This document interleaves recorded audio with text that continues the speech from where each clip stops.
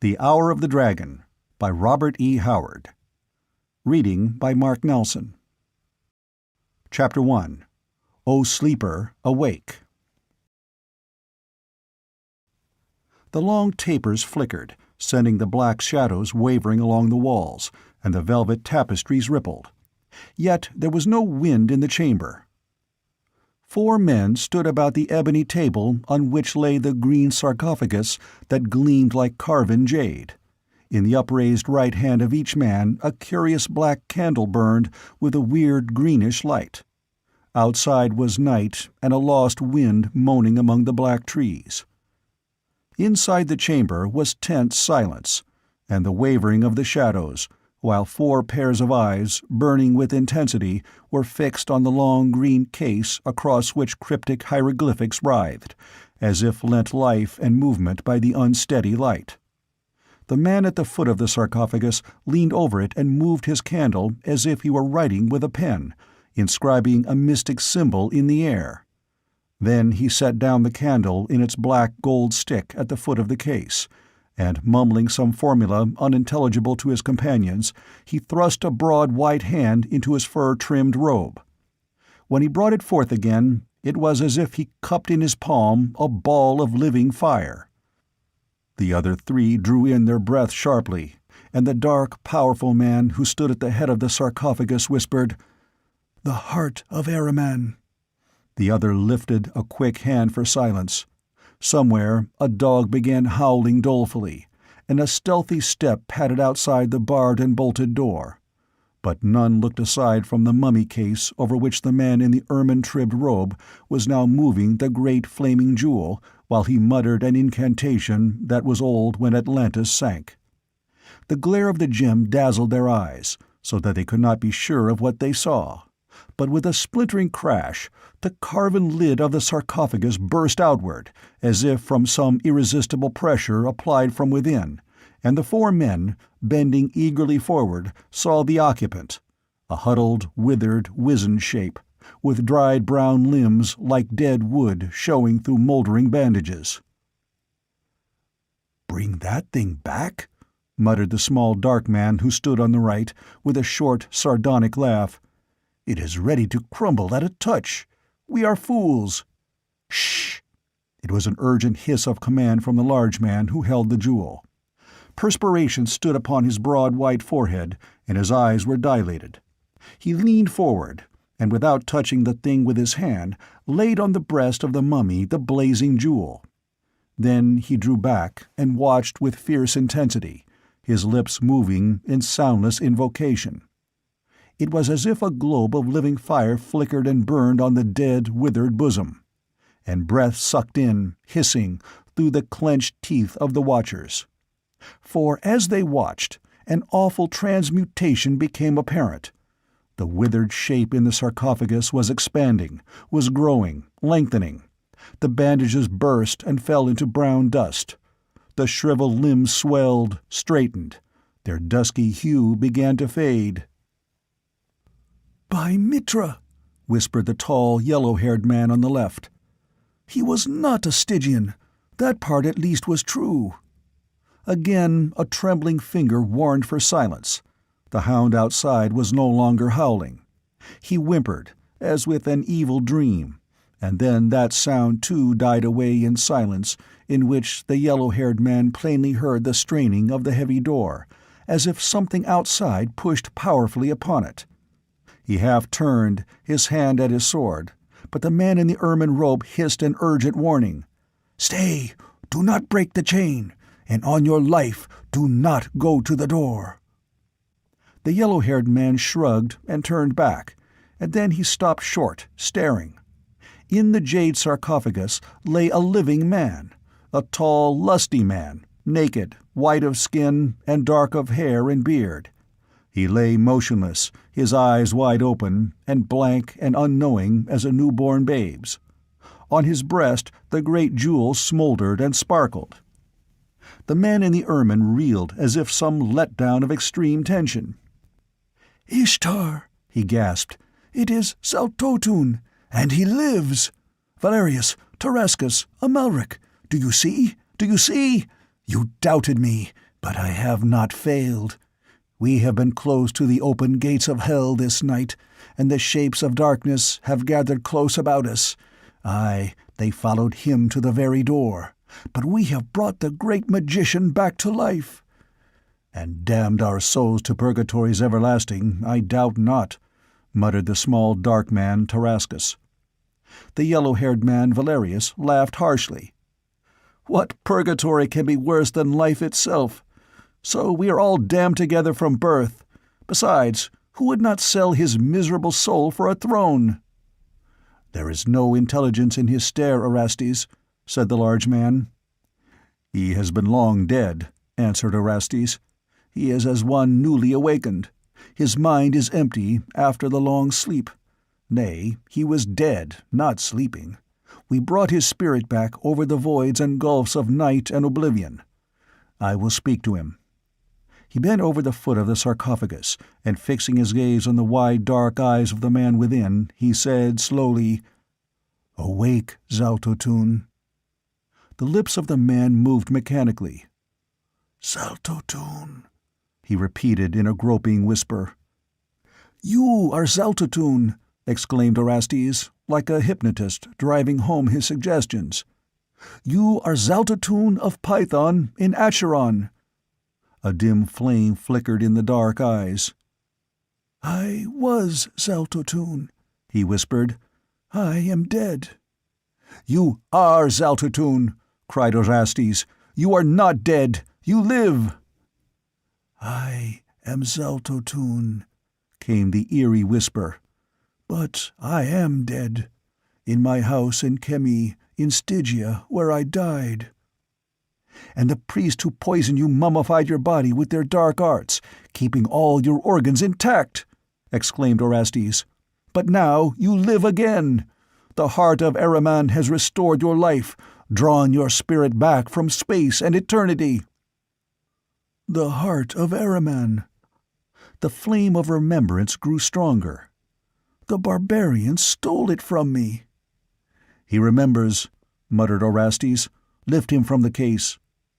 The others obeyed hesitantly, as if reluctant to touch the man they had recreated, and they seemed not easier in their minds when they felt firm muscular flesh, vibrant with blood and life, beneath their fingers. But they lifted him upon the table, and Orestes clothed him in a curious dark velvet robe, splashed with gold stars and crescent moons, and fastened a cloth of gold fillet about his temples, confining the black wavy locks that fell to his shoulders. He let them do as they would, saying nothing, not even when they set him in a carven throne-like chair, with a high ebony back and wide silver arms, and feet like golden claws. He sat there motionless, and slowly intelligence grew in his dark eyes and made them deep and strange and luminous. It was as if long-sunken witch-lights floated slowly up through midnight pools of darkness. Orestes cast a furtive glance at his companions, who stood staring in morbid fascination at their strange guest. Their iron nerves had withstood an ordeal that might have driven weaker men mad. He knew it was with no weaklings that he conspired, but men whose courage was as profound as their lawless ambitions and capacity for evil. He turned his attention to the figure in the ebon-black chair, and this one spoke at last. "I remember," he said in a strong, resonant voice, speaking Nemedian with a curious, archaic accent. "I am Zaltotun, who was high priest of Set in Python, which was in Acheron. The heart of Ahriman. I dreamed I had found it again. Where is it?" Orestes placed it in his hand, and he drew breath deeply as he gazed into the depths of the terrible jewel burning in his grasp. "They stole it from me long ago," he said. "The red heart of the night it is, strong to save or to damn. It came from afar, and from long ago. While I held it, none could stand before me.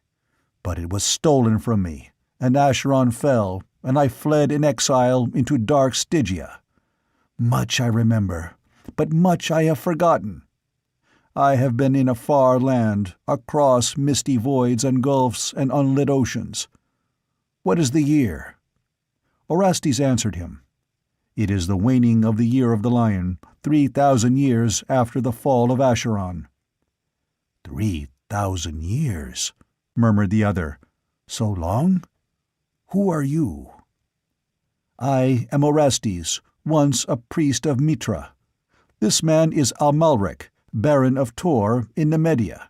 This other is Tarascus, younger brother of the king of Nemedia. And this tall man is Valerius, rightful heir of the throne of Aquilonia." "Why have you given me life?" demanded Zaltotun. "What do you require of me?" The man was now fully alive and awake, his keen eyes reflecting the working of an unclouded brain. There was no hesitation or uncertainty in his manner. He came directly to the point, as one who knows that no man gives something for nothing. Orestes met him with equal candor. "We have opened the doors of hell this night to free your soul and return it to your body, because we need your aid. We wish to place Tarascus on the throne of Nemedia, and to win for Valerius the crown of Aquilonia. With your necromancy, you can aid us." Zaltotun's mind was devious and full of unexpected slants. "You must be deep in the arts yourself, Orestes, to have been able to restore my life. How is it that a priest of Mitra knows of the heart of Ahriman and the incantations of Skylos?" "I am no longer a priest of Mitra," answered Orestes. "I was cast forth from my order because of my delving in black magic. But for Amalric there, I might have been burned as a magician. But that left me free to pursue my studies. I journeyed in Zamora, in Vendia, in Stygia, and among the haunted jungles of Kitai. I read the iron-bound books of Skylos, and talked with unseen creatures in deep wells, and faceless shapes in black reeking jungles. I obtained a glimpse of your sarcophagus in the demon-haunted crypts below the black giant walled temple of Set in the hinterlands of Stygia, and I learned of the arts that would bring back life to your shriveled corpse. From moldering manuscripts I learned of the heart of Ahriman. Then for a year I sought its hiding place, and at last I found it." "Then why trouble to bring me back to life?" demanded Zaltotun, with his piercing gaze fixed on the priest. "Why did you not employ the heart to further your own power?" "Because no man today knows the secrets of the heart," answered Orestes. "Not even in legends live the arts by which to loose its full powers. I knew it could restore life. Of its deeper secrets, I am ignorant. I merely used it to bring you back to life. It is the use of your knowledge we seek. As for the heart, you alone know its awful secrets." Zaltotun shook his head, staring broodingly into the flaming depths. "My necromantic knowledge is greater than the sum of all the knowledge of other men," he said. "Yet I do not know the full power of the jewel. I did not invoke it in the old days. I guarded it lest it be used against me. At last it was stolen, and in the hands of a feathered shaman of the barbarians it defeated all my mighty sorcery. Then it vanished, and I was poisoned by the jealous priests of Stygia before I could learn where it was hidden." "It was hidden in a cavern below the temple of Mitra in Tarantia," said Orestes. "By devious ways I discovered this, after I had located your remains in Set's subterranean temple in Stygia.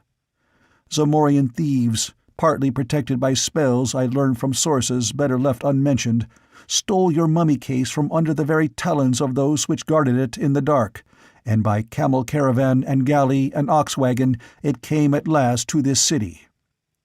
Those same thieves, or rather those of them who still lived after their frightful quest, stole the heart of Ahriman from its haunted cavern below the temple of Mitra, and all the skill of men and the spells of sorcerers nearly failed. One man of them lived long enough to reach me and give the jewel into my hands, before he died slavering and gibbering of what he had seen in that accursed crypt. The thieves of Zamora are the most faithful of men to their trust. Even with my conjurements, none but they could have stolen the heart from where it was lain in demon-guarded darkness since the fall of Acheron 3,000 years ago." Zaltotun lifted his lion-like head and stared far off into space, as if plumbing the lost centuries. 3,000 years, he muttered. "Set! Tell me, what has chanced in the world?" "The barbarians who overthrew Acheron set up new kingdoms," quoted Orestes. "Where the empire had stretched, now rose realms called Aquilonia and Nemedia and Argos, from the tribes that founded them. The older kingdoms of Ophir, Corinthia, and western Koth, which had been subject to the kings of Acheron, regained their independence with the fall of the empire." "And what of the people of Acheron?" demanded Zaltotun. "When I fled into Stygia, Python was in ruins, and all the great, purple-towered cities of Acheron fouled with blood and trampled by the sandals of the barbarians." "In the hills, small groups of folk still boast descent from Acheron," answered Orestes. "For the rest, the tide of my barbarian ancestors rolled over them and wiped them out. They, my ancestors, had suffered much from the kings of Acheron." A grim and terrible smile curled the Pythonian's lips.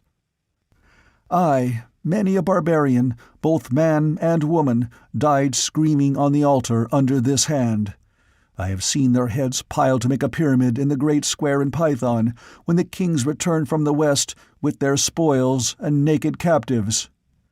Aye, and when the day of reckoning came, the sword was not spared. So Acheron ceased to be, and purple-towered Python became a memory of forgotten days.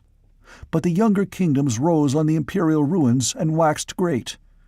And now we have brought you back to aid us to rule these kingdoms, which, if less strange and wonderful than Acheron of old, are yet rich and powerful, well worth fighting for.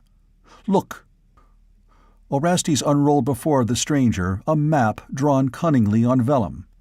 Zaltotun regarded it, and then shook his head, baffled. "The very outlines of the land are changed. It is like some familiar thing seen in a dream, fantastically distorted." "Howbeit," answered Orestes, tracing with his forefinger, "here is Belverus, the capital of Nemedia, in which we now are. Here run the boundaries of the land of Nemedia. To the south and southeast are Ophir and Corinthia. To the east, Bithynia. To the west, Aquilonia." "It is the map of a world I do not know," said Zaltotun softly, but Orestes did not miss the lurid fire of hate that flickered in his dark eyes.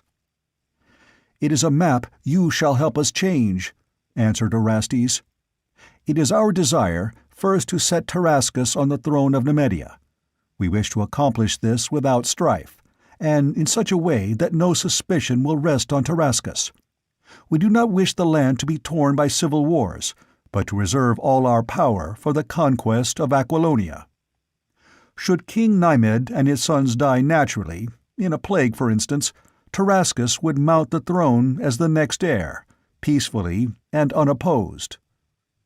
Zaltotun nodded without replying, and Orestes continued. "The other task will be more difficult. We cannot set Valerius on the Aquilonian throne without a war, and that kingdom is a formidable foe. Its people are a hardy, warlike race, toughened by continual wars with the Picts, Zingarians, and Cimmerians.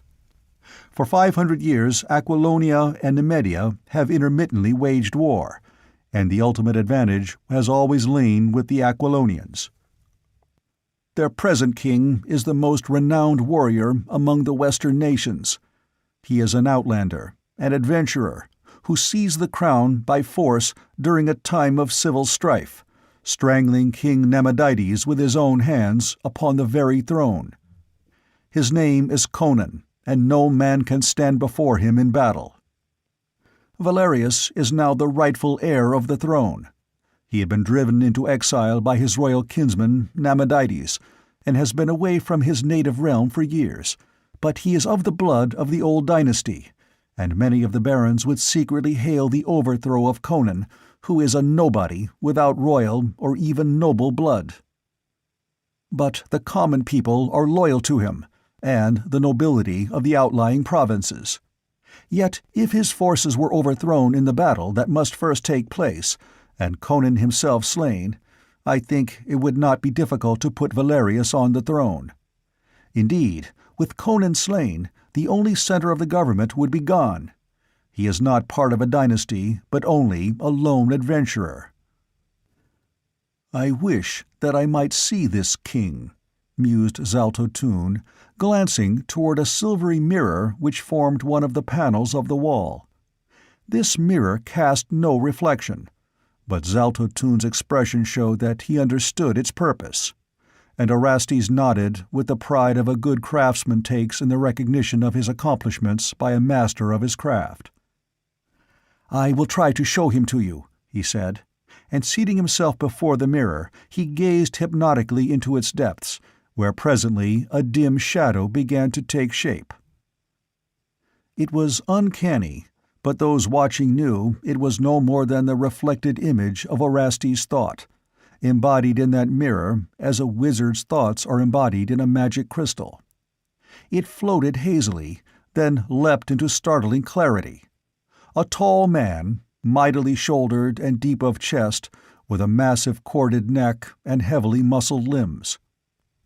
He was clad in silk and velvet, with the royal lions of Aquilonia worked in gold upon his rich juppon, and the crown of Aquilonia shone on his square-cut black mane. But the great sword at his side seemed more natural to him than the regal accoutrements.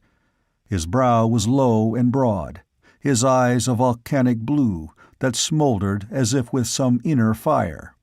His dark, scarred, almost sinister face was that of a fighting man, and his velvet garments could not conceal the hard, dangerous lines of his limbs. "That man is no Hyborian!" exclaimed Zaltotun. "No, he is a Cimmerian, one of those wild tribesmen who dwell in the grey hills of the north." "I fought his ancestors of old," muttered Zaltotun. "Not even the kings of Acheron could conquer them." "They still remain a terror to the nations of the south," answered Orestes. "He is a true son of that savage race, and has proved himself, thus far, unconquerable." Zaltotun did not reply. He sat staring down at the pool of living fire that shimmered in his hand. Outside, the hound howled again, long and shudderingly. End of Chapter 1. Chapter 2. A Black Wind Blows. The year of the dragon had birth in war and pestilence and unrest. The Black Plague stalked through the streets of Belverus, striking down the merchant in his stall, the serf in his kennel, the knight at his banquet board. Before it, the arts of the leeches were helpless. Men said it had been sent from hell as punishment for the sins of pride and lust. It was swift and deadly as the stroke of an adder. The victim's body turned purple, and then black, and within a few minutes he sank down dying, and the stench of his own putrefaction was in his nostrils even before death wrenched his soul from his rotting body. A hot, roaring wind blew incessantly from the south, and the crops withered in the fields, the cattle sank and died in their tracks. Men cried out on Mitra, and muttered against the king, for somehow, through the kingdom, the word was whispered that the king was secretly addicted to loathsome practices and foul debauches in the seclusion of his nighted palace. And then, in that palace, Death stalked grinning on feet about which swirled the monstrous vapors of the plague. In one night the king died with his 3 sons, and the drums that thundered their dirge drowned the grim and ominous bells that rang from the carts that lumbered through the streets gathering up the rotting dead. That night, just before dawn, the hot wind that had blown for weeks ceased to rustle evilly through the silken window curtains. Out of the north rose a great wind that roared among the towers, and there was a cataclysmic thunder and blinding sheets of lightning and driving rain. But the dawn shone clean and green and clear. The scorched ground veiled itself in grass, the thirsty crops sprang up anew, and the plague was gone. Its miasma swept clean out of the land by the mighty wind. Men said the gods were satisfied because the evil king and his spawn were slain, and when his young brother Tarascus was crowned in the great coronation hall, the populace cheered until the towers rocked, acclaiming the monarch on whom the gods smiled. Such a wave of enthusiasm and rejoicing as swept the land is frequently the signal for a war of conquest, so no one was surprised when it was announced that King Tarascus had declared the truce made by the late king with their western neighbors void, and was gathering his host to invade Aquilonia. His reason was candid. His motives, loudly proclaimed, gilded his actions with something of the glamour of a crusade. He espoused the cause of Valerius, rightful heir to the throne. He came, he proclaimed, not as an enemy of Aquilonia, but as a friend, to free the people from the tyranny of a usurper and a foreigner. If there were cynical smiles in certain quarters, and whispers concerning the king's good friend Amalric, whose vast personal wealth seemed to be flowing into the rather depleted royal treasury, they were unheeded in the general wave of fervor and zeal of Tarascus' popularity. If any shrewd individual suspected that Amalric was the real ruler of Nemedia, behind the scenes they were careful not to voice such heresy, and the war went forward with enthusiasm. The king and his allies moved westward at the head of 50,000 men, knights in shining armor with their pennons streaming above their helmets, pikemen in steel caps and brigandines, cross-bowmen in leather jerkins. They crossed the border, took a frontier castle, and burned 3 mountain villages, and then, in the valley of the Valkia, 10 miles west of the boundary line, they met the hosts of Conan, king of Aquilonia. 45,000 knights, archers, and men-at-arms, the flower of Aquilonian strength and chivalry. Only the knights of Poitou, under Prospero, had not yet arrived, for they had far to ride up from the southwestern corner of the kingdom. Tarascus had struck without warning. His invasion had come on the heels of his proclamation without formal declaration of war. The two hosts confronted each other across a wide, shallow valley, with rugged cliffs, and a shallow stream winding through masses of reeds and willows down the middle of the vale. The camp followers of both hosts came down to this stream for water, and shouted insults and hurled stones across at one another.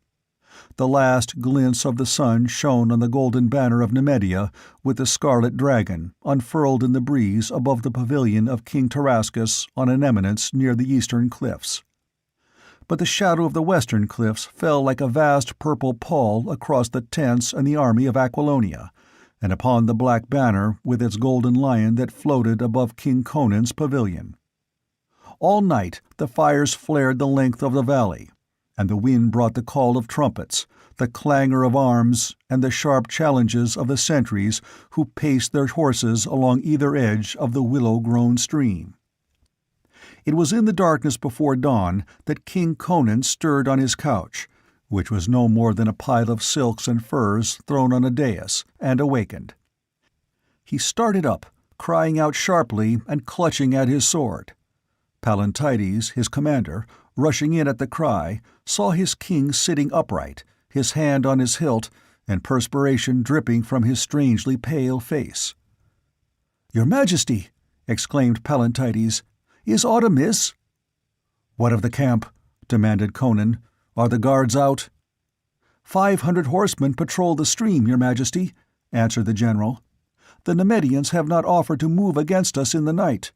They wait for dawn, even as we." "By Crom," muttered Conan, "I awoke with a feeling that doom was creeping on me in the night." He stared up at the great golden lamp which shed a soft glow over the velvet hangings and carpets of the great tent. They were alone. Not even a slave or a page slept on the carpeted floor. But Conan's eyes blazed as they were wont to blaze in the teeth of great peril, and the sword quivered in his hand. Pallantides watched him uneasily. Conan seemed to be listening. "Listen," hissed the king. "Did you hear it? A furtive step." "7 knights guard your tent, your majesty," said Pallantides. "None could approach it unchallenged."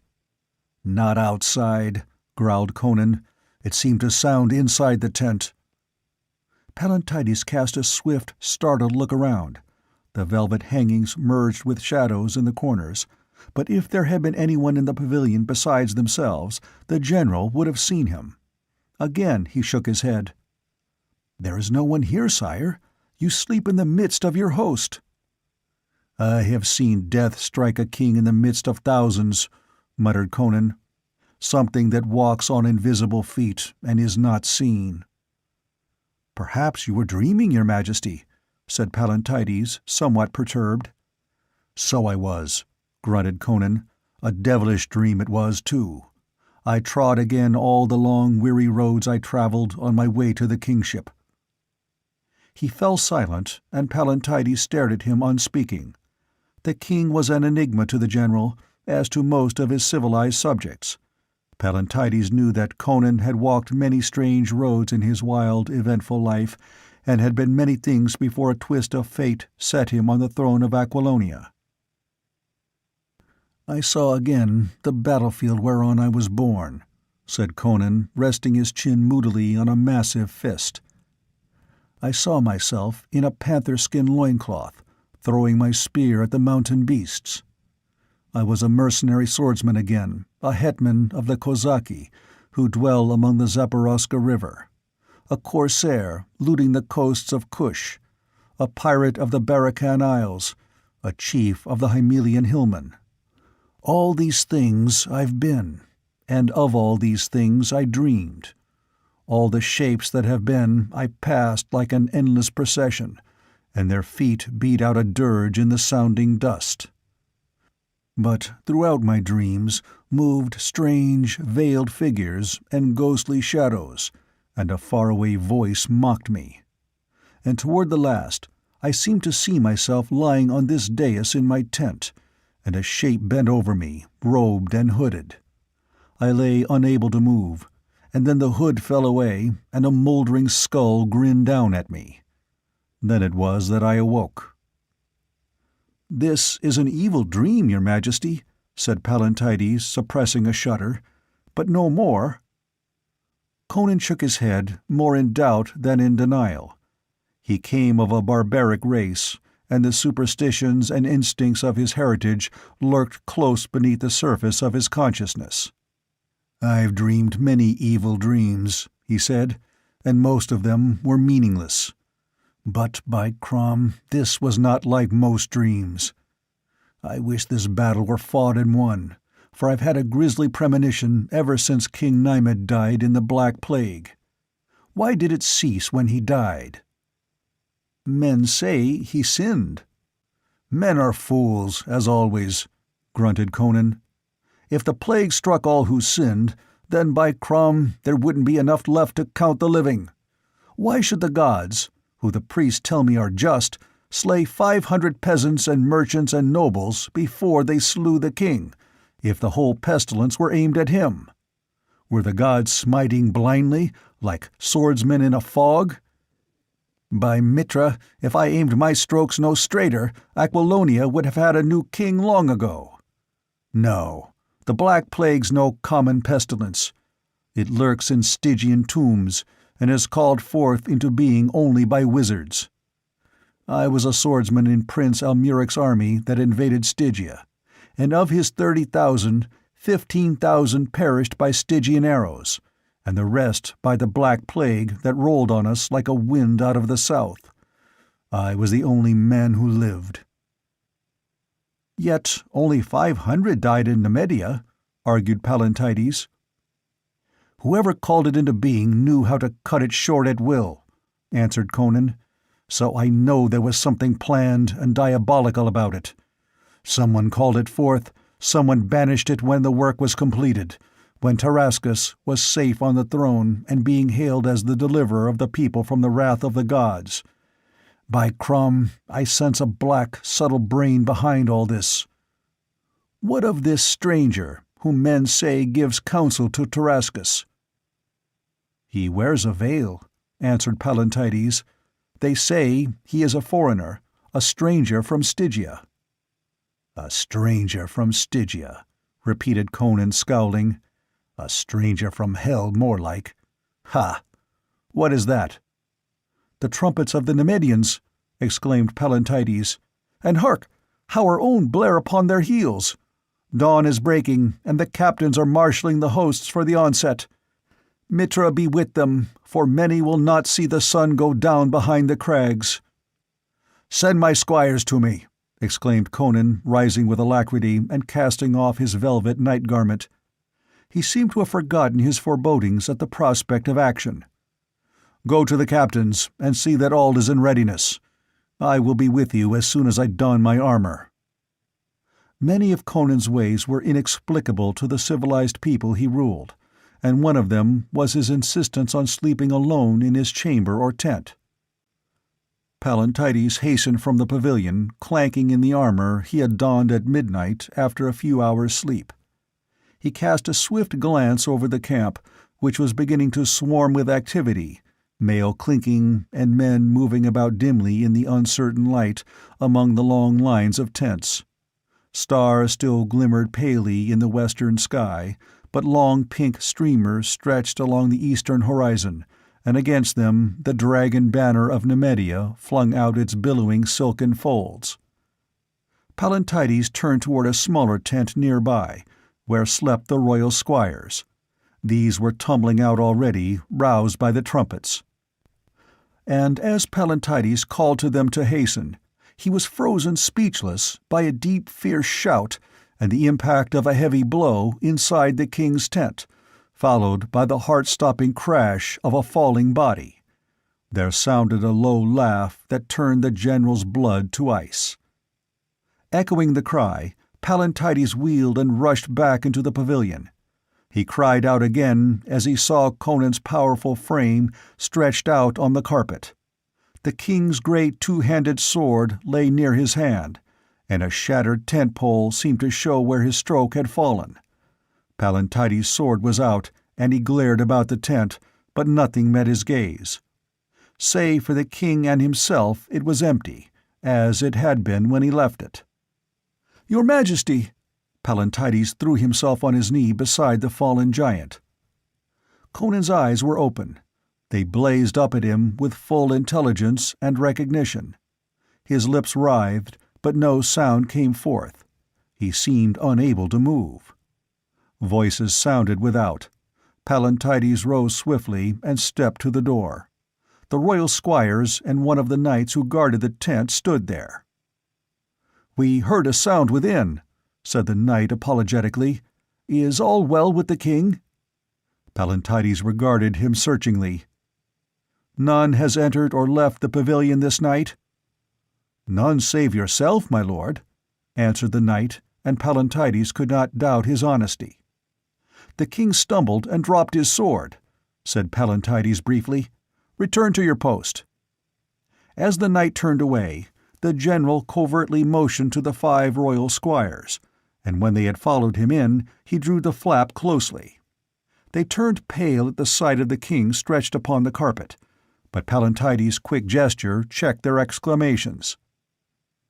The general bent over him again, and again Conan made an effort to speak. The veins in his temples and the cords in his neck swelled with his efforts, and he lifted his head clear of the ground. Voice came at last, mumbling and half intelligible. The thing in the corner." Pallantides lifted his head and looked fearfully about him. He saw the pale faces of the squires in the lamplight, the velvet shadows that lurked along the walls of the pavilion, that was all. "There is nothing here, your Majesty," he said. "It is there, in the corner," muttered the king, tossing his lion-maned head from side to side in his efforts to rise. "A man. At least, he looked like a man, wrapped in rags, like a mummy's bandages, with a moldering cloak drawn about him and a hood. All I could see was his eyes, as he crouched there in the shadows. I thought he was a shadow himself, until I saw his eyes. They were like black jewels. I made at him and swung my sword, but I missed him clean, how Crom knows, and splintered that pole instead. He caught my wrist as I staggered off balance, and his fingers burned like hot iron. All the strength went out of me, and the floor rose and struck me like a club. Then he was gone, and I was down, and, curse him, I can't move. I'm paralyzed. Pallantides lifted the giant's hand, and his flesh crawled. On the king's wrist showed the blue marks of long, lean fingers. What hand could grip so hard as to leave its print on that thick wrist? Pallantides remembered that low laugh he had heard as he rushed into the tent, and cold perspiration beaded his skin. It had not been Conan who laughed. "This is a thing diabolical," whispered a trembling squire. "Men say the children of darkness war for Tarascus." "Be silent," ordered Pallantides sternly. Outside, the dawn was dimming the stars. A light wind sprang up from the peaks and brought the fanfare of 1,000 trumpets. At the sound, a convulsive shudder ran through the king's mighty form. Again, the veins in his temples knotted as he strove to break the invisible shackles which crushed him down. "Put my harness on me and tie me into my saddle," he whispered. "I'll lead the charge yet." Pallantides shook his head, and a squire plucked his skirt. "My lord, we are lost if the host learns the king has been smitten. Only he could have led us to victory this day." "Help me lift him on the dais," answered the general. They obeyed, and laid the helpless giant on the furs, and spread a silken cloak over him. Pallantides turned to the 5 squires, and searched their pale faces long before he spoke. "Our lips must be sealed forever as to what happens in this tent," he said at last. "The kingdom of Aquilonia depends upon it. One of you go and fetch me the officer Velanus, who is a captain of the Pelian spearmen." The squire indicated bowed and hastened from the tent, and Pallantides stood staring down at the stricken king, while outside trumpets blared, drums thundered, and the roar of the multitudes rose in the growing dawn. Presently the squire returned with the officer Pallantides had named, a tall man, broad and powerful, built much like the king. Like him, also, he had thick black hair. But his eyes were gray, and he did not resemble Conan in his features. "The king is stricken by a strange malady," said Pallantides briefly. "A great honor is yours. You are to wear his armor and ride at the head of the host today. None must know that it is not the king who rides." "It is an honor for which a man might gladly give up his life," stammered the captain, overcome by the suggestion. "Mitra, grant that I do not fail of this mighty trust." And while the fallen king stared with burning eyes that reflected the bitter rage and humiliation that ate his heart, the squire stripped Velanus of mail shirt, burgonet, and leg pieces, and clad him in Conan's armor of black plate mail, with the visored salade and the dark plumes nodding over the wyvern crest. Over all they put the silken surcoat with the royal lion worked in gold upon the breast, and they girt him with a broad, gold-buckled belt which supported a jewel-hilted broadsword in a cloth of gold scabbard. And while they worked, trumpets clamored outside, arms clanged, and across the river rose a deep-throated roar as squadron after squadron swung into place. Full-armed, Velanus dropped to his knee and bent his plumes before the figure that lay on the dais. "Lord King, Mitra grant that I do not dishonor the harness I wear this day." "Bring me Tarascus' head, and I'll make you a baron." In the stress of his anguish, Conan's veneer of civilization had fallen from him. His eyes flamed, he ground his teeth in fury, and bloodlust, as barbaric as any tribesman in the Cimmerian hills. End of Chapter 2. Chapter 3. The Cliffs Reel.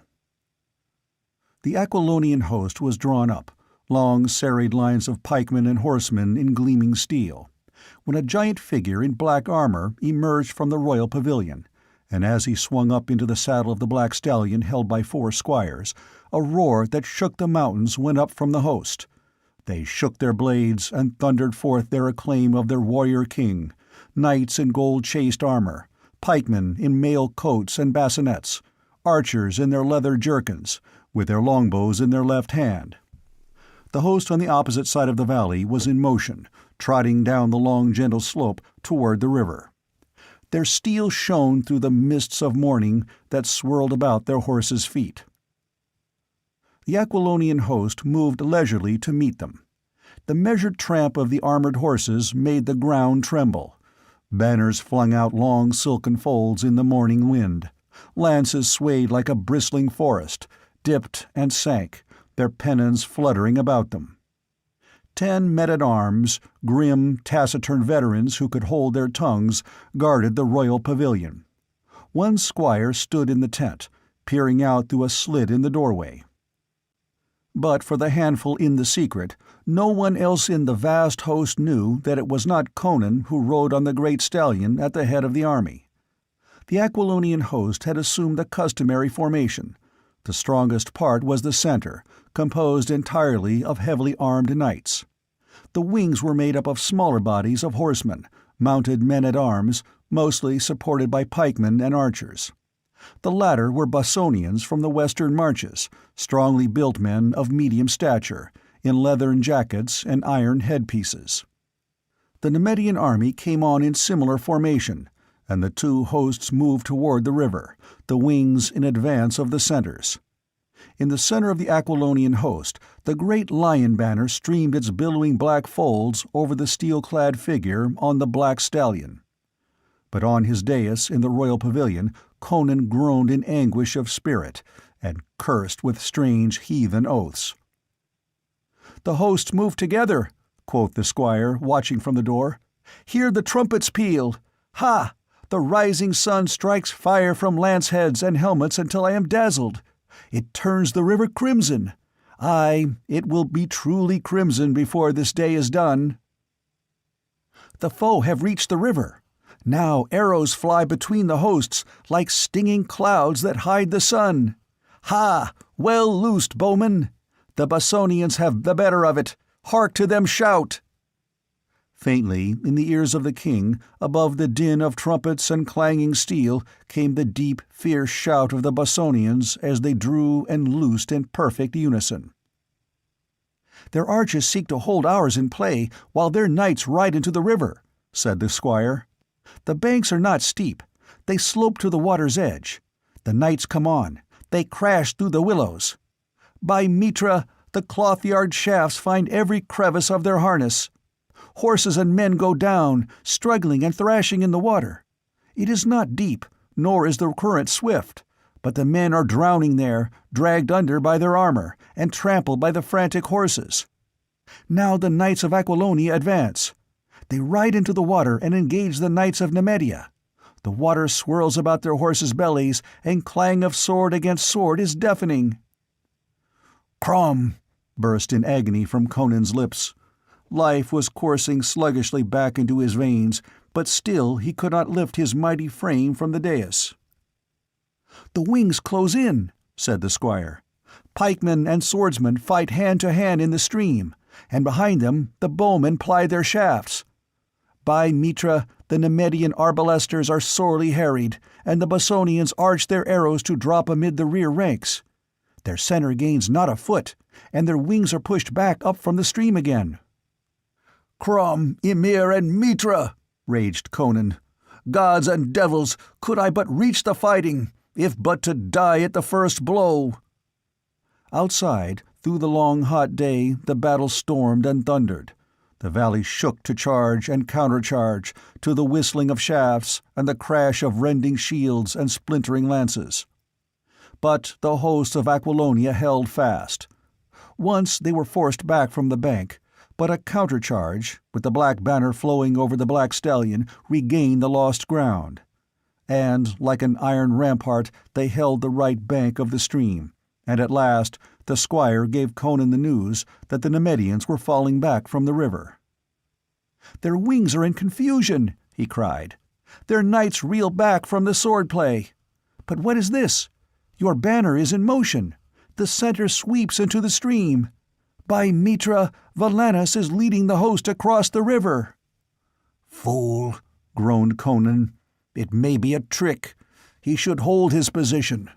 By dawn, Prospero will be here with the Poitanian levies." "The knights ride into the hail of arrows," cried the squire, "but they do not falter. They sweep on. They have crossed. They charge up the slope. Pallantides has hurled the wings across the river to their support. It is all he can do. The lion banner dips and staggers above the melee. The knights of Nemedia make a stand. They are broken. They fall back. Their left wing is in full flight, and our pikemen cut them down as they run. I see Valanis, riding and smiting like a madman. He is carried beyond himself by the fighting lust. Men no longer look to Pallantides. They follow Valanis, deeming him Conan as he rides with closed visor. But look, there is method in his madness. He swings wide of the Nemedian front, with 5,000 knights, the pick of the army. The main host of the Nemedians is in confusion. And look, their flank is protected by the cliffs, but there is a defile left unguarded. It is like a great cleft in the wall that opens again behind the Nemedian lines. By Mitra, Valanis sees and seizes the opportunity. He has driven their wing before him, and he leads his knights toward that defile. They swing wide of the main battle. They cut through a line of spearmen. They charge into the defile. "An ambush!" cried Conan, striving to struggle upright. "No!" shouted the squire exultantly. "The whole Nemedian host is in full sight. They have forgotten the defile. They never expected to be pushed back that far. Oh, fool, fool Tarascus, to make such a blunder! Ah, I see lances and pennons pouring from the farther mouth of the defile, beyond the Nemedian lines. They will smite those ranks from the rear and crumple them. Mitra, what is this?" He staggered as the walls of the tent swayed drunkenly. Afar, over the thunder of the fight, rose a deep, bellowing roar, indescribably ominous. "The cliffs reel!" shrieked the squire. "Ah, gods, what is this? The river foams out of its channel, and the peaks are crumbling. The ground shakes, and horses and riders in armor are overthrown. The cliffs are falling!" With his words there came a grinding rumble and a thunderous concussion, and the ground trembled. Over the roar of the battle sounded screams of mad terror. "The cliffs have crumbled!" cried the livid squire. "They have thundered down into the defile and crushed every living creature in it. I saw the lion banner wave an instant amid the dust and falling stones, and then it vanished. Ha! The Nemedians shout with triumph. Well may they shout, for the fall of the cliffs has wiped out 5,000 of our bravest knights. Hark!" To Conan's ears came a vast torrent of sound, rising and rising in frenzy. "The king is dead! The king is dead! Flee! Flee! The king is dead!" "Liars!" panted Conan. "Dogs, knaves, cowards! Oh, Crum, if I could but stand, but crawl to the river with my sword in my teeth! How, boy, do they flee?" "Aye," sobbed the squire, "they spur for the river. They are broken, hurled on like spume before a storm. I see Pallantides striving to stem the torrent. He is down, and the horses trample him. They rush into the river, knights, bowmen, pikemen, all mixed and mingled in one mad torrent of destruction. The Nemedians are on their heels, cutting them down like corn." "But they will make a stand on this side of the river," cried the king. With an effort that brought the sweat dripping from his temples, he heaved himself up on his elbows. "Nay," cried the squire, "they cannot. They are broken, routed. O gods, that I should live to see this day!" Then he remembered his duty and shouted to the men-at-arms who stood stolidly watching the flight of their comrades. "Get a horse, swiftly, and help me lift the king upon it. We dare not bide here." But before they could do his bidding, the first drift of the storm was upon them. Knights and spearmen and archers fled among the tents, stumbling over ropes and baggage, and mingled with them were Nemedian riders, who smote right and left at all alien figures. Tent ropes were cut, fires sprang up in 100 places, and the plundering had already begun. The grim guardsmen about Conan's tent died where they stood, smiting and thrusting, and over their mangled corpses beat the hoofs of the conquerors. But the squire had drawn the flap close, and in the confused madness of the slaughter none realized that the pavilion held an occupant.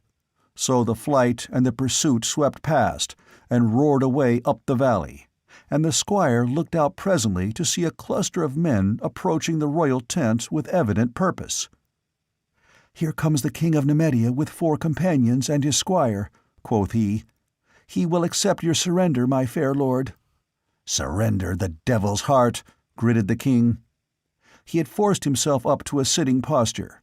He swung his legs painfully off the dais and staggered upright, reeling drunkenly.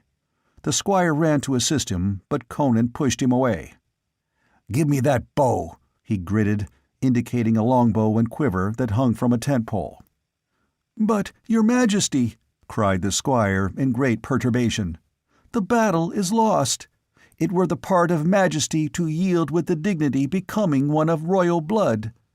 "I have no royal blood," ground Conan. "I am a barbarian and the son of a blacksmith." Wrenching away the bow and an arrow, he staggered toward the opening of the pavilion. So formidable was his appearance, naked but for short leather breeks and sleeveless shirt, open to reveal his great hairy chest, with his huge limbs and his blue eyes blazing under his tangled black mane, that the squire shrank back, more afraid of his king than of the whole Nemedian host. Reeling on wide-braced legs, Conan drunkenly tore the door-flap open and staggered out under the canopy. The king of Nemedia and his companions had dismounted, and they halted short, staring in wonder at the apparition confronting them. "Here I am, you jackals!" roared the Cimmerian. "I am the king! Death to you, dog-brothers!" He jerked the arrow to his head and loosed, and the shaft feathered itself in the breast of the knight who stood beside Tarascus. Conan hurled the bow at the king of Nemedia. "Curse my shaky hand! Come in and take me if you dare!" Reeling backward on unsteady legs, he fell with his shoulders against a tent-pole, and propped upright, he lifted his great sword with both hands. "By Mitra, it is the king!" swore Tarascus. He cast a swift look about him and laughed.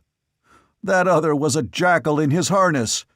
In, dogs, and take his head!" The 3 soldiers, men-at-arms wearing the emblem of the royal guards, rushed at the king, and one felled the squire with a blow of a mace. The other 2 fared less well. As the first rushed in, lifting his sword, Conan met him with a sweeping stroke that severed mail links like cloth, and sheared the Nemedian's arm and shoulder clean from his body. His corpse, pitching backward, fell across his companion's legs. The man stumbled, and before he could recover, the great sword was through him. Conan wrenched out his steel with a racking gasp, and staggered back against the tent-pole. His great limbs trembled, his chest heaved, and sweat poured down his face and neck. But his eyes flamed with exultant savagery, and he panted, "Why do you stand afar off, dog of Belverus? I can't reach you. Come in and die!" Tarascus hesitated, glanced at the remaining man-at-arms and his squire, a gaunt, saturnine man in black mail, and took a step forward. He was far inferior in size and strength to the giant Cimmerian, but he was in full armor, and was famed in all the western nations as a swordsman. But his squire caught his arm. "Nay, your majesty, do not throw away your life. I will summon archers to shoot this barbarian, as we shoot lions." Neither of them had noticed that a chariot had approached while the fight was going on, and now came to a halt before them. But Conan saw, looking over their shoulders, and a queer, chill sensation crawled along his spine. There was something vaguely unnatural about the appearance of the black horses that drew the vehicle, but it was the occupant of the chariot that arrested the king's attention. He was a tall man, superbly built, clad in a long, unadorned silk robe. He wore a Shemitish headdress, and its lower folds hid his features, except for the dark, magnetic eyes. The hands that grasped the reins, pulling the rearing horses back on their haunches, were white but strong. Conan glared at the stranger, all his primitive instincts aroused. He sensed an aura of menace and power that exuded from this veiled figure, a menace as definite as the windless waving of tall grass that marks the path of the serpent. "Hail, Zaltotun!" exclaimed Tarascus. "Here is the king of Aquilonia. He did not die in the landslide as we thought." "I know," answered the other, without bothering to say how he knew. "What is your present intention?" "I will summon the archers to slay him," answered the Nemedian. "As long as he lives, he will be dangerous to us." "Yet even a dog has uses," answered Zaltotun. "Take him alive." Conan laughed raspingly. "Come in and try," he challenged. "But for my treacherous legs, I'd hew you out of that chariot like a woodman hewing a tree. But you'll never take me alive, damn you." "He speaks the truth, I fear," said Tarascus. "The man is a barbarian, with the senseless ferocity of a wounded tiger. Let me summon the archers." "Watch me, and learn wisdom," advised Zaltotun. His hand dipped into his robe and came out with something shining, a glistening sphere. This he threw suddenly at Conan. The Cimmerian contemptuously struck it aside with his sword. At the instant of contact there was a sharp explosion, a flare of white, blinding flame, and Conan pitched senseless to the ground. "He is dead?" Tarascus' tone was more assertion than inquiry. "No, he is but senseless. He will recover his senses in a few hours. Bid your men bind his arms and legs and lift him into my chariot." With a gesture Tarascus did so, and they heaved the senseless king into the chariot, grunting with their burden. Zaltotun threw a velvet cloak over his body, completely covering him from any who might peer in. He gathered the reins in his hands. "I'm for Belvorus," he said. "Tell Amalric that I will be with him if he needs me. But with Conan out of the way and his army broken, lance and sword should suffice for the rest of the conquest. Prospero cannot be bringing more than 10,000 men to the field, and will doubtless fall back to Terentia when he hears the news of the battle. Say nothing to Amalric or Valerius or anyone about our capture. Let them think Conan died in the fall of the cliffs." He looked at the men-at-arms for a long space, until the guardsmen moved restlessly, nervous under the scrutiny. "What is that about your waist?" Zaltotun demanded. "Why, my girdle, may it please you, my lord," stuttered the amazed guardsman. "You lie." Zaltotun's laugh was merciless as a sword edge. "It is a poisonous serpent. What a fool you are to wear a reptile about your waist." With distended eyes the man looked down, and to his utter horror he saw the buckle of his girdle rear up at him. It was a snake's head. He saw the evil eyes and the dripping fangs, heard the hiss, and felt the loathsome contact of the thing about his body. He screamed hideously and struck at it with his naked hand, felt its fangs flesh themselves in that hand, and then he stiffened and fell heavily. Tarascus looked down at him without expression. He saw only the leathern girdle and the buckle, the pointed tongue of which was stuck in the guardsman's palm. Zaltotun turned his hypnotic gaze on Tarascus' squire, and the man turned ashen and began to tremble, but the king interposed. "Nay, we can trust him." The sorcerer tautened the reins and swung the horses around. "See that this piece of work remains secret. If I am needed, let Altaro, Arasti's servant, summon me as I have taught him. I will be in your palace at Belvorus." Tarascus lifted his hand in salutation, but his expression was not pleasant to see as he looked after the departing mesmerist. "Why should he spare the Cimmerian?" whispered the frightened squire. "That I am wondering myself," grunted Tarascus. Behind the rumbling chariot, the dull roar of battle and pursuit faded in the distance. The setting sun rimmed the cliffs with scarlet flame, and the chariot moved into the vast blue shadows floating up out of the east. End of Chapter 3. Chapter 4. From What Hell Have You Crawled? Of that long ride in the chariot of Zaltotun, Conan knew nothing. He lay like a dead man while the bronze wheels clashed over the stones of mountain roads and swished through the deep grass of fertile valleys, and finally, dropping down from the rugged heights, rumbled rhythmically along the broad white road that winds through the rich meadowlands to the walls of Belverus. Just before dawn, some faint reviving of life touched him. He heard a mumble of voices, the groan of ponderous hinges. Through a slit in the cloak that covered him, he saw, faintly in the lurid glare of torches, the great black arch of a gateway, and the bearded faces of men-at-arms, the torches striking fire from their spearheads and helmets. "How went the battle, my fair lord?" spoke an eager voice in the Nemedian tongue. "Well indeed," was the curt reply. "The king of Aquilonia lies slain, and his host is broken." A babble of excited voices rose, drowned the next instant by the whirling wheels of the chariot on the flags. Sparks flashed from under the revolving rims as Zaltotun lashed his steeds through the arch. But Conan heard one of the guardsmen mutter, "From beyond the border to Belverus between sunset and dawn, and the horses scarcely sweating. By Mitra, they—" Then silence drank the voices, and there was only the clatter of hoofs and wheels along the shadowy street. What he had heard registered itself on Conan's brain, but suggested nothing to him. He was like a mindless automaton that hears and sees, but does not understand. Sights and sounds flowed meaninglessly about him. He lapsed again into a deep lethargy, and was only dimly aware when the chariot halted in a deep, high-walled court, and he was lifted from it by many hands and borne up a winding stone stair, and down a long dim corridor.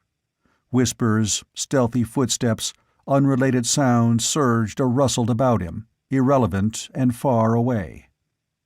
Yet his ultimate awakening was abrupt and crystal clear. He possessed full knowledge of the battle in the mountains and its sequences, and he had a good idea of where he was. He lay on a velvet couch, clad as he was the day before, but with his limbs loaded with chains not even he could break. The room in which he lay was furnished with somber magnificence, the walls covered with black velvet tapestries, the floor with heavy purple carpets. There was no sign of door or window, and one curiously carven gold lamp, swinging from the fretted ceiling, shed a lurid light over all. In that light, the figure seated in a silver, throne-like chair before him seemed unreal and fantastic, with an elusiveness of outline that was heightened by a filmy silken robe. But the features were distinct, unnaturally so in that uncertain light. It was almost as if a weird nimbus played about the man's head, casting the bearded face into bold relief, so that it was the only definite and distinct reality in that mystic, ghostly chamber. It was a magnificent face, with strongly chiseled features of classical beauty. There was, indeed, something disquieting about the calm tranquility of its aspect, a suggestion of more than human knowledge, of a profound certitude beyond human assurance. Also, an uneasy sensation of familiarity twitched at the back of Conan's consciousness. He had never seen this man's face before, he well knew. Yet those features reminded him of something or someone. It was like encountering in the flesh some dream image that had haunted one in nightmares. "Who are you?" demanded the king belligerently, struggling to a sitting position in spite of his chains. "Men call me Zaltotun," was the reply in a strong, golden voice. "What place is this?" the Cimmerian next demanded. "A chamber in the palace of King Tarascus in Belverus." Conan was not surprised. Belverus, the capital, was at the same time the largest Nemedian city so near the border. "And where's Tarascus?" "With the army." "Well," growled Conan, "if you mean to murder me, why don't you do it and get it over with?"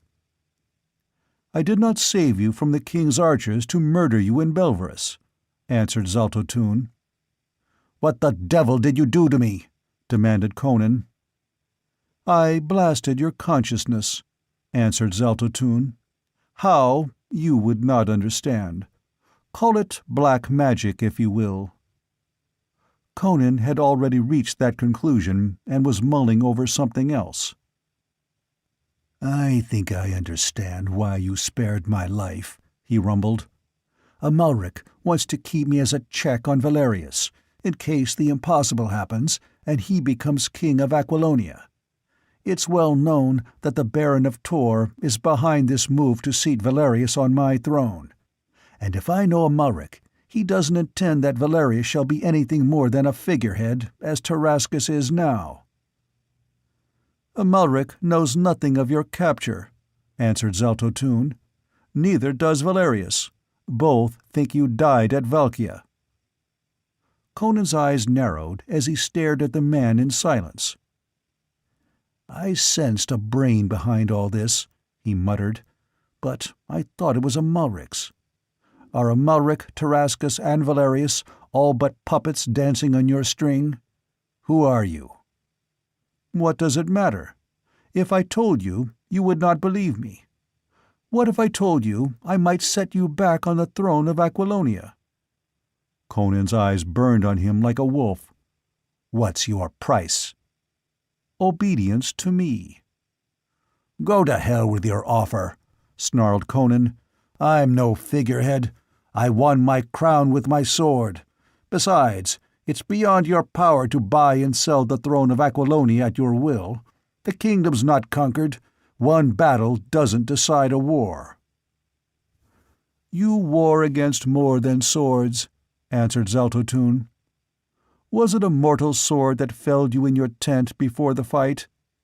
Nay, it was a child of the dark, a waif of outer space, whose fingers were afire with the frozen coldness of the black gulfs, which froze the blood in your veins and the marrow of your thews, coldness so cold it burned your flesh like white-hot iron.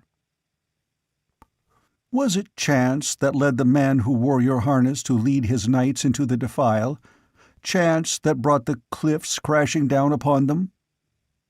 Conan glared at him unspeaking, feeling a chill along his spine. Wizards and sorcerers abounded in his barbaric mythology, and any fool could tell that this was no common man. Conan sensed an inexplicable something about him that set him apart, an alien aura of time and space, a sense of tremendous and sinister antiquity. But his stubborn spirit refused to flinch. "The fall of the cliffs was chance," he muttered truculently. "The charge into the defile was what any man would have done." "Not so. You would not have led a charge into it. You would have suspected a trap. You would never have crossed the river in the first place, until you were sure the Nemedian route was real.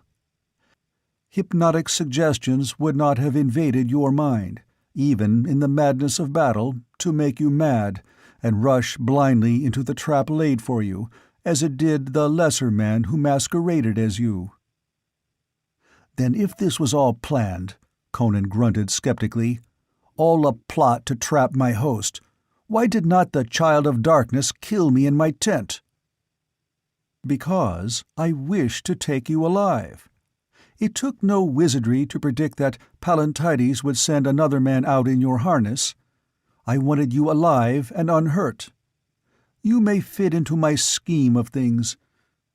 There is a vital power about you greater than the craft and cunning of my allies. You are a bad enemy, but might make a fine vassal." Conan spat savagely at the word, and Zaltotun, ignoring his fury, took a crystal globe from a nearby table and placed it before him. He did not support it in any way, nor place it on anything, but it hung motionless in mid-air, as solidly as if it rested on an iron pedestal. Conan snorted at this bit of necromancy, but he was nevertheless impressed. "Would you know of what goes on in Aquilonia?" he asked. Conan did not reply, but the sudden rigidity of his form betrayed his interest. Zaltotun stared into the cloudy depths, and spoke. "It is now the evening of the day after the Battle of Valkia. Last night the main body of the army camped by Valkia, while squadrons of knights harried the fleeing Aquilonians. At dawn the host broke camp and pushed westward through the mountains. Prospero, with 10,000 Poitanians, was miles from the battlefield when he met the fleeing survivors in the early dawn. He had pushed on all night, hoping to reach the field before the battle joined. Unable to rally the remnants of the broken host, he fell back toward Turantia. Riding hard, replacing his wearied horses with steeds seized from the countryside, he approaches Turantia.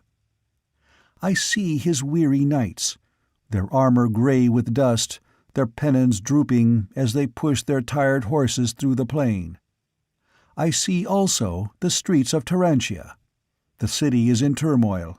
Somehow word has reached the people of the defeat and the death of King Conan. The mob is mad with fear, crying out that the king is dead, and there is none to lead them against the Nemedians. Giant shadows rush on Aquilonia from the east, and the sky is black with vultures." Conan cursed deeply. "What are these but words? The raggedest beggar in the street might prophesy as much.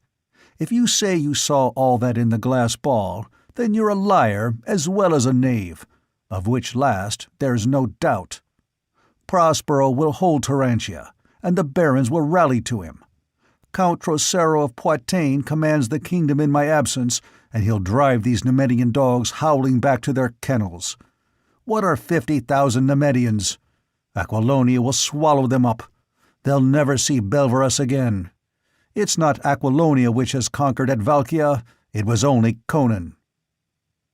"Aquilonia is doomed," answered Zaltotun, unmoved.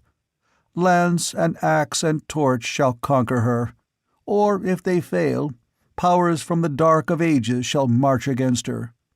As the cliffs fell at Valkia, so shall walled cities and mountains fall, if the need arise, and rivers roar from their channels to drown whole provinces. Better if steel and bowstring prevail without further aid from the arts, for the constant use of mighty spells sometimes sets forces in motion that might rock the universe." "From what hell have you crawled, you knighted dog?" muttered Conan, staring at the man. The Cimmerian involuntarily shivered. He sensed something incredibly ancient, incredibly evil. Zaltotun lifted his head, as if listening to whispers across the void. He seemed to have forgotten his prisoner. Then he shook his head impatiently and glanced impersonally at Conan. "What? Why, if I told you, you would not believe me. But I am wearied of this conversation with you. It is less fatiguing to destroy a walled city than it is to frame my thoughts in words a brainless barbarian can understand." "If my hands were free," opined Conan, "I'd soon make a brainless corpse out of you." "I do not doubt it, if I were fool enough to give you the opportunity," answered Zaltotun, clapping his hands. His manner had changed. There was impatience in his tone, and a certain nervousness in his manner, though Conan did not think this attitude was in any way connected with himself. "Consider what I have told you, barbarian," said Zaltotun. "You will have plenty of leisure. I have not yet decided what I shall do with you. It depends on circumstances yet unborn. But let this be impressed upon you, that if I decide to use you in my game, it will be better to submit without resistance than to suffer my wrath." Conan spat a curse at him just as hangings that masked a door swung apart and 4 giant Negroes entered. Each was clad only in a silken breechcloth supported by a girdle, from which hung a great key. Zaltotun gestured impatiently toward the king and turned away, as if dismissing the matter entirely from his mind. His fingers twitched queerly. From a carven green jade box he took a handful of shimmering black dust and placed it in a brazier which stood on a golden tripod at his elbow. The crystal globe, which he seemed to have forgotten, fell suddenly to the floor, as if its invisible support had been removed. Then the blacks had lifted Conan, for so loaded with chains was he that he could not walk, and carried him from the chamber.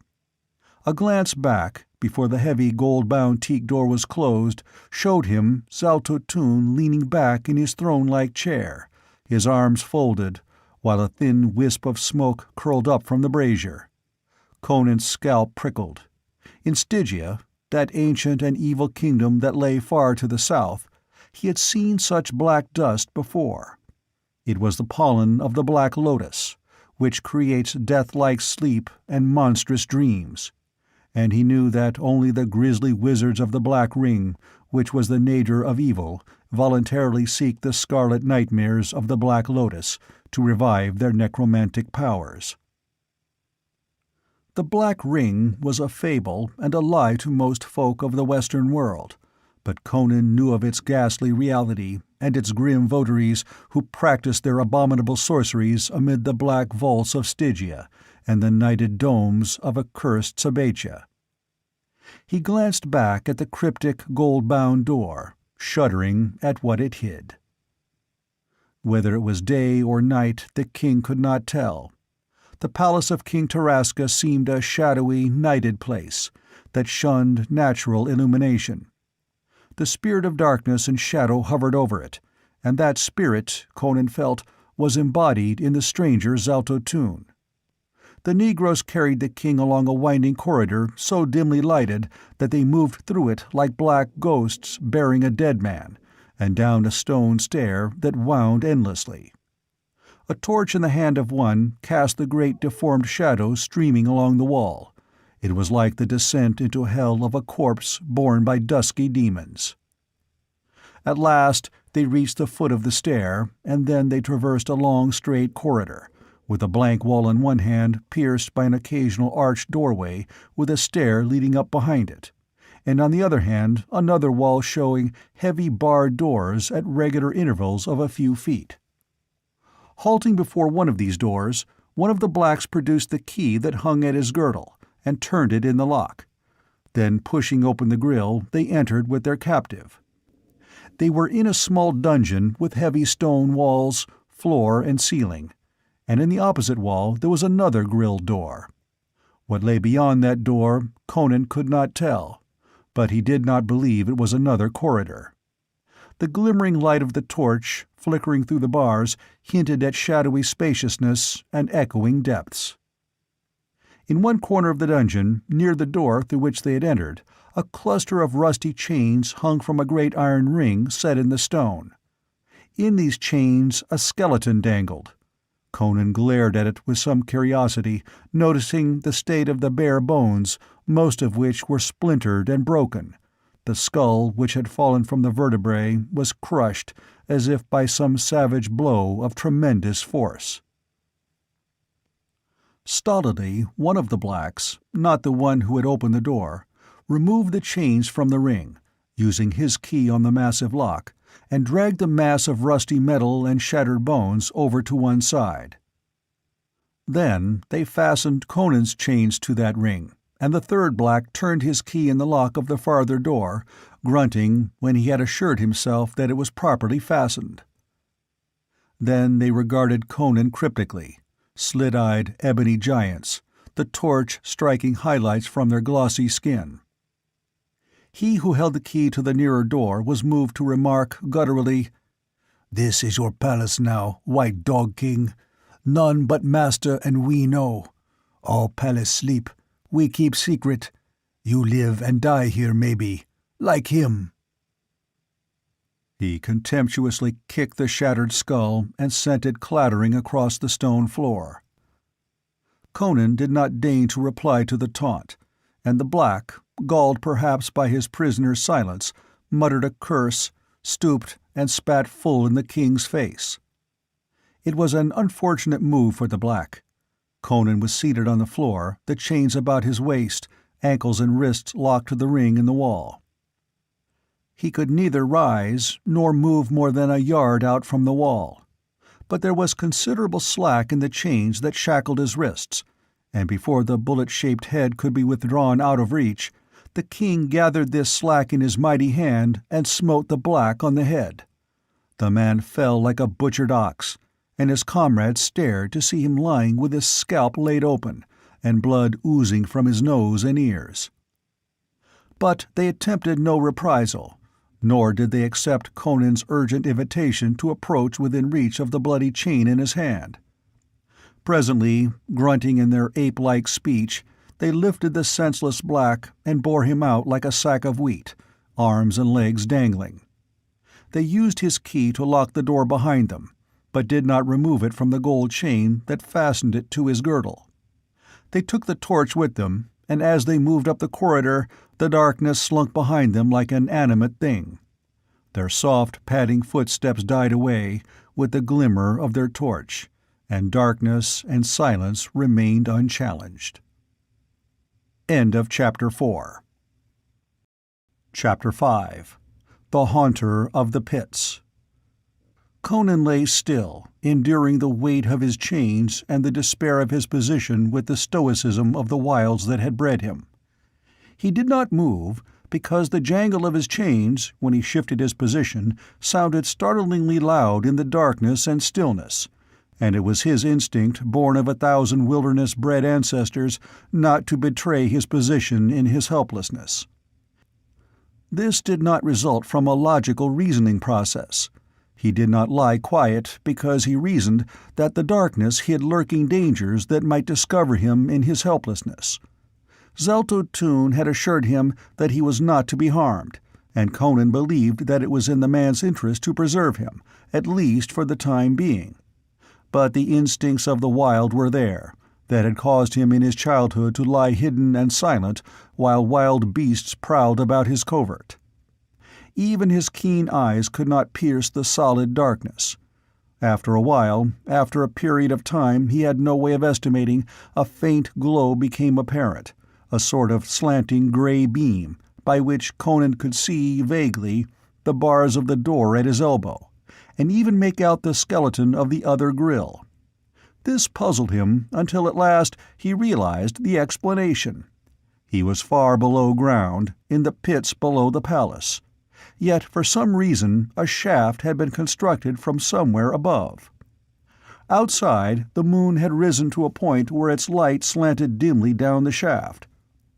He reflected that in this manner he could tell the passing of the days and nights. Perhaps the sun too would shine down that shaft, though on the other hand it might be closed by day. Perhaps it was a subtle method of torture, allowing a prisoner but a glimpse of daylight or moonlight. His gaze fell on the broken bones in the farther corner, glimmering dimly.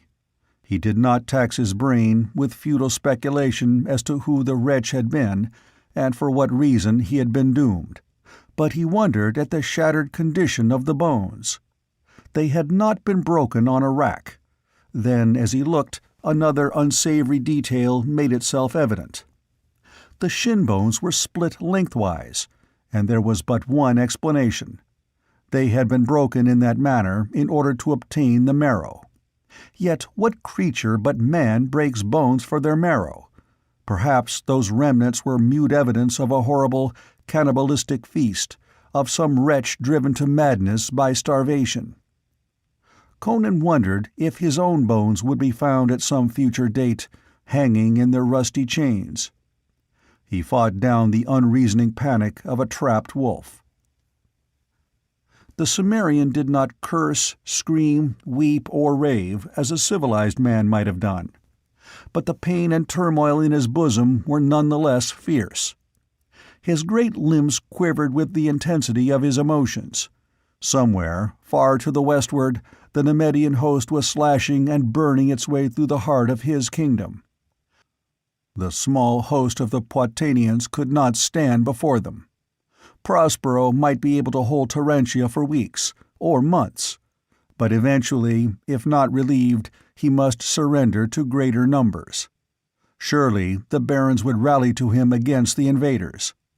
But in the meanwhile, he, Conan, must lie helpless in a darkened cell, while others led his spears and fought for his kingdom. The king ground his powerful teeth in red rage. Then he stiffened as outside the farther door he heard a stealthy step. Straining his eyes, he made out a bent, indistinct figure outside the grill. There was a rasp of metal against metal, and he heard the clink of tumblers, as if a key had been turned in the lock. Then the figure moved silently out of his range of vision. Some guard, he supposed, trying the lock. After a while, he heard the sound repeated faintly somewhere farther on, and that was followed by the soft opening of a door, and then a swift scurry of softly shod feet retreated in the distance. Then silence fell again. Conan listened for what seemed a long time, but which could not have been, for the moon still shone down the hidden shaft, but he heard no further sound. He shifted his position at last, and his chains clanked. Then he heard another, lighter footfall, a soft step outside the nearer door, the door through which he had entered the cell. An instant later, a slender figure was etched dimly in the grey light. "King Conan," a soft voice intoned urgently. "Oh, my lord, are you there?" "Where else?" he answered guardedly, twisting his head about to stare at the apparition. It was a girl who stood grasping the bars with her slender fingers. The dim glow behind her outlined her supple figure through the wisp of silk twisted about her loins, and shone vaguely on jeweled breastplates. Her dark eyes gleamed in the shadows, her white limbs glistened softly, like alabaster. Her hair was a mass of dark foam, at the burnished luster of which the dim light only hinted. "The keys to your shackles and to the farther door," she whispered, and a slim white hand came through the bars and dropped 3 objects with a clink to the flags beside him. "What game is this?" he demanded. "You speak in the Nemedian tongue, and I have no friends in Nemedia. What deviltry is your master up to now? Has he sent you here to mock me?" "It is no mockery." The girl was trembling violently. Her bracelets and breastplates clinked against the bars she grasped. "I swear by Mitra, I stole the keys from the black jailers. They are the keepers of the pits, and each bears a key which will open only one set of locks. I made them drunk. The one whose head you broke was carried away to a leech, and I could not get his key. But the others I stole. Oh, please, do not loiter. Beyond these dungeons lie the pits which are the doors to hell." Somewhat impressed, Conan tried the keys dubiously, expecting to meet only failure and a burst of mocking laughter. But he was galvanized to discover that one indeed loosed him of his shackles, fitting not only the lock that held them to the ring, but the locks on his limbs as well. A few seconds later he stood upright, exulting fiercely in his comparative freedom. A quick stride carried him to the grill, and his fingers closed about a bar and the slender wrist that was pressed against it, imprisoning the owner, who lifted her face bravely to his fierce gaze. "Who are you, girl?" he demanded. "Why do you do this?" "I am only Zenobia," she murmured, with a catch of breathlessness, as if in fright. "Only a girl of the King Seraglio." "Unless this is some cursed trick," muttered Conan, "I cannot see why you bring me these keys." She bowed her dark head, and then lifted it and looked full into his suspicious eyes. Tears sparkled like jewels on her long dark lashes. "I am only a girl of the King Seraglio," she said, with a certain proud humility. He has never glanced at me, and probably never will. I am less than one of the dogs that gnaw the bones in his banquet hall. But I am no painted toy. I am of flesh and blood. I breathe, hate, fear, rejoice, and love. And I have loved you, King Conan, ever since I saw you riding at the head of your knights along the streets of Belverus when you visited King Naimed years ago. My heart tugged at its strings to leap from my bosom and fall in the dust of the street under your horse's hoofs." Color flooded her countenance as she spoke, but her dark eyes did not waver. Conan did not at once reply. Wild and passionate and untamed he was, yet any but the most brutish of men must be touched with a certain awe or wonder at the baring of a woman's naked soul. She bent her head then and pressed her red lips to the fingers that imprisoned her slim wrist. Then she flung up her head as if in sudden recollection of their position, and terror flared in her dark eyes. "Haste!" she whispered urgently. "It is past midnight. You must be gone." "But won't they skin you alive for stealing these keys?" "They'll never know. If the black men remember in the morning who gave them wine, they will not dare admit the keys were stolen from them while they were drunk. The key that I could not obtain is the one that unlocks this door. You must make your way to freedom through the pits. What awful perils lurk beyond that door, I cannot even guess, but greater danger lurks for you if you remain in this cell. King Tarascus has returned." "Aye, he has returned, in great secrecy, and not long ago he descended into the pits, and then came out again pale and shaking, like a man who had dared a great hazard. I heard him whisper to his squire, Aridaeus, that despite Zaltotun you should die." "What of Zaltotun?" murmured Conan. He felt her shudder. "Do not speak of him," she whispered. "Demons are often summoned by the sound of their names. The slaves say that he lies in his chamber, behind a bolted door, dreaming the dreams of the Black Lotus. I believe that even Tarascus secretly fears him, or he would slay you openly. But he has been in the pits tonight, and what he did there only Mitra knows." "I wonder if that could have been Tarascus who fumbled at my cell door a while ago," muttered Conan. "Here is a dagger," she whispered, pressing something through the bars. His eager fingers closed on an object familiar to their touch. "Go quickly through yonder door, turn to the left, and make your way along the cells until you come to a stone stair. On your life, do not stray from the line of the cells. Climb the stair and open the door at the top. One of the keys will fit it. If it will be the will of Mitra, I will await you there." Then she was gone, with a patter of light, slippered feet. Conan shrugged his shoulders and turned toward the farther grille. This might be some diabolical trap planned by Tarascus, but plunging headlong into a snare was less abhorrent to Conan's temperament than sitting meekly to await his doom. He inspected the weapon the girl had given him and smiled grimly. Whatever else she might be, she was proven by that dagger to be a person of practical intelligence. It was no slender stiletto, selected because of a jeweled hilt or gold guard, fitted only for dainty murder in milady's boudoir. It was a forthright poignard, a warrior's weapon, broad-bladed, 15 inches in length, tapering to a diamond-sharp point.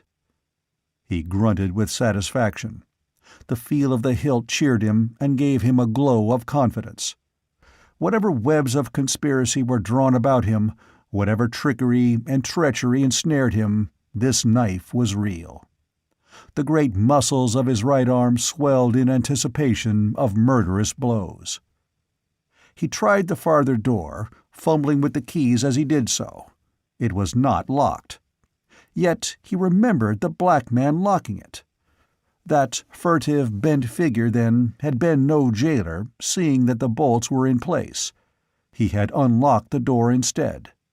There was a sinister suggestion about that unlocked door, but Conan did not hesitate. He pushed upon the grill and stepped from the dungeon into the outer darkness. As he had thought, the door did not open into another corridor. The flagged floor stretched away under his feet, and the line of cells ran away to the right and left behind him, but he could not make out the outer limits of the palace into which he had come. He could see neither the roof nor any other wall. The moonlight filtered into that vastness only through the grilles of the cells, and was almost lost in the darkness. Less keen eyes than his could scarcely have discerned the dim gray patches that floated before each cell door. Turning to the left, he moved swiftly and noiselessly along the line of dungeons, his bare feet making no sound on the flags. He glanced briefly into each dungeon as he passed it. They were all empty, but locked. In some he caught the glimmer of naked white bones. These pits were a relic of a grimmer age, constructed long ago when Belverus was a fortress rather than a city. But evidently their more recent use had been more extensive than the world guessed. Ahead of him, presently he saw the dim outline of a stair sloping sharply upward, and knew it must be the stair he sought. Then he whirled suddenly, crouching in the deep shadows at its foot. Somewhere behind him something was moving, something bulky and stealthy that padded on feet which were not human feet. He was looking down the long row of cells, before each one of which lay a square of dim gray light that was little more than a patch of less dense darkness. But he saw something moving along these squares. What it was, he could not tell, but it was heavy and huge, and yet it moved with more than human ease and swiftness. He glimpsed it as it moved across the squares of gray, then lost it as it merged in the expanses of shadow between. It was uncanny, in its stealthy advance, appearing and disappearing like a blur of the vision. He heard the bars rattle as it tried each door in turn. Now it had reached the cell he had so recently quitted, and the door swung open as it tugged. He saw a great bulky shape limned faintly and briefly in the gray doorway, and then the thing had vanished into the dungeon. Sweat beaded Conan's face and hands. Now he knew why Tarascus had come so subtly to his door, and later had fled so swiftly. The king had unlocked his door, and somewhere in these hellish pits had opened a cell or cage that held some grim monstrosity. Now the thing was emerging from the cell and was again advancing up the corridor, its misshapen head close to the ground. It paid no more heed to the locked doors. It was smelling out his trail. He saw it more plainly now. The gray light limned a giant anthropomorphic body, but vaster of bulk and girth than any man. It went on 2 legs, though it stooped forward, and it was grayish and shaggy, its thick coat shot with silver. Its head was a grisly travesty of the human. Its long arms hung nearly to the ground. Conan knew it at last, understood the meaning of those crushed and broken bones in the dungeon, and recognized the haunter of the pits. It was a gray ape, one of the grisly man-eaters from the forests that wave on the mountainous eastern shores of the Sea of Vilayet. Half mythical and altogether horrible, these apes were the goblins of Hyborian legendry, and were in reality ogres of the natural world, cannibals and murderers of the nighted forests. He knew it scented his presence, for it was coming swiftly now, rolling its barrel-like body rapidly along on its short, mighty-bowed legs. He cast a quick glance up the long stair, but knew that the thing would be on his back before he could mount to the distant door. He chose to meet it face to face. Conan stepped out into the nearest square of moonlight, so as to have all the advantage of illumination that he could, for the beast, he knew, could see better than himself in the dark. Instantly the brute saw him. Its great yellow tusks gleamed in the shadows, but it made no sound. Creatures of night and the silence, The grey apes of Velayet were voiceless, but in its dim, hideous features, which were a bestial travesty of a human face, showed ghastly exultation. Conan stood poised, watching the oncoming monster without a quiver. He knew he must stake his life on one thrust. There would be no chance for another, nor would there be time to strike and spring away. The first blow must kill, and kill instantly, if he hoped to survive that awful grapple. He swept his gaze over the short, squat throat, the hairy swag belly, and the mighty breast, swelling in giant arches like twin shields. It must be the heart. Better to risk the blade being deflected by the heavy ribs than to strike in where a stroke was not instantly fatal. With full realization of the odds, Conan matched his speed of eye and hand and his muscular power against the brute might and ferocity of the man-eater. He must meet the brute breast to breast, strike a death blow, and then trust to the ruggedness of his frame to survive the instant of manhandling that was certain to be his. As the ape came rolling in on him, swinging wide its terrible arms, he plunged in between them and struck with all his desperate power. He felt the blade sink to the hilt in the hairy breast, and instantly, releasing it, he ducked his head and bunched his whole body into one compact mass of knotted muscles, and as he did so, he grasped the closing arms and drove his knee fiercely into the monster's belly, bracing himself against that crushing grapple. For one dizzy instant he felt as if he were being dismembered in the grip of an earthquake. Then suddenly he was free, sprawling on the floor, and the monster was gasping out its life beneath him, its red eyes turned upward, the hilt of the poniard quivering in its breast. His desperate stab had gone home. Conan was panting as if after long conflict, trembling in every limb. Some of his joints felt as if they had been dislocated, and blood dripped from scratches on his skin where the monstrous talons had ripped. His muscles and tendons had been savagely wrenched and twisted. If the beast had lived a second longer, it would surely have dismembered him. But the Cimmerian's mighty strength had resisted. For the fleeting instant it had endured the dying convulsion of the ape that would have torn a lesser man limb from limb. End of Chapter 5. Chapter 6. The Thrust of a Knife. Conan stooped and tore the knife from the monster's breast. Then he went swiftly up the stair.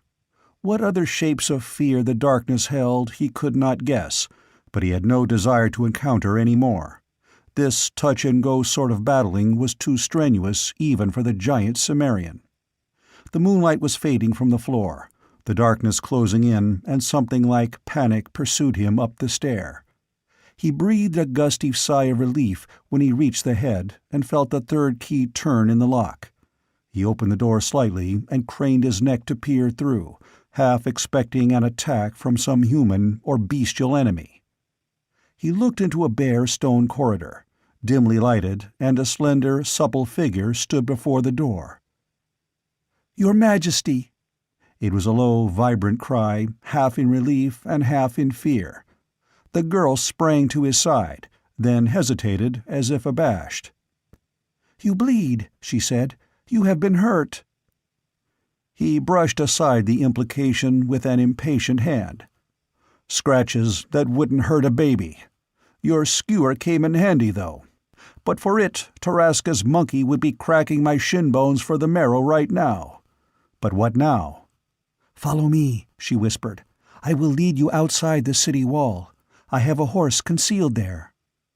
She turned to lead the way down the corridor, but he laid a heavy hand on her naked shoulder. "Walk beside me," he instructed her softly, passing his massive arm about her lithe waist. "You've played me fair so far, and I'm inclined to believe in you. But I've lived this long only because I've trusted no one too far, man or woman. So, now if you play me false, you won't live to enjoy the jest." She did not flinch at the sight of the reddened poniard or the contact of his hard muscles about her supple body. "Cut me down without mercy if I play you false," she answered. "The very feel of your arm about me, even in menace, is as the fulfillment of a dream." The vaulted corridor ended at a door, which she opened. Outside lay another black man, a giant in turban and silk loincloth, with a curved sword lying on the flags near his hand. He did not move. "I drugged his wine," she whispered, swerving to avoid the recumbent figure. "He is the last and outer guard of the pits. None ever escaped from them before, and none has ever wished to seek them, so only these black men guard them. Only these of all the servants knew it was King Conan that Zaltotun brought as a prisoner in his chariot. I was watching, sleepless, from an upper casement that opened into the court, while the other girls slept, for I knew that a battle was being fought, or had been fought, in the west, and I feared for you. I saw the blacks carry you up the stair, and I recognized you in the torchlight. I slipped into this wing of the palace tonight, in time to see them carry you to the pits. I had not dared come here before nightfall. You must have lain in drugged senselessness all day in Zaltotun's chamber. Oh, let us be wary. Strange things are afoot in the palace tonight. The slave said that Zaltotun slept as he often sleeps, drugged by the lotus of Stygia, but Tarascus is in the palace. He entered secretly through the postern, wrapped in his cloak, which was dusty as with long travel, and attended only by his squire, the lean, silent Aridaeus. I cannot understand, but I am afraid." They came out at a foot of a narrow, winding stair, and mounting it, passed through a narrow panel which she slid aside. When they had passed through, she slipped it back in place, and it became merely a portion of the ornate wall. They were in a more spacious corridor, carpeted and tapestried, over which hanging lamps shed a golden glow. Conan listened intently, but he heard no sound throughout the palace. He did not know in what part of the palace he was, or in which direction lay the chamber of Zaltotun. The girl was trembling as she drew him along the corridor, to halt presently beside an alcove masked with satin tapestry. Drawing this aside, she motioned for him to step into the niche, and whispered, "Wait here. Beyond the door at the end of the corridor we are likely to meet slaves or eunuchs at any time of the day or night. I will go and see if the way is clear before we essay it." Instantly, his hair-trigger suspicions were aroused. "Are you leading me into a trap?" Tears sprang into her dark eyes. She sank to her knees and seized his muscular hand. "Oh, my king, do not mistrust me now." Her voice shook with desperate urgency. "If you doubt and hesitate, we are lost. Why should I bring you up out of the pits to betray you now?" "All right," he muttered. "I'll trust you. Though, by Crom, the habits of a lifetime are not easily put aside. Yet I wouldn't harm you now if you brought all the swordsmen in Nemedia upon me. But for you, Tarascus' cursed ape would have come upon me in chains and unarmed. Do as you wish, girl." Kissing his hands, she sprang lithely up and ran down the corridor, to vanish through a heavy double door. He glanced after her, wondering if he was a fool to trust her. Then he shrugged his mighty shoulders and pulled the satin hangings together, masking his refuge. It was not strange that a passionate young beauty should be risking her life to aid him. Such things had happened often enough in his life. Many women had looked on him with favor, in the days of his wanderings and in the time of his kingship. Yet he did not remain motionless in the alcove, waiting for her return. Following his instincts, he explored the niche for another exit, and presently found one, the opening of a narrow passage, masked by the tapestries, that ran to an ornately carved door, barely visible in the dim light that filtered in from the outer corridor. And as he stared into it, somewhere beyond that carven door he heard the sound of another door opening and shutting, and then a low mumble of voices. The familiar sound of one of those voices caused a sinister expression to cross his dark face. Without hesitation, he glided down the passage, and crouched like a stalking panther beside the door. It was not locked, and manipulating it delicately, he pushed it open a crack, with a reckless disregard for possible consequences that only he could have explained or defended. It was masked on the other side by tapestries, but through a thin slit in the velvet he looked into a chamber lit by a candle on an ebony table. There were 2 men in that chamber. One was a scarred, sinister-looking ruffian in leather breeks and ragged cloak. The other was Tarascus, king of Nemedia. Tarascus seemed ill at ease. He was slightly pale, and he slept starting and glancing about him, as if expecting and fearing to hear some sound or footstep. "Go swiftly and at once," he was saying. "He is deep in drugged slumber, but I know not when he may awaken." "Strange to hear the words of fear issuing from the lips of Tarascus," rumbled the other in a harsh, deep voice. The king frowned. "I fear no common man, as you well know. But when I saw the cliffs fall at Valkia, I knew that this devil we had resurrected was no charlatan. I fear his powers, because I do not know the full extent of them. But I know that somehow they are connected with this accursed thing which I have stolen from him. It brought him back to life, so it must be the source of his sorcery. He had it hidden well, but following my secret order, a slave spied on him and saw him place it in a golden chest, and saw where he hid the chest. Even so, I would not have dared steal it had Zaltotun himself not been sunk in lotus slumber. I believe it is the secret of his power. With it, Orestes brought him back to life. With it, he will make us all slaves, if we are not wary. So take it and cast it into the sea as I have bidden you. And be sure you are so far from land that neither tide nor storm can wash it up on the beach. You have been paid." "So I have," grunted the ruffian. "And I owe more than gold to you, king. I owe you a debt of gratitude. Even thieves can be grateful." "Whatever debt you may feel you owe me," answered Tarascus, "will be paid when you have hurled this thing into the sea." "I'll ride for Zingara and take a ship from Cordova," promised the other. "I dare not show my head in Argos because of the matter of a murder or so." "I care not, so it is done. Here it is. A horse awaits you in the court. Go, and go swiftly." Something passed between them, something that flamed like living fire. Conan had only a brief glimpse of it. And then the ruffian pulled a slouch hat over his eyes, drew his cloak about his shoulder, and hurried from the chamber. And as the door closed behind him, Conan moved with the devastating fury of unchained bloodlust. He had held himself in check so long as he could. The sight of his enemy so near him set his wild blood seething and swept away all caution and restraint.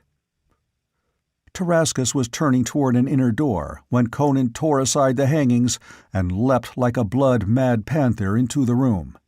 Tarascus wheeled, but even before he could recognize his attacker, Conan's poniard ripped into him.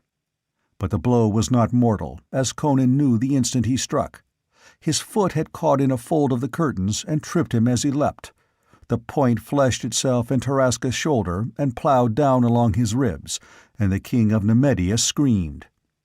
The impact of the blow and Conan's lunging body hurled him back against the table, and it toppled and the candle went out. They were both carried to the floor by the violence of Conan's rush, and the foot of the tapestry hampered them both in its folds. Conan was stabbing blindly in the dark, Tarascus screaming in a frenzy of panicky terror. As if fear lent him superhuman energy, Tarascus tore free and blundered away in the darkness, shrieking, "Help! Guards! Arrhenius! Orestes! Orestes!" Conan rose, kicking himself free of the tangling tapestries and the broken table, cursing with the bitterness of his bloodthirsty disappointment. He was confused and ignorant of the plan of the palace. The yells of Tarascus were still resounding in the distance, and a wild outcry was bursting forth in answer. The Nemedian had escaped him in the darkness, and Conan did not know which way he had gone. The Cimmerian's rash stroke for vengeance had failed, and there remained only the task of saving his own hide if he could. Swearing luridly, Conan ran back down the passage and into the alcove, glaring out into the lighted corridor just as Zenobia came running up it, her dark eyes dilated with terror. "Oh, what has happened?" she cried. "The palace is roused. I swear I have not betrayed you." "No, it was I who stirred up this hornet's nest," he grunted. "I tried to pay off a score. What's the shortest way out of this?" She caught his wrist and ran fleetly down the corridor. But before they reached the heavy door at the other end, muffled shouts arose from behind it, and the portals began to shake under an assault from the other side. Zenobia wrung her hands and whimpered. "We are cut off. I locked that door as I returned through it, but they will burst it in a moment. The way to the postern gate lies through it." Conan wheeled. Up the corridor, though still out of sight, he heard a rising clamor that told him his foes were behind as well as before him. "Quick, into this door!" the girl cried desperately, running across the corridor and throwing open the door of the chamber. Conan followed her through, and then through the gold catch behind them. They stood in an ornately furnished chamber, empty but for themselves, and she drew him to a gold-barred window through which he saw trees and shrubbery. "You are strong," she panted. "If you can tear these bars away, you may yet escape. The garden is full of guards, but the shrubs are thick, and you may avoid them. The southern wall is also the outer wall of the city. Once over that, you have a chance to get away. A horse is hidden for you in a thicket beside the road that runs westward, a few hundred paces to the south of the Fountain of Thralos. You know where it is?" "Aye, but what of you?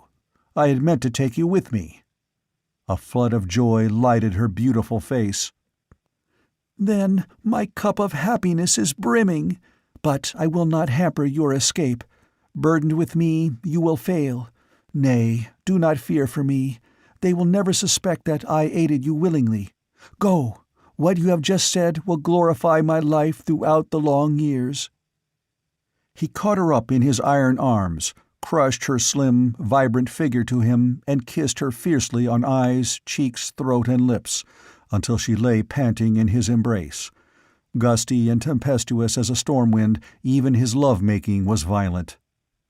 "I'll go," he muttered, "but by Crom, I'll come for you some day." Wheeling, he gripped the gold bars and tore them from their sockets with one tremendous wrench, threw a leg over the sill and went down swiftly, clinging to ornaments on the wall. He hit the ground running and melted like a shadow into the maze of towering rose bushes and spreading trees. The one look he cast back over his shoulder showed him Zenobia leaning over the window-sill, her arms stretched after him in mute farewell and renunciation.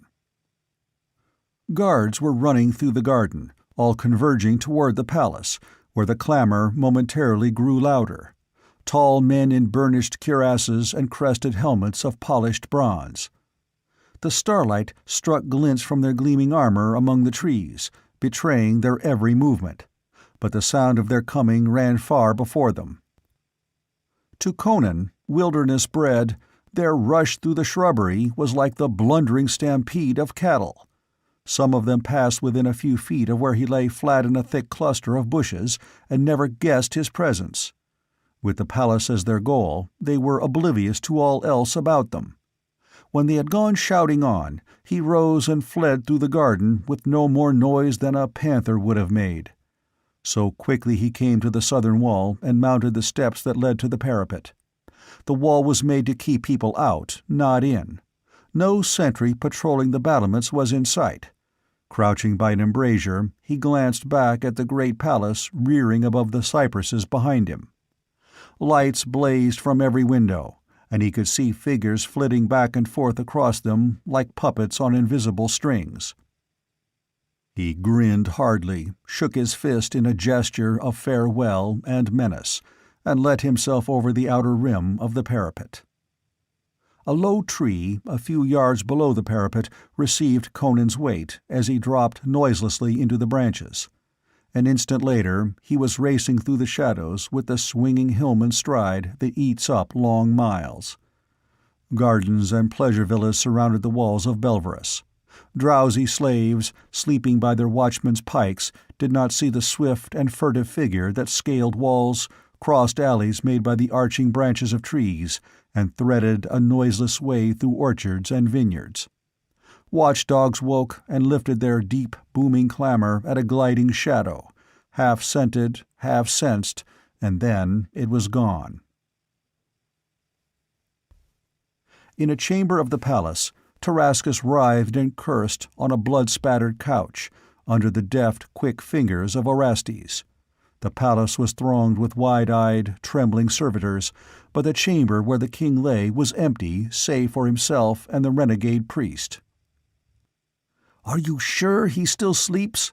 Tarascus demanded again, setting his teeth against the bite of the herb juices with which Orestes was bandaging the long, ragged gash in his shoulder and ribs. "Ishtar, Mitra, and Set, that burns like molten pitch of hell." "Which you would be experiencing even now, but for your good fortune," remarked Orestes. "Whoever wielded that knife struck to kill. Yes, I have told you that Zaltotun still sleeps. Why are you so urgent upon that point? What has he to do with this?" "You know nothing of what passed in the palace tonight?" Tarascus searched the priest's countenance with burning intensity. "Nothing. As you know, I have been employed in translating manuscripts for Zaltotun for some months now, transcribing esoteric volumes written in the younger languages into script he can read.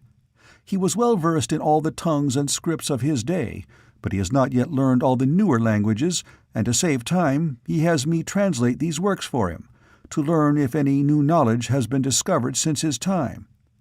I did not know that he had returned last night until he sent for me and told me of the battle. Then I returned to my studies, nor did I know that you had returned until the clamor in the palace brought me out of my cell." "Then you do not know that Zaltotun brought the king of Aquilonia a captive to this palace?" Orestes shook his head, without particular surprise. "Zaltotun merely said that Conan would oppose us no more. I supposed that he had fallen, but did not ask the details." "Zaltotun saved his life when I would have slain him," snarled Tarascus. "I saw his purpose instantly. He would hold Conan captive to use as a club against me, against Amalric, against Valerius, and against myself. So long as Conan lives, he is a threat, a unifying factor for Aquilonia, that might be used to compel us into courses we would not otherwise follow. I mistrust this undead Pythonian. Of late I have begun to fear him. I followed him, some hours after he had departed eastward. I wished to learn what he intended doing with Conan. I found that he had imprisoned him in the pits. I intended to see that the barbarian died, in spite of Zaltotun. And I accomplished—" A cautious knock sounded at the door. "That's Aridaeus," grunted Tarascus. "Let him in." The Saturnine squire entered, his eyes blazing with suppressed excitement. "How, Aridaeus?" exclaimed Tarascus. "Have you found the man who attacked me?" "You did not see him, my lord?" asked Aridaeus, as one who would assure himself of a fact he already knows to exist. "You did not recognize him?" "No, it happened so quick, and the candle was out. All I could think of was that it was some devil loosed on me by Zaltotun's magic. The Pythonian sleeps in his barred and bolted room. But I have been in the pits." Aridaeus twitched his lean shoulders excitedly. "Well, speak, man!" exclaimed Tarascus impatiently. "What did you find there?" "An empty dungeon," whispered the squire. "The corpse of the great ape." "What?" Tarascus started upright, and blood gushed from his opened wound. "Aye, the man-eater is dead, stabbed through the heart, and Conan is gone." Tarascus was grey of face as he mechanically allowed Orestes to force him prostrate again, and the priest renewed work upon his mangled flesh. "Conan," he repeated. "Not a crushed corpse. Escaped. Mitra, he is no man, but a devil himself. I thought Zaltotun was behind this wound. I see now. Gods and devils, it was Conan who stabbed me! Aridaeus!" "Aye, your majesty." Search every nook in the palace. He may be skulking through the dark corridors now like a hungry tiger. Let no niche escape your scrutiny, and beware. It is not a civilized man you hunt, but a blood-mad barbarian whose strength and ferocity are those of a wild beast. Scour the palace grounds in the city. Throw a cordon about the walls. If you find he has escaped from the city, as he may well do, take a troop of horsemen and follow him. Once past the walls, it will be like hunting a wolf through the hills. But haste, and you may yet catch him."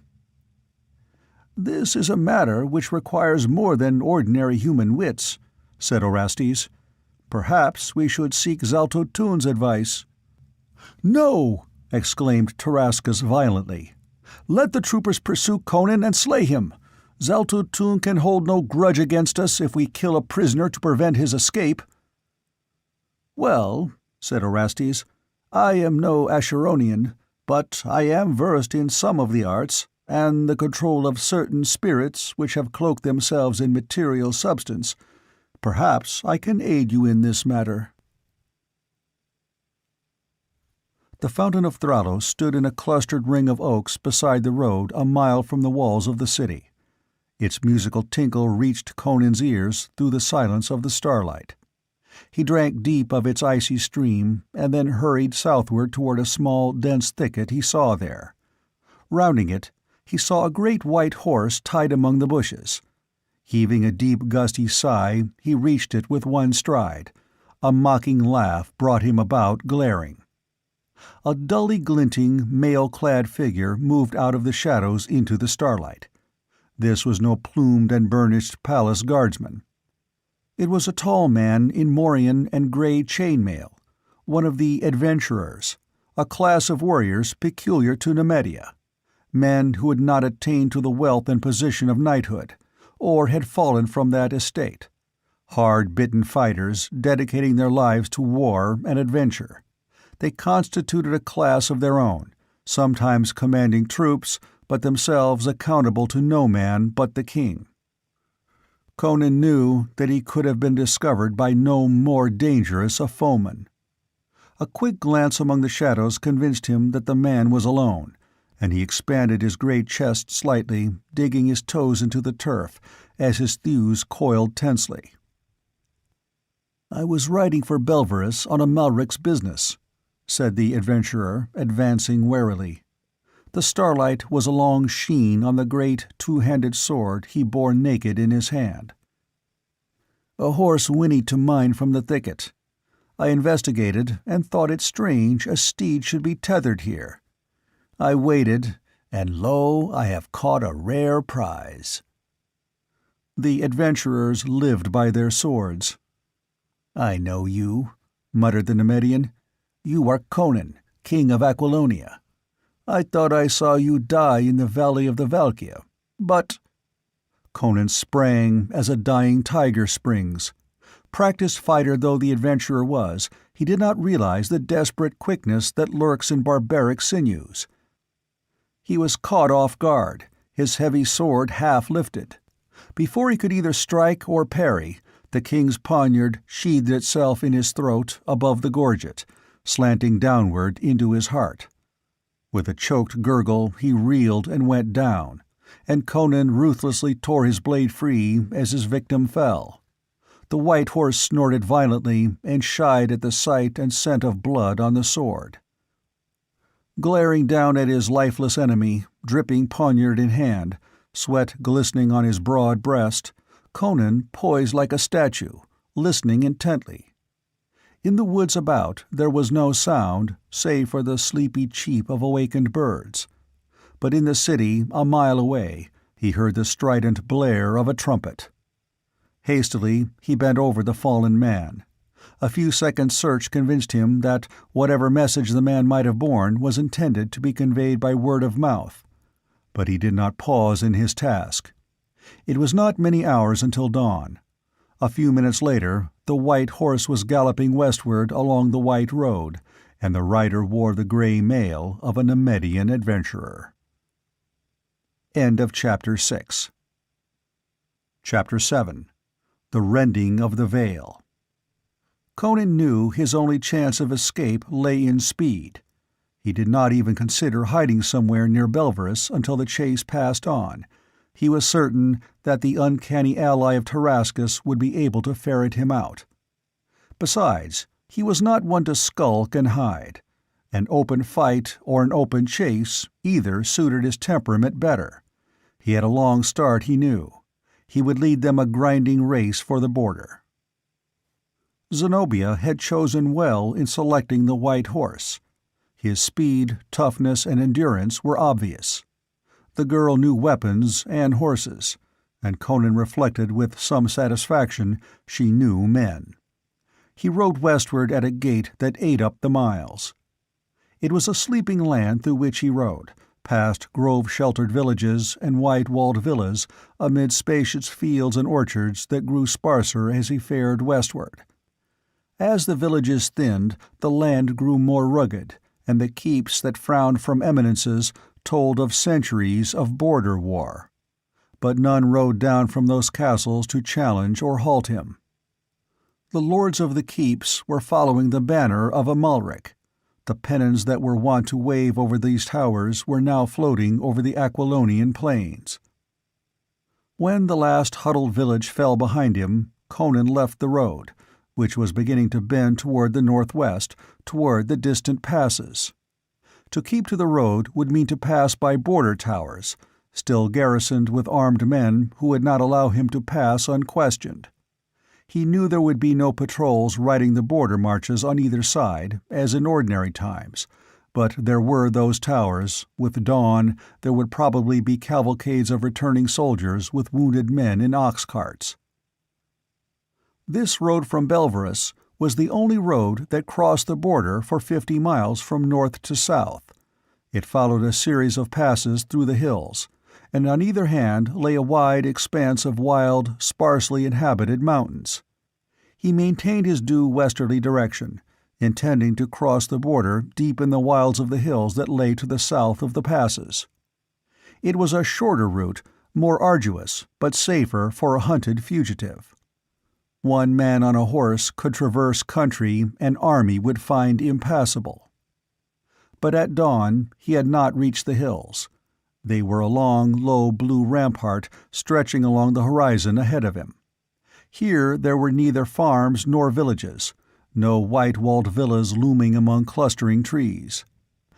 The dawn wind stirred the tall, stiff grass, and there was nothing but the long rolling swells of brown earth, covered with dry grass, and in the distance the gaunt walls of a stronghold on a low hill. Too many Aquilonian raiders had crossed the mountains in not too distant days for the countryside to be thickly settled as it was farther to the east. Dawn ran like a prairie fire across the grasslands, and high overhead sounded a weird crying as a straggling wedge of wild geese winged swiftly southward. In a grassy swale, Conan halted and unsaddled his mount. Its sides were heaving, its coat plastered with sweat. He had pushed it unmercifully through the hours before dawn. While it munched the brittle grass and rolled, he lay at the crest of the low slope, staring eastward. Far away to the northward he could see the road he had left, streaming like a white ribbon over a distant rise. No black dots moved along that glistening ribbon. There was no sign about the castle in the distance to indicate that the keepers had noticed the lone wayfarer. An hour later the land still stretched bare.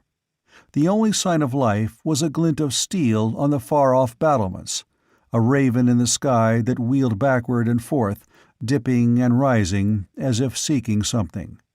Conan saddled and rode westward at a more leisurely gait. As he topped the farther crest of the slope, a raucous screaming burst out over his head, and looking up, he saw the raven flapping high above him, cawing incessantly. As he rode on, it followed him, maintaining its position and making the morning hideous with its strident cries, heedless of his efforts to drive it away. This kept up for hours, until Conan's teeth were on edge, and he felt that he would give half his kingdom to be allowed to wring that black neck. "Devils of hell!" he roared in futile rage, shaking his mailed fist at the frantic bird. "Why do you harry me with your squawking? Begone, you black spawn of perdition, and peck for wheat in the farmer's fields!" He was ascending the first pitch of the hills, and he seemed to hear an echo of the bird's clamor far behind him. Turning in his saddle, he presently made out another black dot hanging in the blue. Beyond that again he caught the glint of the afternoon sun on steel. That could mean only one thing: armed men. And they were not riding along the beaten road, which was out of his sight beyond the horizon. They were following him. His face grew grim, and he shivered slightly as he stared at the raven that wheeled high above him. "So, it is more than the whim of a brainless beast," he muttered. "Those riders cannot see you, spawn of hell, but the other bird can see you, and they can see him. You follow me, he follows you, and they follow him. Are you only a craftily trained feathered creature, or some devil in the form of a bird? Did Zalto-Tun set you on my trail? Are you Zalto-Tun?" Only a strident screech answered him, a screech vibrating with harsh mockery. Conan wasted no more breath on his dusky betrayer. Grimly, he settled to the long grind of the hills. He dared not push the horse too hard. The rest he had allowed it had not been enough to freshen it. He was still far ahead of his pursuers, but they would cut down that lead steadily. It was almost a certainty that their horses were fresher than his, for they had undoubtedly changed mounts at that castle he had passed. The going grew rougher, the scenery more rugged, steep grassy slopes pitching up to densely timbered mountainsides. Here, he knew, he might elude his hunters, but for that hellish bird that squalled incessantly above him. He could no longer see them in this broken country, but he was certain that they still followed him, guided unerringly by their feathered allies. That black shape became like a demoniac incubus, hounding him through measureless hells. The stones he hurled with a curse went wide or fell harmless, though in his youth he had felled hawks on the wing. The horse was tiring fast. Conan recognized the grim finality of his position. He sensed an inexorable driving fate behind all this. He could not escape. He was as much a captive as he had been in the pits of Belverus. But he was no son of the Orient to yield passively to what seemed inevitable. If he could not escape, he would at least take some of his foes into eternity with him. He turned into a wide thicket of larches that masked a slope, looking for a place to turn at bay. Then, ahead of him, there rang a strange, shrill scream, human, yet weirdly timbered. An instant later, he had pushed through a screen of branches and saw the source of that eldritch cry. In a small glade below him, 4 soldiers in Nemedian chainmail were binding a noose about the neck of a gaunt old woman in peasant garb. A heap of faggots bound with cord on the ground nearby showed what her occupation had been when surprised by these stragglers. Conan felt slow fury swell his heart as he looked silently down and saw the ruffians dragging her toward a tree whose low-spreading branches were obviously intended to act as a gibbet.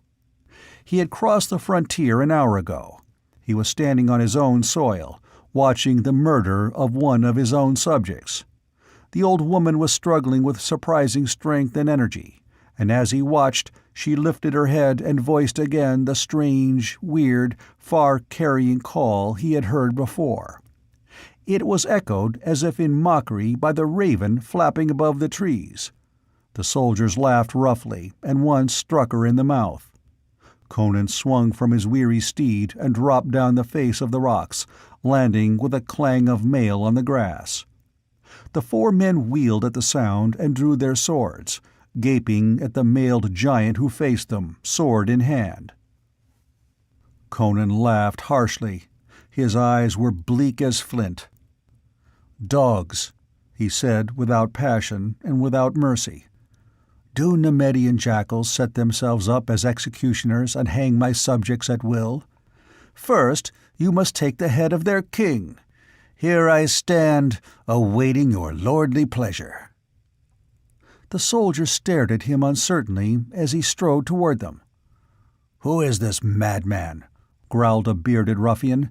"He wears Nemedian mail, but speaks with an Aquilonian accent." "No matter," quoth another. "Cut him down, and then we'll hang the old hag." And so saying, he ran at Conan, lifting his sword. But before he could strike, the king's great blade lashed down, splitting helmet and skull. The man fell before him, but the others were hardy rogues. They gave tongue like wolves and surged about the lone figure in the grey mail, and the clamor and din of steel drowned the cries of the circling raven. Conan did not shout. His eyes coals of blue fire, and his lips smiling bleakly, he lashed right and left with his two-handed sword. For all his size, he was quick as a cat on his feet, and he was constantly in motion, presenting a moving target so that thrusts and swings cut empty air oftener than not. Yet when he struck, he was perfectly balanced, and his blows fell with devastating power. 3 of the 4 were down, dying in their own blood, and the 4th was bleeding from half a dozen wounds, stumbling in headlong retreat as he parried frantically, when Conan's spur caught in the surcoat of one of the fallen men. The king stumbled, and before he could catch himself, the Nemedian, with the frenzy of desperation, rushed him so savagely that Conan staggered and fell sprawling over the corpse. The Nemedian croaked in triumph and sprang forward, lifting his great sword with both hands over his right shoulder as he braced his legs wide for the stroke. And then, over the prostrate king, something huge and hairy shot like a thunderbolt full on the soldier's breast, and his yelp of triumph changed to a shriek of death. Conan, scrambling up, saw the man lying dead with his throat torn out, and a great grey wolf stood over him, head sunk as it smelled the blood that formed a pool on the grass. Turned as the old woman spoke to him. She stood straight and tall before him, and in spite of her ragged garb, her features, clear-cut and aquiline, and her keen black eyes, were not those of a common peasant woman. She called to the wolf, and it trotted to her side like a great dog and rubbed its giant shoulder against her knee, while it gazed at Conan with great green lambent eyes. Absently she laid her hand upon its mighty neck, and so the two stood regarding the king of Aquilonia. He found their steady gaze disquieting, though there was no hostility in it. "Men say King Conan died beneath the stones and dirt when the cliffs crumbled by Valkia," she said in a deep, strong, resonant voice. "So they say," he growled. He was in no mood for controversy, and he thought of those armored riders who were pushing nearer every moment. The raven above him cawed stridently, and he cast an involuntary glare upward, grinding his teeth in a spasm of nervous irritation. Up on the ledge the white horse stood with drooping head. The old woman looked at it, and then at the raven, and then she lifted a strange weird cry as she had before. As if recognizing the call, the raven wheeled, suddenly mute, and raced eastward. But before it had got out of sight, the shadow of mighty wings fell across it. An eagle soared up from the tangle of trees, and rising above it, swooped and struck the black messenger to the earth. The strident voice of betrayal was stilled forever. "Crom," muttered Conan, staring at the old woman. "Are you a magician too?" "I am Zaleta," she said. "The people of the valleys call me a witch. Was that child of the night guiding armed men on your trail?" "Aye." She did not seem to think the answer fantastic. "They cannot be far behind me." "Lead your horse and follow me, King Conan," she said briefly. Without comment, he mounted the rocks and brought his horse down to the glade by a circuitous path. As he came, he saw the eagle reappear, dropping lazily down from the sky, and rest an instant on Zaleta's shoulder, spreading its great wings lightly so as not to crush her with its weight. Without a word, she led the way, the great wolf trotting at her side, the eagle soaring above her. Through deep thickets and along tortuous ledges, poised over deep ravines she led him, and finally along a narrow precipice-edged path to a curious dwelling of stone, half hut, half cavern, beneath a cliff hidden among the gorges and crags. The eagle flew to the pinnacle of this cliff and perched there like a motionless sentinel.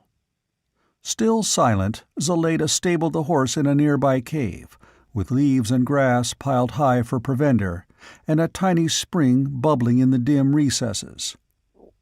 In the hut, she seated the king on a rude, hide-covered bench, and she herself sat upon a low stool before the tiny fireplace, while she made a fire of tamarisk chunks and prepared a frugal meal. The great wolf drowsed beside her, facing the fire, his huge head sunk on his paws, his ears twitching in his dreams. "You do not fear to sit in the hut of a witch?" she asked, breaking her silence at last. An impatient shrug of his grey-mailed shoulders was her guest's only reply. She gave into his hands a wooden dish heaped with dried fruits, cheese, and barley bread, and a great pot of heady upland beer, brewed from barley grown in the high valleys. "I have found the brooding silence of the glens more pleasing than the babble of city streets," she said. "The children of the wild are kinder than the children of men." Her hand briefly stroked the ruff of the sleeping wolf. "My children were afar from me today, or I had not needed your sword, my king. They were coming at my call." "What grudge had these Nemedian dogs against you?" Conan demanded. "Skulkers from the invading army straggle all over the countryside, from the frontier to Turantia," she answered. "The foolish villagers in the valleys told them that I had a store of gold hidden away, so as to divert their attentions from their villages. They demanded treasure from me, and my answers angered them. But neither skulkers, nor the men who pursue you, nor any raven will find you here." He shook his head, eating ravenously. "I'm for Turantia." She shook her head. "You thrust your head into the dragon's jaws. Best seek refuge abroad. The heart is gone from your kingdom." "What do you mean?" he demanded. "Battles have been lost before, yet wars won. A kingdom is not lost by a single defeat." "And you will go to Turantia?" "Aye. Prospero will be holding it against Amalric." "Are you sure?" "Hell's devils, woman!" he exclaimed wrathfully. "What else?" She shook her head. "I feel that it is otherwise. Let us see.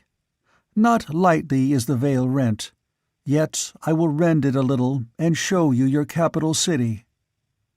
Conan did not see what she cast upon the fire, but the wolf whimpered in his dreams, and a green smoke gathered and billowed up into the hut. And as he watched, the walls and ceiling of the hut seemed to widen, to grow remote and vanish, merging with infinite immensities. The smoke rolled about him, blotting out everything.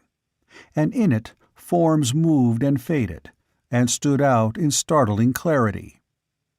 He stared at the familiar towers and streets of Turantia, where a mob seethed and screamed, and at the same time he was somehow able to see the banners of Nemedia moving inexorably westward through the smoke and flame of a pillaged land. In the great square of Turantia, the frantic throng milled and yammered, screaming that the king was dead, that the barons were girding themselves to divide the land between them, and that the rule of a king, even of Valerius, was better than anarchy. Prospero, shining in his armor, rode among them, trying to pacify them, bidding them trust Count Trocero, urging them to man the wall and aid his knights in defending the city. They turned on him, shrieking with fear and unreasoning rage, howling that he was Trocero's butcher, a more evil foe than Amalric himself. Offal and stones were hurled at his knights. A slight blurring of the picture, that might have denoted a passing of time, and then Conan saw Prospero and his knights filing out of the gates and spurring southward. Behind him the city was in an uproar. "Fools! muttered Conan thickly. "Fools! Why could they not trust Prospero? Zaleta, if you are making game of me with some trickery—" "This has passed," answered Zaleta imperturbably, though somberly. "It was the evening of the day that has passed when Prospero rode out of Turantia, with the hosts of Amalric almost within sight. From the walls men saw the flame of their pillaging. So I read it in the smoke. At sunset the Nemedians rode into Turantia unopposed. Look, even now in the royal hall of Turantia." Abruptly, Conan was looking into the great coronation hall. Valerius stood on the regal dais, clad in ermine robes, and Amalric, still in his dusty, blood-stained armor, placed a rich and gleaming circlet on his yellow locks, the crown of Aquilonia. The people cheered. Long lines of steel-clad Nemedian warriors looked grimly on, and nobles long in disfavor at Conan's court strutted and swaggered with the emblem of Valerius on their sleeves. "Crom!" It was an explosive imprecation from Conan's lips as he started up, his great fists clenched into hammers, his veins on his temples knotting, his features convulsed. "A Nemedian placing the crown of Aquilonia on that renegade in the royal hall of Turantia!" As if dispelled by his violence, the smoke faded, and he saw Zaleta's black eyes gleaming at him through the mist. "You have seen. The people of your capital have forfeited the freedom you won for them by sweat and blood. They have sold themselves to the slavers and the butchers. They have shown that they do not trust their destiny. Can you rely upon them for the winning back of your kingdom?" "They thought I was dead," he grunted, recovering some of his poise. "I have no son. Men can't be governed by a memory. What if the Nemedians have taken Turantia? There still remain the provinces, the barons, and the people of the countrysides. Valerius has won an empty glory." "You are stubborn, as befits a fighter. I cannot show you the future. I cannot show you all the past. Nay, I show you nothing. I merely make you see windows opened in the veil by powers unguessed. Would you look into the past for a clue of the present?" "Aye." He seated himself abruptly. Again the green smoke rose and billowed. Again images unfolded before him, this time alien and seemingly irrelevant. He saw great towering black walls, pedestals half hidden in the shadows upholding images of hideous, half-bestial gods. Men moved in the shadows, dark, wiry men, clad in red, silken loincloths. They were bearing a green jade sarcophagus along a gigantic black corridor. But before he could tell much about what he saw, the scene shifted. He saw a cavern, dim, shadowy, and haunted with a strange, intangible horror. On an altar of black stone stood a curious golden vessel, shaped like the shell of a scallop. Into this cavern came some of the dark, wiry men who had borne the mummy case. They seized the golden vessel, and then the shadows swirled around them, and what happened he could not say.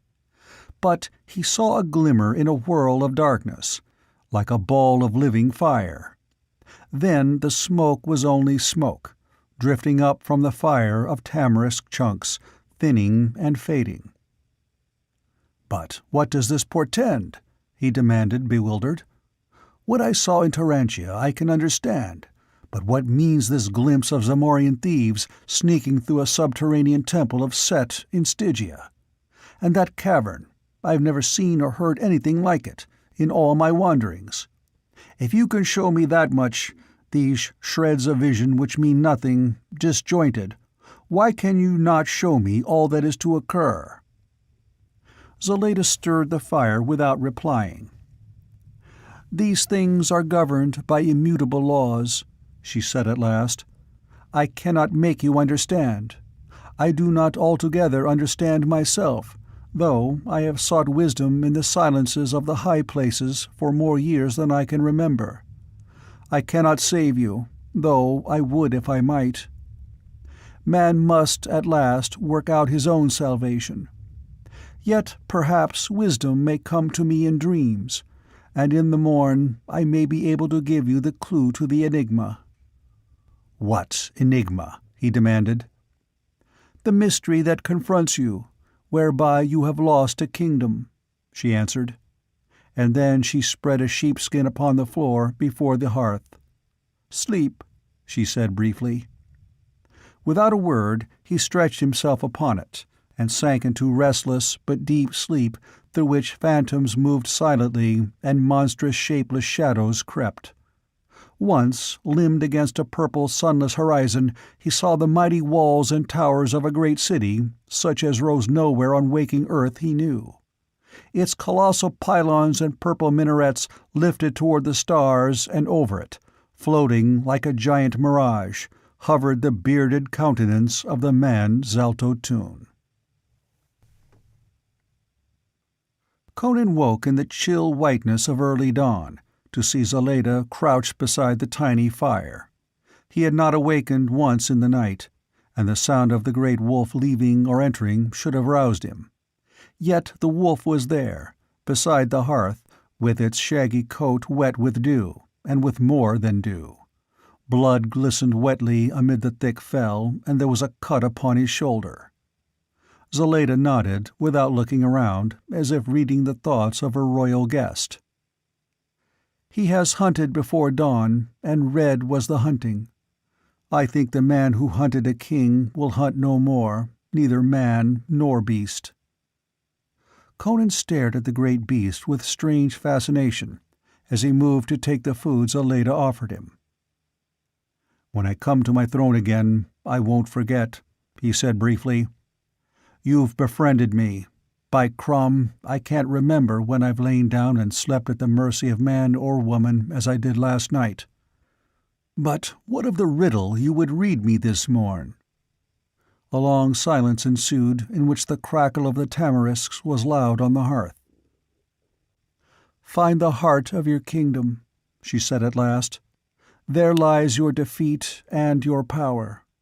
You fight more than mortal man. You will not press the throne again unless you find the heart of your kingdom." "Do you mean the city of Tarantia?" She shook her head. "I am but oracle, through whose lips the gods speak. My lips are sealed by them lest I speak too much. You must find the heart of your kingdom. I can say no more. My lips are opened and sealed by the gods." Dawn was still white on the peaks when Conan rode westward. A glance back showed him Zaleda standing in the door of her hut, inscrutable as ever, the great wolf beside her. A gray sky arched overhead, and a moaning wind was chill with a promise of winter. Brown leaves fluttered slowly down from the bare branches, sifting upon his mailed shoulders. All day he pushed through the hills, avoiding roads and villages. Toward nightfall he began to drop down from the heights, tier by tier, and saw the broad plains of Aquilonia spread out beneath him. Villages and farms lay close to the foot of the hills on the western side of the mountains, for half a century most of the raiding across the frontier had been done by the Aquilonians. But now only embers and ashes showed where farm huts and villas had stood. In the gathering darkness, Conan rode slowly on. There was little fear of discovery, which he dreaded from friend as well as from foe. The Nemedians had remembered old scores on their westward drive, and Valerius had made no attempt to restrain his allies. He did not count on winning the love of the common people. A vast swath of desolation had been cut through the country from the foothills westward. Conan cursed as he rode over blackened expanses that had been rich fields, and saw the gaunt gable ends of burned houses jutting against the sky. He moved through an empty and deserted land, like a ghost out of a forgotten and outworn past. The speed with which the army had traversed the land showed what little resistance it had encountered. Yet, had Conan been leading his Aquilonians, the invading army would have been forced to buy every foot they gained with their blood. The bitter realization permeated his soul. He was not the representative of a dynasty. He was only a lone adventurer. Even the drop of dynastic blood Valerius boasted had more hold on the minds of men than the memory of Conan and the freedom and power he had given the kingdom. No pursuers followed him down out of the hills. He watched for wandering or returning Nemedian troops, but met none. Skulkers gave him a wide path, supposing him to be one of the conquerors. What of his harness? Groves and rivers were far more plentiful on the western side of the mountains, and coverts for concealment were not lacking.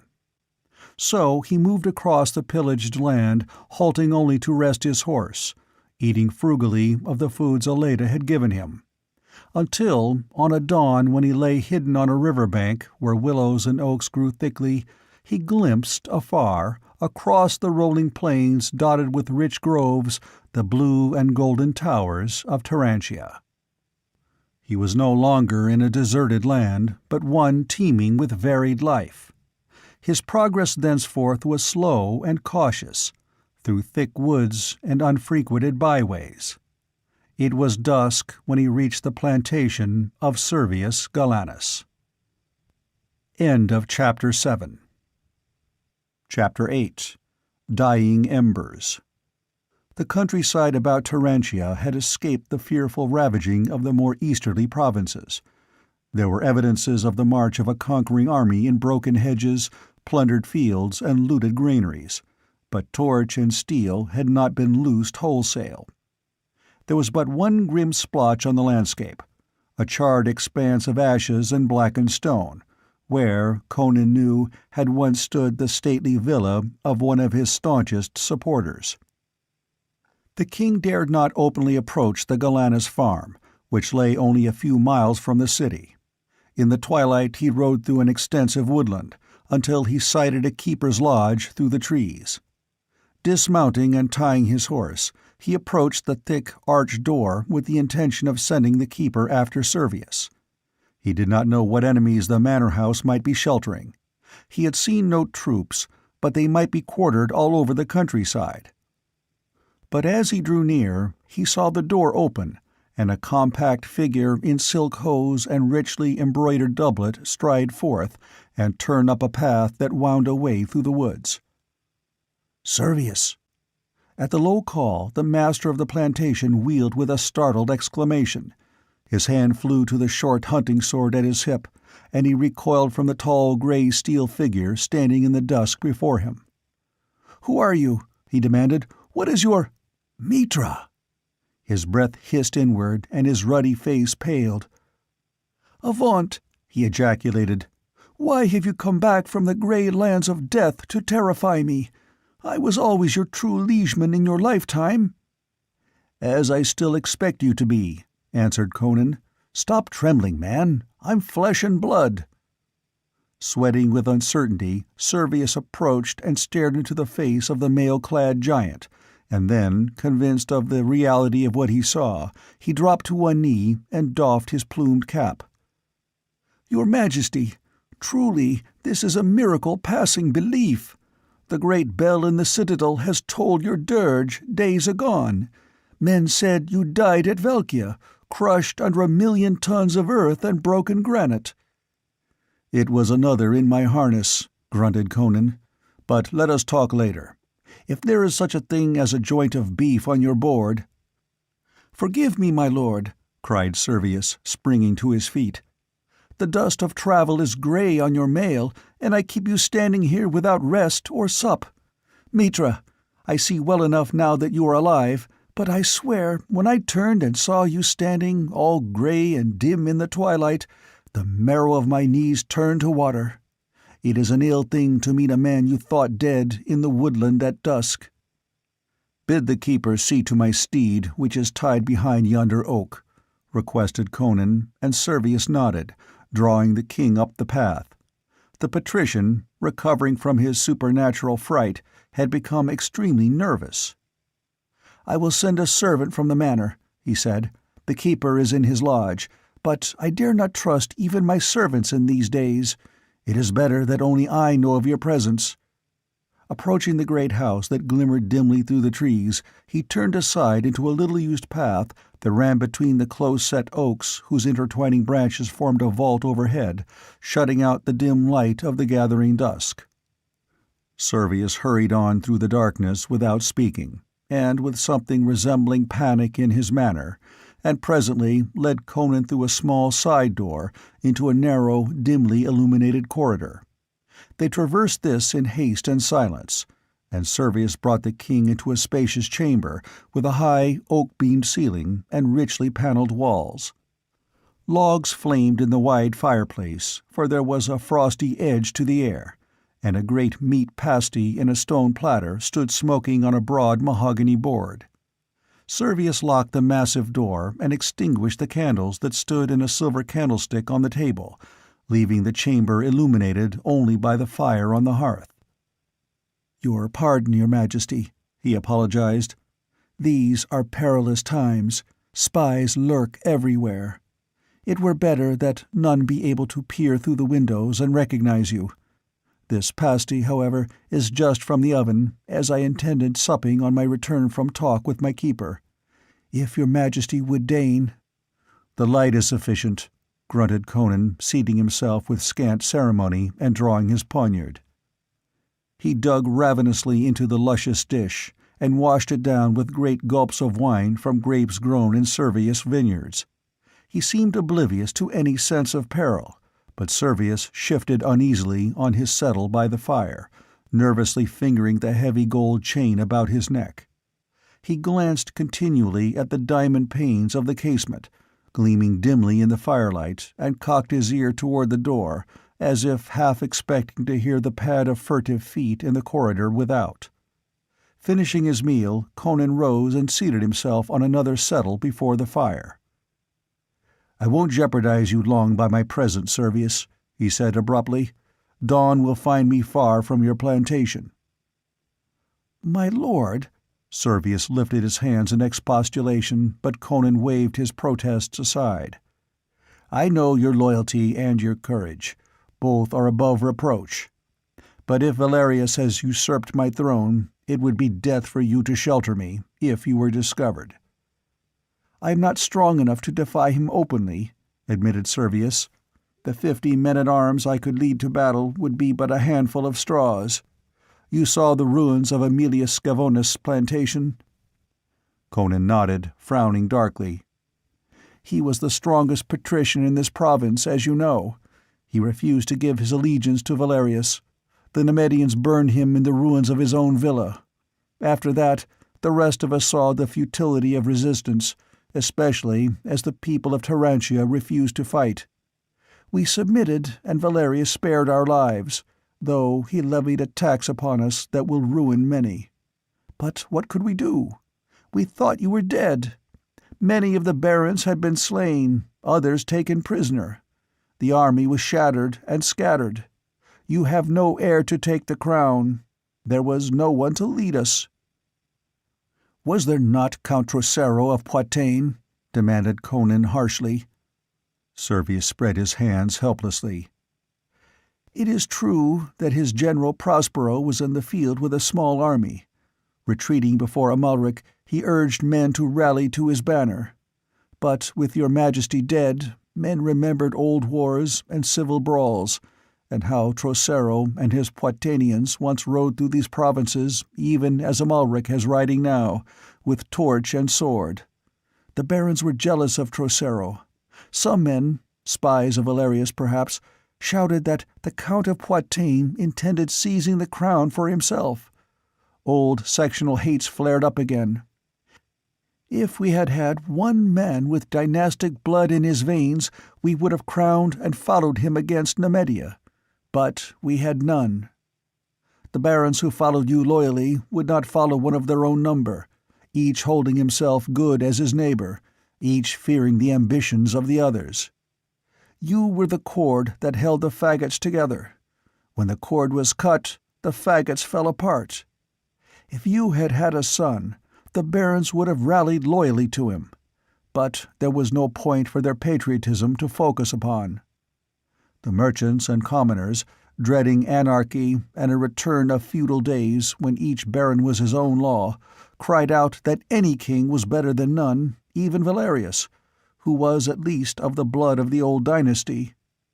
There was no one to oppose him when he rode up at the head of his steel-clad hosts, with the scarlet dragon of Nemedia floating over him, and rang his lance against the gates of Turantia. Nay, the people threw open the gates and knelt in the dust before him. They had refused to aid Prospero in holding the city. They said they had rather be ruled by Valerius than by Trocero. They said, truthfully, that the barons would not rally to Trocero, but that many would accept Valerius. They said that by yielding to Valerius, they would escape the devastation of civil war and the fury of the Nemedians. Prospero rode southward with his 10,000 knights, and the horsemen of the Nemedians entered the city a few hours later. They did not follow him. They remained to see that Valerius was crowned in Turantia. "Then the old witch's smoke showed the truth," muttered Conan, feeling a queer chill along his spine. "Amalric crowned Valerius?" "Aye, in the coronation hall, with the blood of slaughter scarcely dried on his hands." "And do the people thrive under his benevolent rule?" asked Conan with angry irony. "He lives like a foreign prince in the midst of a conquered land," answered Servius bitterly. "His court is filled with Nemedians. The palace troops are of the same breed, and a large garrison of them occupy the citadel. Aye, the hour of the dragon has come at last. Nemedians swagger like lords through the streets, women are outraged, and merchants plunder daily, and Valerius either can or will make no attempt to curb them. Nay, he is but their puppet, their figurehead. Men of sense knew he would be, and the people are beginning to find out. Amalric has ridden forth with a strong army to reduce the outlying provinces, where some of the barons have defied him. But there is no unity among them. Their jealousy of each other is stronger than their fear of Amalric. He will crush them one by one. Many castles and cities, realizing that, have sent in their submission. Those who resist fare miserably. The Nemedians are glutting their long hatred, and their ranks are swelled by Aquilonians whom fear, gold, or necessity of occupation are forcing into their armies. It is a natural consequence." Conan nodded somberly, staring at the red reflections of the firelight on the richly carved oaken panels. "Aquilonia has a king instead of the anarchy they feared," said Servius at last. "Valerius does not protect his subjects against his allies. Hundreds, who could not pay the ransom imposed upon them, have been sold to the Gothic slave traders." Conan's head jerked up, and a lethal flame lit his blue eyes. He swore gustily, his mighty hands knotting into iron hammers. "Aye, white men sell white men and white women, as it was in the feudal days. In the palaces of Shem and of Turin they will live out the lives of slaves. Valerius is king, but the unity for which the people looked, even though of the sword, is not complete.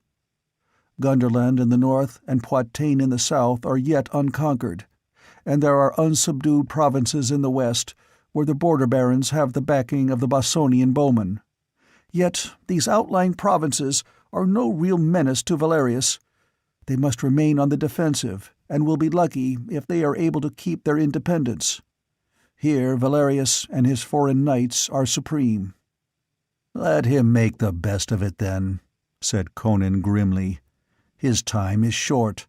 The people will rise when they learn that I am alive. We'll take Turantia back before Amalric can return with his army. Then we'll sweep these dogs from the kingdom." Servius was silent. The crackle of the fire was loud in the stillness. "Well," exclaimed Conan impatiently, "why do you sit with your head bent, staring at the hearth? Do you doubt what I have said?" Servius avoided the king's eye. "What mortal man can do, you will do, your majesty," he answered. I have ridden behind you in battle, and I know that no mortal being can stand before your sword." "What then?" Servius drew his fur-trimmed juppon up closer about him, and shivered in spite of the flame. "Men say your fall was occasioned by sorcery," he said presently. "What then?" "What mortal can fight against sorcery? Who is this veiled man who communes at midnight with Valerius and his allies, as men say, who appears and disappears so mysteriously?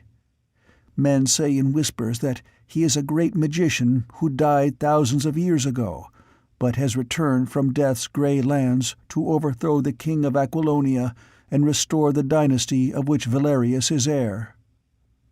"What matter?" exclaimed Conan angrily.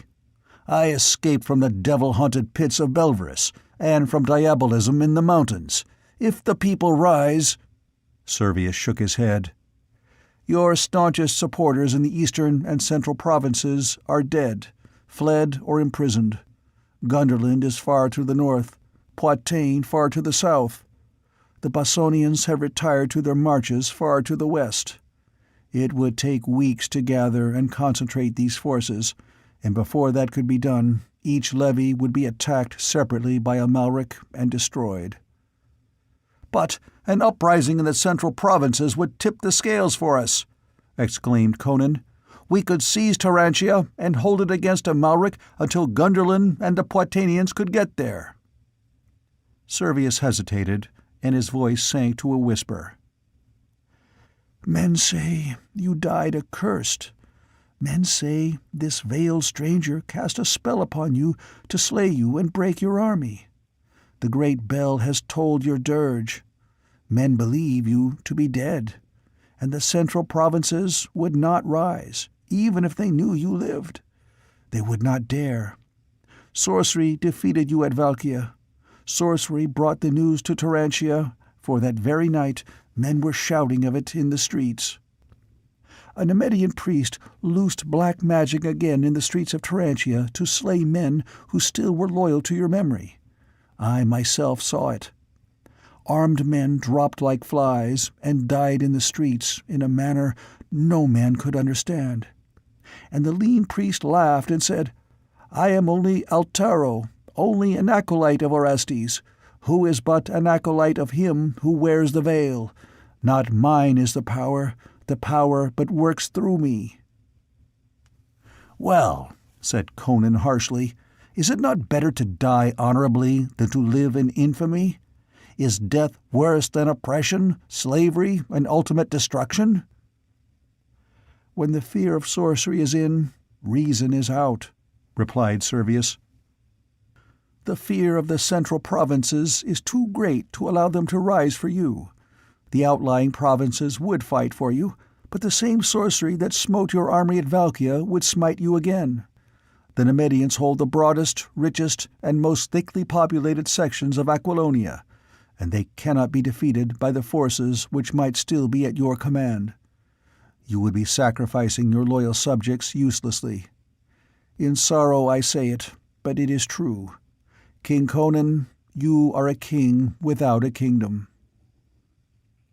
Conan stared into the fire without replying. A smoldering log crashed down among the flames without a bursting shower of sparks. It might have been the crashing ruin of his kingdom. Again Conan felt the presence of a grim reality behind the veil of material illusion. He sensed again the inexorable drive of a ruthless fate. A feeling of furious panic tugged at his soul, a sense of being trapped, and a red rage that burned to destroy and kill. "Where are the officials of my court?" he demanded at last. "Pallantides was sorely wounded at Valkia, was ransomed by his family, and now lies in his castle in Attalus. He will be fortunate if he ever rides again. Publius, the chancellor, has fled the kingdom in disguise, no man knows whither. The council has been disbanded. Some were imprisoned, some banished. Many of your loyal subjects have been put to death. Tonight, for instance, the Countess Albiona dies under the headsman's axe." Conan started and stared at Servius with such anger smoldering in his blue eyes that the patrician shrank back. "Why?" "Because she would not become the mistress of Valerius. Her lands are forfeit, her henchmen sold into slavery, and at midnight, in the Iron Tower, her head must fall. Be advised, my king, to me you will ever be my king, and flee before you are discovered. In these days none are safe. Spies and informers creep among us, betraying the slightest deed or word of discontent as treason and rebellion. If you make yourself known to your subjects, it will only end in your capture and death. My horses and all the men that I can trust are at your disposal. Before dawn we can be far from Turantia, and well on our way toward the border. If I cannot aid you to recover your kingdom, I can at least follow you into exile." Conan shook his head. Servius glanced uneasily at him as he sat staring into the fire, his chin propped on his mighty fist. The firelight gleamed redly on his steel mail, on his baleful eyes. They burned in the firelight like the eyes of a wolf. Servius was again aware, as in the past, and now more strongly than ever, of something alien about the king. That great frame under the mail mesh was too hard and supple for a civilized man. The elemental fire of the primitive burned in those smoldering eyes. Now the barbaric suggestion about the king was more pronounced, as if in his extremity the outward aspects of civilization were stripped away, to reveal the primordial core. Conan was reverting to his pristine type.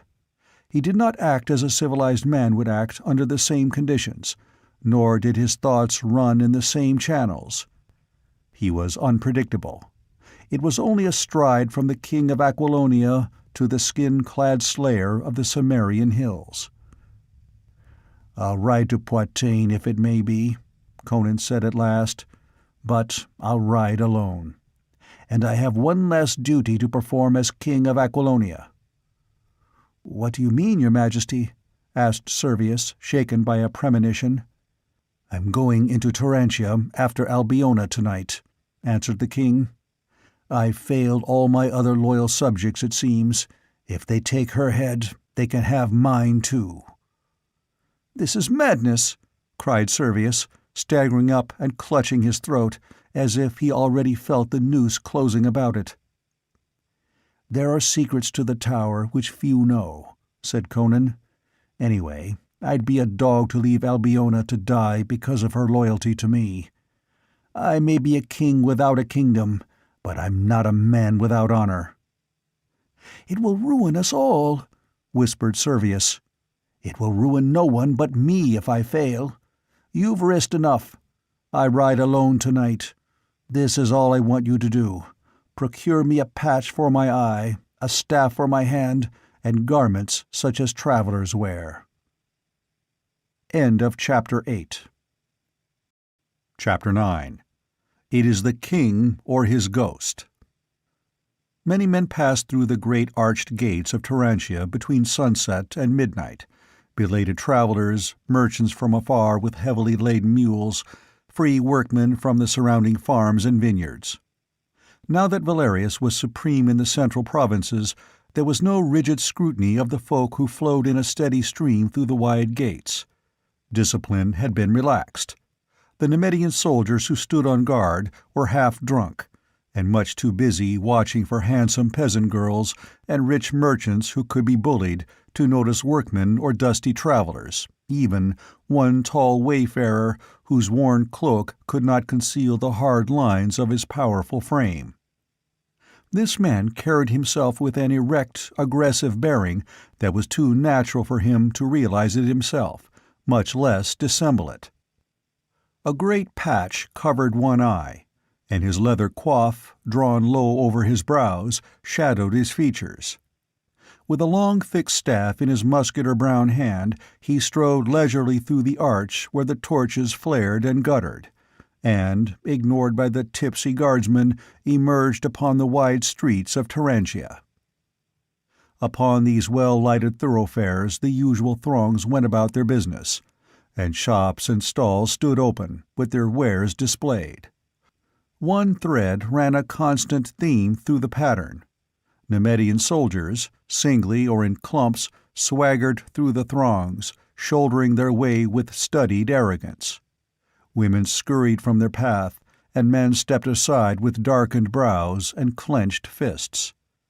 The Aquilonians were a proud race, and these were their hereditary enemies. The knuckles of the tall traveler knotted on his staff, but, like the others, he stepped aside to let the men in armor have their way. Among the motley and varied crowd, he did not attract much attention in his drab, dusty garments. But once, as he passed a sword-seller's stall and the light that streamed from the wide door fell full upon him, he thought he felt an intense stare upon him, and turning quickly, saw a man in the brown jerkin of a free workman regarding him fixedly. This man turned away with undue haste, and vanished in the shifting throng. But Conan turned into a narrow by-street and quickened his pace. It might have been mere idle curiosity, but he could take no chances. The grim iron tower stood apart from the citadel, amid a maze of narrow streets and crowding houses where the meaner structures, appropriating a space from which the more fastidious shrank, had invaded a portion of the city ordinarily alien to them. The tower was in reality a castle, an ancient, formidable pile of heavy stone and black iron, which had itself served as the citadel in an earlier, ruder century. Not a long distance from it, lost in a tangle of partly deserted tenements and warehouses, stood an ancient watchtower, so old and forgotten that it did not appear on the maps of the city for 100 years back. Its original purpose had been forgotten, and nobody, of such as saw it at all, noticed that the apparently ancient lock, which kept it from being appropriated as sleeping quarters by beggars and thieves, was in reality comparatively new and extremely powerful, cunningly disguised into an appearance of rusty antiquity. Not half a dozen men in the kingdom had ever known the secret of that tower. No keyhole showed in the massive, green-crusted lock. But Conan's practiced fingers, stealing over it, pressed here and there knobs invisible to the casual eye. The door silently opened inward, and he entered solid blackness, pushing the door shut behind him. A light would have showed the tower empty, a bare, cylindrical shaft of massive stone. Groping in a corner with the sureness of familiarity, he found the projections for which he was feeling on a slab of the stone that composed the floor. Quickly he lifted it, and without hesitation lowered himself into the aperture beneath. His feet felt stone steps leading downward into what he knew was a narrow tunnel that ran straight toward the foundations of the iron tower 3 streets away. The bell on the citadel, which tolled only at the midnight hour or for the death of a king, boomed suddenly. In a dimly lighted chamber in the iron tower, a door opened and a form emerged into a corridor. The interior of the tower was as forbidding as its exterior appearance. Its massive stone walls were rough, unadorned. The flags of the floor were worn deep by generations of faltering feet, and the vault of the ceiling was gloomy in the dim light of torches set in niches. The man who trudged down that grim corridor was in appearance in keeping with his surroundings. He was a tall, powerfully built man, clad in close-fitting black silk. Over his head was drawn a black hood which fell about his shoulders, having 2 holes for the eyes. From his shoulders hung a loose black cloak, and over one shoulder he bore a heavy axe, the shape of which was that of neither tool nor weapon. As he went down the corridor, a figure came hobbling up it, a bent, surly old man, stooping under the weight of his pike and a lantern he bore in one hand. "You are not as prompt as your predecessor, Master Headsman," he grumbled.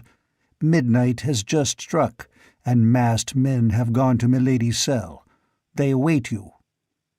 "The tones of the bell still echo among the towers," answered the executioner. If I am not so quick to leap and run at the beck of the Aquilonians as was the dog who held this office before me, they shall find my arm no less ready. Get you to your duties, old watchman, and leave me to mine. I think mine is the sweeter trade, by Mitra, for you tramp cold corridors and peer at rusty dungeon doors, while I lop off the fairest head in Tarantia this night." The watchman limped on down the corridor, still grumbling, and the headsman resumed his leisurely way.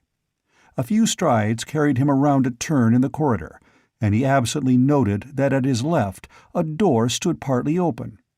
If he had thought, he would have known that that door had been opened since the watchman passed, but thinking was not his trade.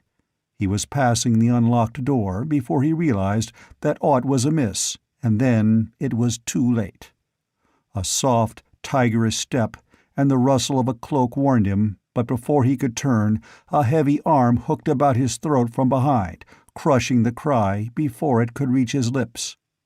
In the brief instant that was allowed him, he realized with a surge of panic the strength of his attacker, against which his own brawny thews were helpless. He sensed without seeing the poised dagger. "Nemedian dog," muttered a voice thick with passion in his ear, "you've cut off your last Aquilonian head." And that was the last thing he ever heard. In a dank dungeon, lighted only by a guttering torch, 3 men stood about a young woman who knelt on the rush-strewn flags, staring wildly up at them. She was clad only in a scanty shift. Her golden hair fell in lustrous ripples about her white shoulders, and her wrists were bound behind her. Even in the uncertain torchlight, and in spite of her disheveled condition and pallor of fear, her beauty was striking. She knelt mutely, staring with wide eyes up at her tormentors. The men were closely masked and cloaked. Such a deed as this needed masks, even in a conquered land. She knew them all, nevertheless, but what she knew would harm no one after that night. "Our merciful sovereign offers you one more chance, Countess," said the tallest of the 3, and he spoke Aquilonian without an accent. "He bids me say that if you soften your proud, rebellious spirit, he will still open his arms to you. If not—" He gestured toward a grim wooden block in the center of the cell. It was blackly stained and showed many deep nicks as if a keen edge, cutting through some yielding substance, had sunk into the wood. Albiona shuddered and turned pale, shrinking back. Every fiber in her vigorous young body quivered with the urge of life. Valerius was young, too, and handsome. Many women loved him, she told herself, fighting with herself for life. But she could not speak the word that would ransom her soft young body from the block and the dripping axe. She could not reason the matter. She only knew that, when she thought of the clasp of Valerius' arms, her flesh crawled with an abhorrence greater than the fear of death.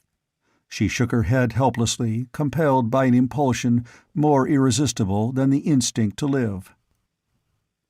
"Then there is no more to be said," exclaimed one of the others impatiently, and he spoke with a Nemedian accent. "Where is the headsman?" As if summoned by the word, the dungeon door opened silently, and a great figure stood framed in it, like a black shadow from the underworld. Albiona voiced a low, involuntary cry at the sight of that grim shape, and the others stared silently for a moment, perhaps themselves daunted with superstitious awe at the silent, hooded figure. Through the coif the eyes blazed like coals of blue fire, and as these eyes rested on each man in turn, he felt a curious chill travel down his spine. Then the tall Aquilonian roughly seized the girl and dragged her to the block. She screamed uncontrollably and fought hopelessly against him, frantic with terror, but he ruthlessly forced her to her knees and bent her yellow head down to the bloody block. "Why do you delay, headsman?" he exclaimed angrily. "Perform your task." He was answered by a short, gusty boom of laughter that was indescribably menacing. All in the dungeon froze in their places, staring at the hooded shape, The two cloaked figures, the masked man bending over the girl herself on her knees, twisting her imprisoned head to look upward. "What means this unseemly mirth, dog?" demanded the Aquilonian uneasily. The man in the black garb tore his hood from his head and flung it to the ground. He set his back to the closed door and lifted the headsman's axe. "Do you know me, dogs?" he rumbled. "Do you know me?" The breathless silence was broken by a scream. "The king!" shrieked Albiona, wrenching herself free from the slackened grasp of her captor. "Oh, Mitra, the king!" The three men stood like statues, and then the Aquilonian started and spoke like a man who doubts his own senses. "Conan!" he ejaculated. "It is the king or his ghost! What devil's work is this?" "Devil's work to match devils," mocked Conan, his lips laughing but hell flaming in his eyes. "Come, fall to, my gentlemen. You have your swords, and I have this cleaver. Nay, I think this butcher's tool fits the work at hand, my fair lords." "At him!" muttered the Aquilonian, drawing his sword. "It is Conan, and we must kill or be killed." And like men walking from a trance, the Nemedians drew their blades and rushed on the king. The headsman's axe was not made for such work, but the king wielded the heavy, clumsy weapon as lightly as a hatchet, and his quickness of foot, as he constantly shifted his position, defeated their purpose of engaging him all three at once. He caught the sword of the first man on his axe-head and crushed in the wielder's breast with a murderous counterstroke before he could step back or parry. The remaining Nemedian, missing a savage swipe, had his brains dashed out before he could recover his balance, and an instant later the Aquilonian was backed into a corner, desperately parrying the crashing strokes that rained about him, lacking opportunity even to scream for help. Suddenly, Conan's long left arm shot out and ripped the mask from the man's head, disclosing the pallid features. "Dog," grated the king, "I thought I knew you. Traitor, damned renegade. Even this base steel is too honorable for your foul head. Nay, die as thieves die." The axe fell in a devastating arch, and the Aquilonian cried out and went to his knees, grasping the severed stump of his right arm from which blood spouted. It had been shorn away at the elbow, and the axe, unchecked in its descent, had gashed deeply into his side, so that his entrails bulged out. "Lie there and bleed to death," grunted Conan, casting the axe away disgustedly. "Come, Countess." Stooping, he slashed the cords that bound her wrists, and lifting her as if she had been a child, strode from the dungeon. She was sobbing hysterically, with her arms thrown about his corded neck in a frenzied embrace. "Easy all," he muttered. "We're not out of this yet. If we can reach the dungeon where the secret door opens on stairs that lead to the tunnel. Devil take it, they've heard that noise, even through these walls." Down the corridor, arms clanged, and the tramp and shouting of men echoed under the vaulted roof. A bent figure came hobbling swiftly along, lantern held high, and its light shone full on Conan and the girl. With a curse, the Cimmerian sprang toward him, but the old watchman, abandoning both lantern and pike, scuttled away down the corridor, screeching for help at the top of his cracked voice. Deeper shouts answered him. Conan turned swiftly and ran the other way. He was cut off from the dungeon with the secret lock and the hidden door through which he had entered the tower, and by which he had hoped to leave, but he knew his grim building well. Before he was king, he had been imprisoned in it. He turned off into a side passage and quickly emerged into another, broader corridor, which ran parallel to the one down which he had come, and which was at the moment deserted. He followed this only a few yards, when he again turned back down another side passage. This brought him back into the corridor he had left, but at a strategic point. A few feet farther up the corridor there was a heavy bolted door, and before it stood a bearded Nemedian in corselet and helmet, his back to Conan as he peered up the corridor in the direction of the growing tumult and wildly waving lanterns. Conan did not hesitate. Slipping the girl to the ground, he ran at the guard swiftly and silently, sword in hand. The man turned just as the king reached him, bawled in surprise and fright, and lifted his pike. But before he could bring the clumsy weapon into play, Conan brought down his sword on the fellow's helmet with a force that would have felled an ox. Helmet and skull gave way together, and the guard crumpled to the floor. In an instant, Conan had drawn the massive bolt that barred the door, too heavy for one ordinary man to have manipulated, and called hastily to Albiona, who ran staggering to him. Catching her up unceremoniously with one arm, he bore her through the door and into the outer darkness. They had come into a narrow alley, black as pitch, walled by the side of the tower on one hand and the sheer stone back of a row of buildings on the other. Conan, hurrying through the darkness as swiftly as he dared, felt the latter wall for doors or windows, but found none. The great door clanged open behind them, and men poured out, with torches gleaming on breastplates and naked swords.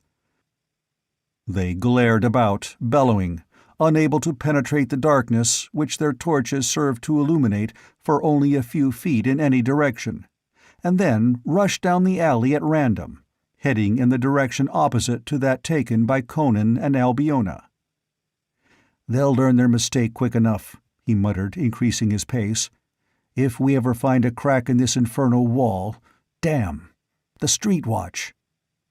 Ahead of them, a faint glow became apparent, where the alley opened into a narrow street, and he saw dim figures looming against it with a glimmer of steel. It was indeed the street watch, investigating the noise they had heard echoing down the alley. "Who goes there?" they shouted, and Conan grit his teeth at the hated Nemedian accent. "Keep behind me," he ordered the girl. "We've got to cut our way through before the prison guards come back and pin us between them." And grasping his sword, he ran straight at the oncoming figures. The advantage of surprise was his. He could see them, limned against the distant glow, and they could not see him, coming at them out of the black depths of the alley. He was among them before they knew it, smiting with the silent fury of a wounded lion. His one chance lay in hacking through before they could gather their wits. But there were half a score of them in full mail, hard-bitten veterans of the border wars, in whom the instinct for battle could take the place of bemused wits. 3 of them were down before they realized that it was only one man who was attacking them, but even so, their reaction was instantaneous. The clangor of steel rose deafeningly, and sparks flew as Conan's sword crashed on bassinet and hauberk. He could see better than they, and in the dim light his swiftly moving figure was an uncertain mark. Flailing swords cut empty air or glanced from his blade, and when he struck, it was with the fury and certainty of a hurricane. But behind him sounded the shouts of the prison guards, returning up the alley at a run, and still the mailed figures before him barred his way with a bristling wall of steel. In an instant, the guards would be on his back. In desperation, he redoubled his strokes, flailing like a smith on an anvil, and then was suddenly aware of a diversion. Out of nowhere, behind the watchman, rose a score of black figures, and there was a sound of blows, murderously driven. Steel glinted in the gloom, and men cried out, struck mortally from behind. In an instant, the alley was littered with writhing forms. A dark, cloaked shape sprang toward Conan, who heaved up his sword, catching a gleam of steel in the right hand. But the other was extended to him empty, and a voice hissed urgently, "This way, Your Majesty, quickly!" With a muttered oath of surprise, Conan caught up Albiona in one massive arm and followed his unknown befriender. He was not inclined to hesitate, with 30 prison guardsmen closing in behind him. Surrounded by mysterious figures, he hurried down the alley, carrying the Countess as if she had been a child. He could tell nothing of his rescuers except that they wore dark cloaks and hoods. Doubt and suspicion crossed his mind, but at least they had struck down his enemies, and he saw no better course than to follow them. As if sensing his doubt, the leader touched his arm lightly and said, "Fear not, King Conan, we are your loyal subjects." The voice was not familiar, but the accent was Aquilonian of the central provinces. Behind them, the guards were yelling as they stumbled over the shambles in the mud, and they came pelting vengefully down the alley, seeing the vague dark mass moving between them and the light of the distant street. But the hooded men turned suddenly toward the seemingly blank wall, and Conan saw a door gape there. He muttered a curse. He had traversed that alley by day, in times past, and had never noticed a door there. But through it they went, and the door closed behind them with a click of a lock. The sound was not reassuring, but his guides were hurrying him on, moving with the precision of familiarity, guiding Conan with a hand at either elbow. It was like traversing a tunnel, and Conan felt Albiona's lithe limbs trembling in his arms. Then, somewhere ahead of them, an opening was faintly visible, merely a somewhat less black arch in the blackness, and through this they filed. After that, there was a bewildering succession of dim courts and shadowy alleys and winding corridors, all traversed in utter silence, until at last they emerged into a broad lighted chamber, the location of which Conan could not even guess, for their devious route had confused even his primitive sense of direction. End of Chapter 9. Chapter 10. A Coin from Acheron. Not all his guides entered the chamber. When the door closed, Conan saw only one man standing before him, a slim figure, masked in a black cloak with a hood. This the man threw back, disclosing a pale oval of a face, with calm, delicately chiseled features. The king set Albiona on her feet, but she still clung to him and stared apprehensively about her. The chamber was a large one, with marble walls partly covered with black velvet hangings and thick rich carpets on the mosaic floor, laved in the soft golden glow of bronze lamps. Conan instinctively laid a hand on his hilt. There was blood on his hand, blood clotted about the mouth of his scabbard, for he had sheathed his blade without cleansing it. "Where are we?" he demanded. The stranger answered with a low, profound bow in which the suspicious king could detect no trace of irony. "In the temple of Asura, your majesty." Albiona cried out faintly and clung closer to Conan, staring fearfully at the black, arched doors, as if expecting the entry of some grisly shape of darkness. "Fear not, my lady," said their guide. "There is nothing here to harm you. Vulgar superstition to the contrary. If your monarch was sufficiently convinced of the innocence of our religion to protect us from the persecution of the ignorant, then certainly one of his subjects need have no apprehensions." "Who are you?" demanded Conan. "I am Hadrathus, priest of Asura. One of my followers recognized you when you entered the city and brought the word to me." Conan grunted profanely. "Do not fear that others discovered your identity," Hadrathus assured him. "Your disguise would have deceived any but a follower of Asura, whose cult it is to seek below the aspect of illusion. You were followed to the watchtower, and some of my people went into the tunnel to aid you if you returned by that route. Others, myself among them, surrounded the tower. And now, King Conan, it is yours to command. Here, in the temple of Asura, you are still king." "Why should you risk your lives for me?" asked the king. "You were our friend when you sat upon your throne," answered Hadrathus. "You protected us when the priests of Mitra sought to scourge us out of the land." Conan looked about him curiously. He had never before visited the temple of Asura, had not certainly known that there was such a temple in Turantia. The priests of the religion had a habit of hiding their temples in a remarkable fashion.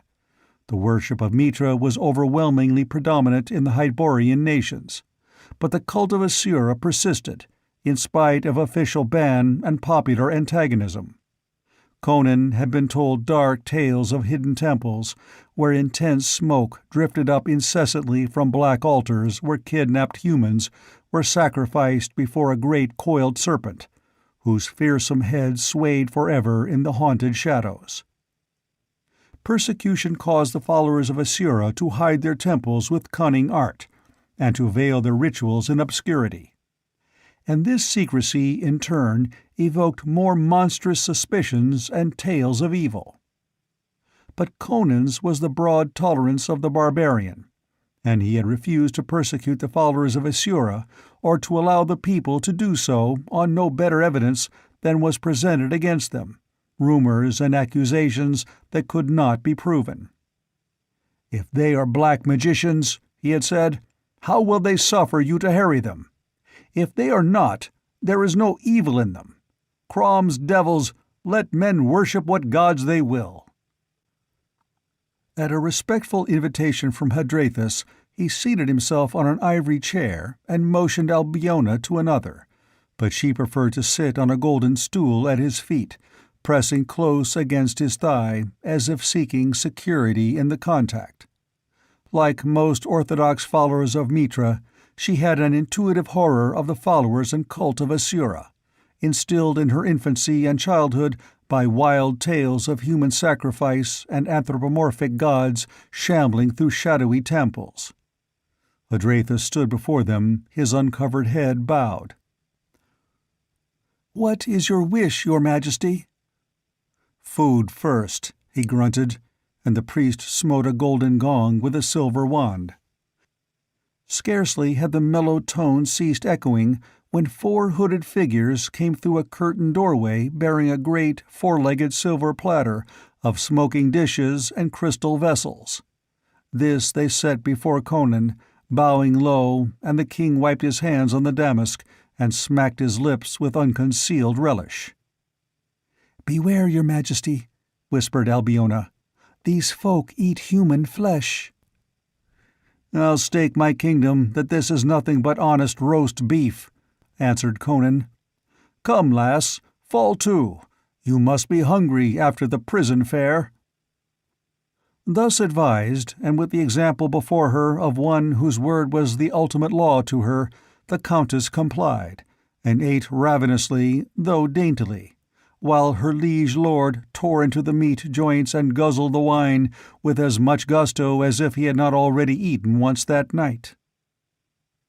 "Your priests are shrewd, Hadrathus," he said, with a great beef-bone in his hands and his mouth full of meat. "I'd welcome your service in my campaign to regain my kingdom." Slowly, Hadrathus shook his head, and Conan slammed the beef-bone down on the table in a gust of impatient wrath. "Crom's devils! What ails the men of Aquilonia? First Servius, now you! Can you do nothing but wag your idiotic heads when I speak of ousting these dogs?" Hadrathus sighed and answered slowly. "My lord, it is ill to say, and I fain would say otherwise, but the freedom of Aquilonia is at an end. Nay, the freedom of the whole world may be at an end. Age follows age in the history of the world, and now we enter an age of horror and slavery, as it was long ago." "What do you mean?" demanded the king uneasily. Hadrathus dropped into a chair and rested his elbows on his thighs, staring at the floor. "It is not alone the rebellious lords of Aquilonia and the armies of Nemedia which are arrayed against you," answered Hadrathus. "It is sorcery, grisly black magic from the grim youth of the world. An awful shape has arisen out of the shades of the past, and none can stand before it." "What do you mean?" Conan repeated. "I speak of Xaltotun of Acheron, who died 3,000 years ago, let walks the earth today." Conan was silent, while in his mind floated an image, the image of a bearded face of calm inhuman beauty. Again he was haunted by a sense of uneasy familiarity. Acheron, the sound of the word roused instinctive vibrations of memory and associations in his mind. "Acheron," he repeated. "Zaltotun of Acheron. Man, are you mad? Acheron has been a myth for more centuries than I can remember. I've often wondered if it ever existed at all." "It was a black reality," answered Hadrathus. "An empire of black magicians, steeped in evil, now long forgotten. It was finally overthrown by the Hyborian tribes of the West. The wizards of Acheron practiced foul necromancy, thaumaturgy of the most evil kind, grisly magic taught them by devils, and of all the sorcerers of that accursed kingdom, none was so great as Zaltotun of Python." "Then how was he ever overthrown?" asked Conan skeptically. "By some means a source of cosmic power which he jealously guarded was stolen and turned against him. That source has been returned to him, and he is invincible." Albiona, hugging the headsman's black cloak about her, stared from the priest to the king, not understanding the conversation. Conan shook his head angrily. "You are making game of me," he growled. "If Zaltotun has been dead 3,000 years, how can this man be he? It's some rogue who's taken the Old One's name." Hadrathus leaned to an ivory table and opened a small gold chest which stood there. From it he took something which glinted dully in the mellow light, a broad gold coin of antique minting. "You have seen Zaltotun unveiled? Then look upon this. It is a coin which was stamped in ancient Acheron before its fall. So pervaded with sorcery was that Black Empire that even this coin has its uses in making magic." Conan took it and scowled down at it. There was no mistaking its great antiquity. Conan had handled many coins in the years of his plunderings, and had a good practical knowledge of them. The edges were worn, and the inscription almost obliterated, but the countenance stamped on one side was still clear-cut and distinct. And Conan's breath sucked in between his clenched teeth. It was not cool in the chamber, but he felt a prickling of his scalp, an icy contraction of his flesh. The countenance was that of a bearded man, inscrutable, with a calm, inhuman beauty. "By Crom, it's he," muttered Conan. He understood now the sense of familiarity that the sight of the bearded man had roused in him from the first. He had seen a coin like this once before, long ago in a far land. With a shake of his shoulders he growled, "The likeness is only a coincidence. Or if he's shrewd enough to assume a forgotten wizard's name, he's shrewd enough to assume his likeness." But he spoke without conviction. The sight of that coin had shaken the foundations of his universe. He felt that reality and stability were crumbling into an abyss of illusion and sorcery. A wizard was understandable, but this was diabolism beyond sanity. "We cannot doubt that it is indeed Zaltotun of Python," said Hadrathus. "He it was who shook down the cliffs at Valkia by spells that enthralled the elements of the earth. He it was who sent the creature of darkness into your tent before dawn." Conan scowled at him. "How did you know that?" "The followers of Ashura have secret channels of knowledge. That does not matter. But do you realize the futility of sacrificing your subjects in a vain attempt to regain your crown?" Conan rested his chin on his fist and stared grimly into nothing. Albiona watched him anxiously, her mind groping bewildered in the mazes of the problem that confronted him. "Is there no wizard in the world who could make magic to fight Zaltotun's magic?" he asked at last. Hadrathus shook his head. "If there were, we of Asura would know of him. Men say our cult is a survival of the ancient Stygian serpent worship. That is a lie. Our ancestors came from Vendia, beyond the Sea of Vilayet and the blue Hymelian mountains. We are sons of the East, not the South, and we have knowledge of all the wizards of the East, who are greater than the wizards of the West. and not one of them but would be a straw in the wind before the black might of Zaltotun." "But he was conquered once," persisted Conan. "Aye, a cosmic source was turned against him. But now that source is again in his hands, and he will see that it is not stolen again." "And what is this damnable source?" demanded Conan irritably. "It is called the Heart of Ahriman. When Acheron was overthrown, the primitive priest who had stolen it and turned it against Zaltotun hid it in a haunted cavern and built a small temple over the cavern.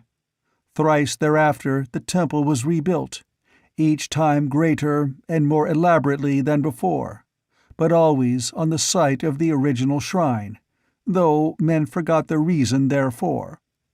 Memory of the hidden symbol faded from the minds of common men and was preserved only in priestly books and esoteric volumes.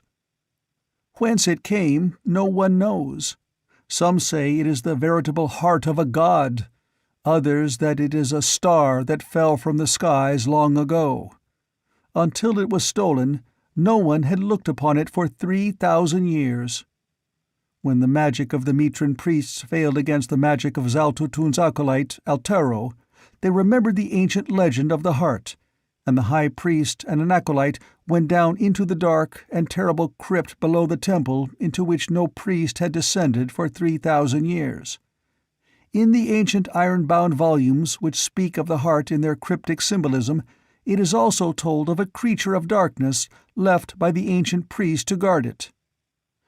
Far down in a square chamber with arched doorways leading off into immeasurable blackness, the priest and his acolytes found a black stone altar that glowed dimly with inexplicable radiance. On that altar lay a curious gold vessel like a double-valved seashell, which clung to the stone like a barnacle. But it gaped open and empty. The heart of Ahriman was gone. While they stared in horror, the keeper of the crypt, the creature of darkness, came upon them and mangled the high priest so that he died. But the acolyte fought off the being, a mindless, soulless waif of the pits brought long ago to guard the heart, and escaped up the long black narrow stairs carrying the dying priest, who, before he died, gasped out the news to his followers, bade them to submit to a power they could not overcome, and commanded secrecy. But the word has been whispered about among the priests, and we of Asura learned of it." "And Zaltotun draws his power from this symbol?" asked Conan, still skeptical.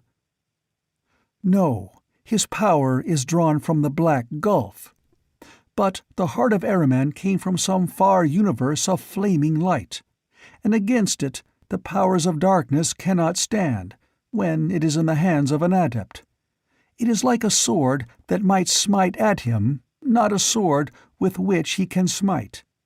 It restores life, and can destroy life. He has stolen it, not to use against his enemies, but to keep them from using it against him." "A shell-shaped bowl of gold on a black altar in a deep cavern," Conan muttered, frowning as he sought to capture the elusive image. "That reminds me of something I have heard or seen. But what, in Crom's name, is this notable heart?" "It is the form of a great jewel, like a ruby, but pulsing with blinding fire with which no ruby ever burned. It glows like living flame." But Conan sprang suddenly up and smote his right fist into his left palm like a thunderclap. "Crom!" he roared. "What a fool I have been! The heart of Ahriman! The heart of my kingdom! Find the heart of my kingdom, Zaleda said. By Ymir, it was the jewel I saw in the green smoke, the jewel which Tarascus stole from Zaltotun while he lay in the sleep of the Black Lotus."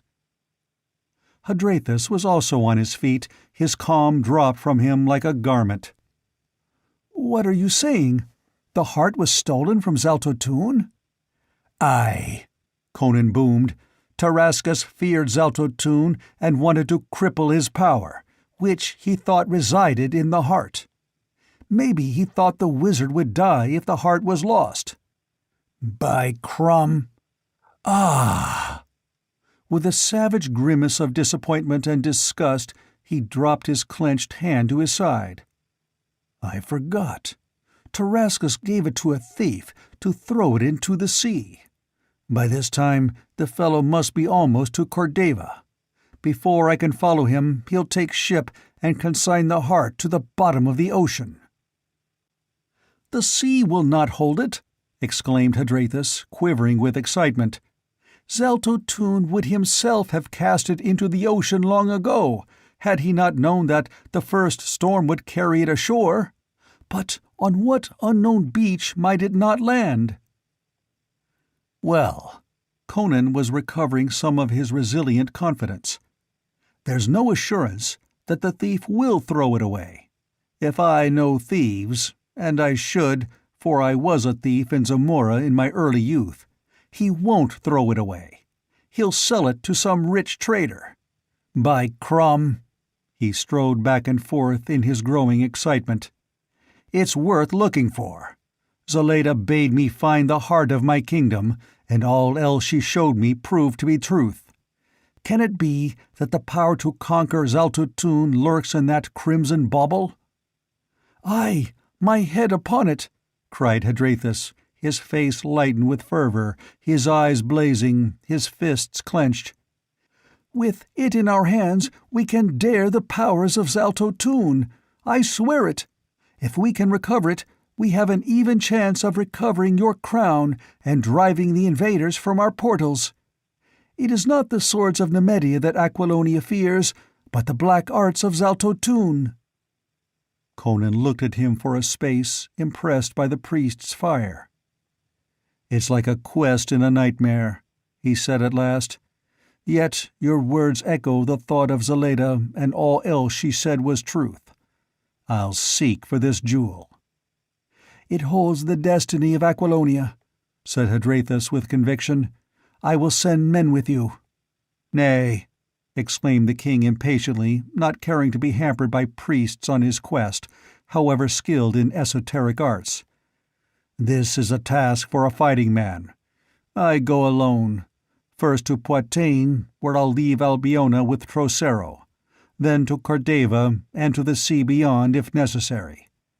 It may be that, even if the thief intends carrying out Tarascus' order, he'll have some difficulty finding an outbound ship at this time of the year." "And if you find the heart," cried Hadrathus, "I will prepare the way for your conquest.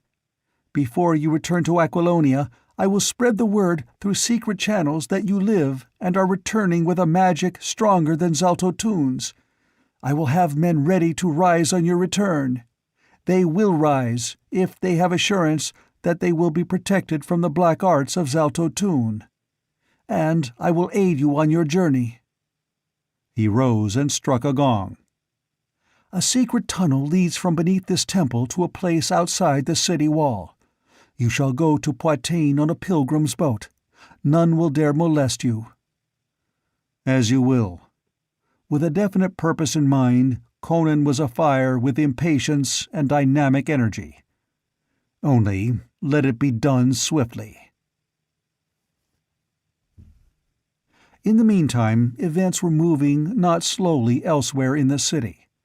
A breathless messenger had burst into the palace where Valerius was amusing himself with his dancing girls, and throwing himself on his knee, gasped out a garbled story of a bloody prison break and the escape of a lovely captive.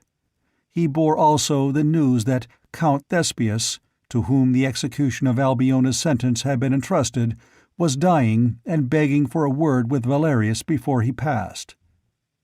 Hurriedly cloaking himself, Valerius accompanied the man through various winding ways, and came to a chamber where Thespius lay. There was no doubt that the Count was dying. Bloody froth bubbled from his lips at each shuddering gasp. His severed arm had been bound to stop the flow of blood, but even without that, the gash in his side was mortal. Alone in the chamber with the dying man, Valerius swore softly. "By Mitra, I had believed that only one man ever lived who could strike such a blow." "Valerius," gasped the dying man. "He lives! Conan lives!" "What are you saying?" ejaculated the other. "I swear by Mitra," gurgled Thespius, gagging on the blood that gushed to his lips. "It was he who carried off Albiona. He is not dead. No phantom come back from hell to haunt us. He is flesh and blood, and more terrible than ever. The alley behind the tower is full of dead men. Beware, Valerius. He has come back to slay us all." A strong shudder shook the blood-smeared figure, and Count Thespius went limp. Valerius frowned down at the dead man, cast a swift glance about the empty chamber, and stepping swiftly to the door, cast it open suddenly. The messenger and a group of Nemedian guardsmen stood several paces down the corridor. Valerius muttered something that might have indicated satisfaction. "Have all the gates been closed?" he demanded. "Yes, Your Majesty." "Triple the guards at each. Let no one enter or leave the city without strictest investigation. Set men scouring the streets and searching the quarters. A very valuable prisoner has escaped, with the aid of an Aquilonian rebel. Did any of you recognize the man?" "No, Your Majesty. The old watchman had a glimpse of him, but could only say that he was a giant, clad in the black garb of the executioner, whose naked body we found in an empty cell." "He is a dangerous man," said Valerius. "Take no chances with him. You all know the Countess Albiona. Search for her, and if you find her, kill her and her companion instantly. Do not try to take them alive." Returning to his palace chamber, Valerius summoned before him 4 men of curious and alien aspect.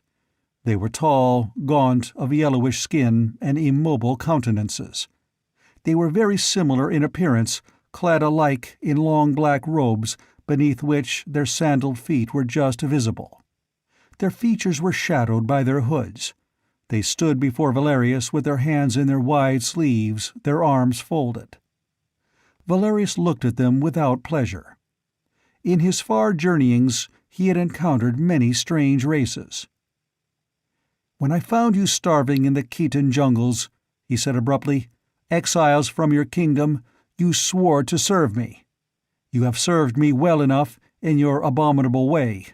One more service I require, and then I set you free of your oath.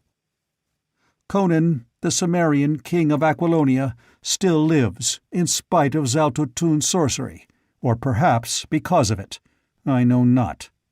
The dark mind of that resurrected devil is too devious and subtle for a mortal man to fathom. But while Conan lives, I am not safe.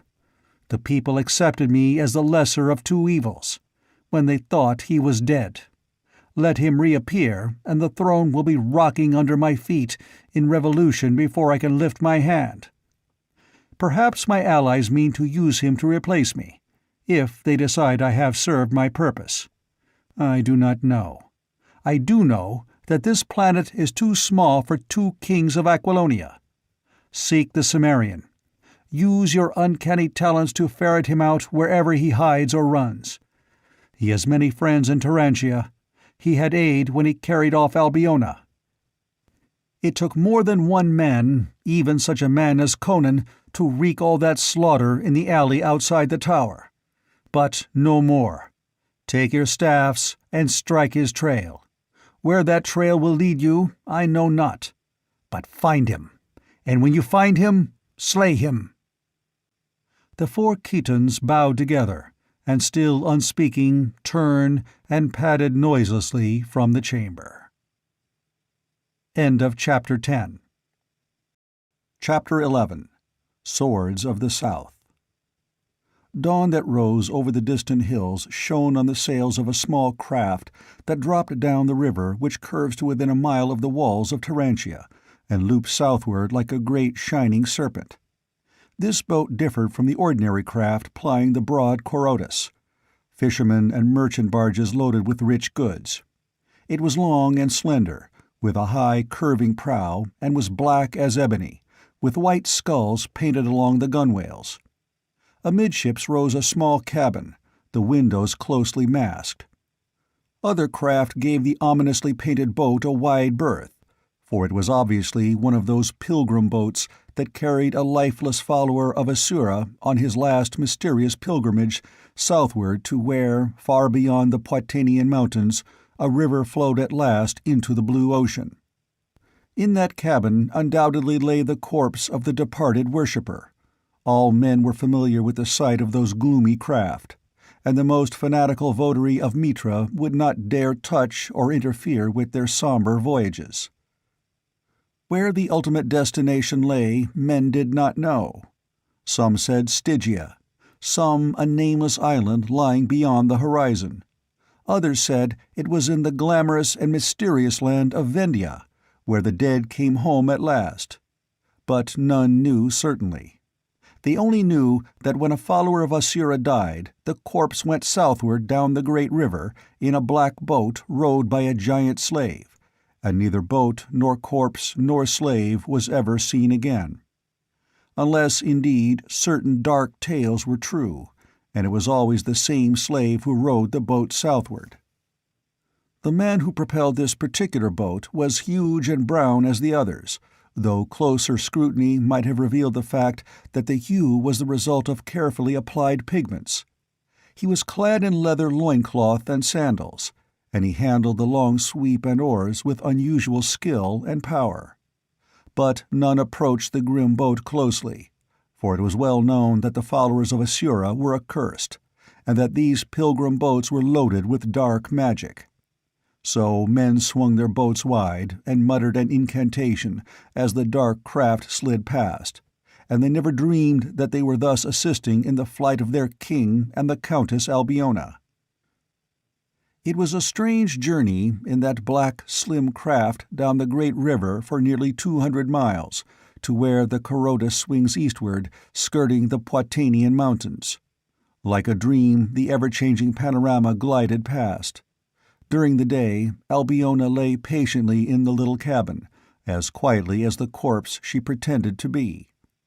Only late at night, after the pleasure boats with their fair occupants lounging on silken cushions in the flare of torches held by slaves had left the river, before dawn brought the hurrying fisher boats, did the girl venture out. Then she held the long sweep, cunningly bound in places by ropes to aid her, while Conan snatched a few hours of sleep. But the king needed little rest. The fire of his desire drove him relentlessly, and his powerful frame was equal to the grinding test. Without halt or pause, they drove southward.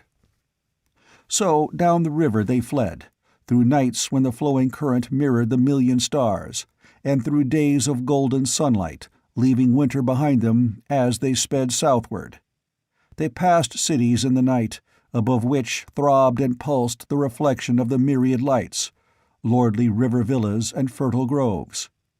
So at last the blue mountains of Poitain rose above them, tier above tier, like ramparts of the gods, and the great river, swerving from those turreted cliffs, swept thunderously through the marching hills with many a rapid and foaming cataract. Conan scanned the shoreline closely, and finally swung the long sweep and headed inshore at a point where a neck of land jutted into the water, and fir trees grew in a curiously symmetrical ring about a gray, strangely shaped rock. "How these boats ride those falls we hear roaring ahead of us is more than I can see," he grunted. "Adrathus said they did, but here's where we halt. He said a man would be waiting for us with horses, but I don't see anyone. How word of our coming could have preceded us, I don't know anyway." He drove inshore and bound the prow to an arching root in the low bank, and then, plunging into the water, washed the brown paint from his skin and emerged dripping, in his natural color. From the cabin he brought forth a suit of Aquilonian ringmail, which Hadrathus had procured for him, and his sword. These he donned, while Albiona put on garments suitable for mountain travel. And when Conan was fully armed and turned to look toward the shore, he started and his hand went to his sword. For on the shore, under the trees, stood a black cloaked figure holding the reins of a white palfrey and a bay war-horse. "Who are you?" demanded the king. The other bowed low. "A follower of Asura. A command came. I obeyed." "How came?" inquired Conan, but the other merely bowed again. "I have come to guide you through the mountains to the first Poitanian stronghold." "I don't need a guide," answered Conan. "I know these hills well. I thank you for the horses, but the Countess and I will attract less attention alone than if we were accompanied by an acolyte of Asura." The man bowed profoundly, and, giving the reins into Conan's hands, stepped into the boat.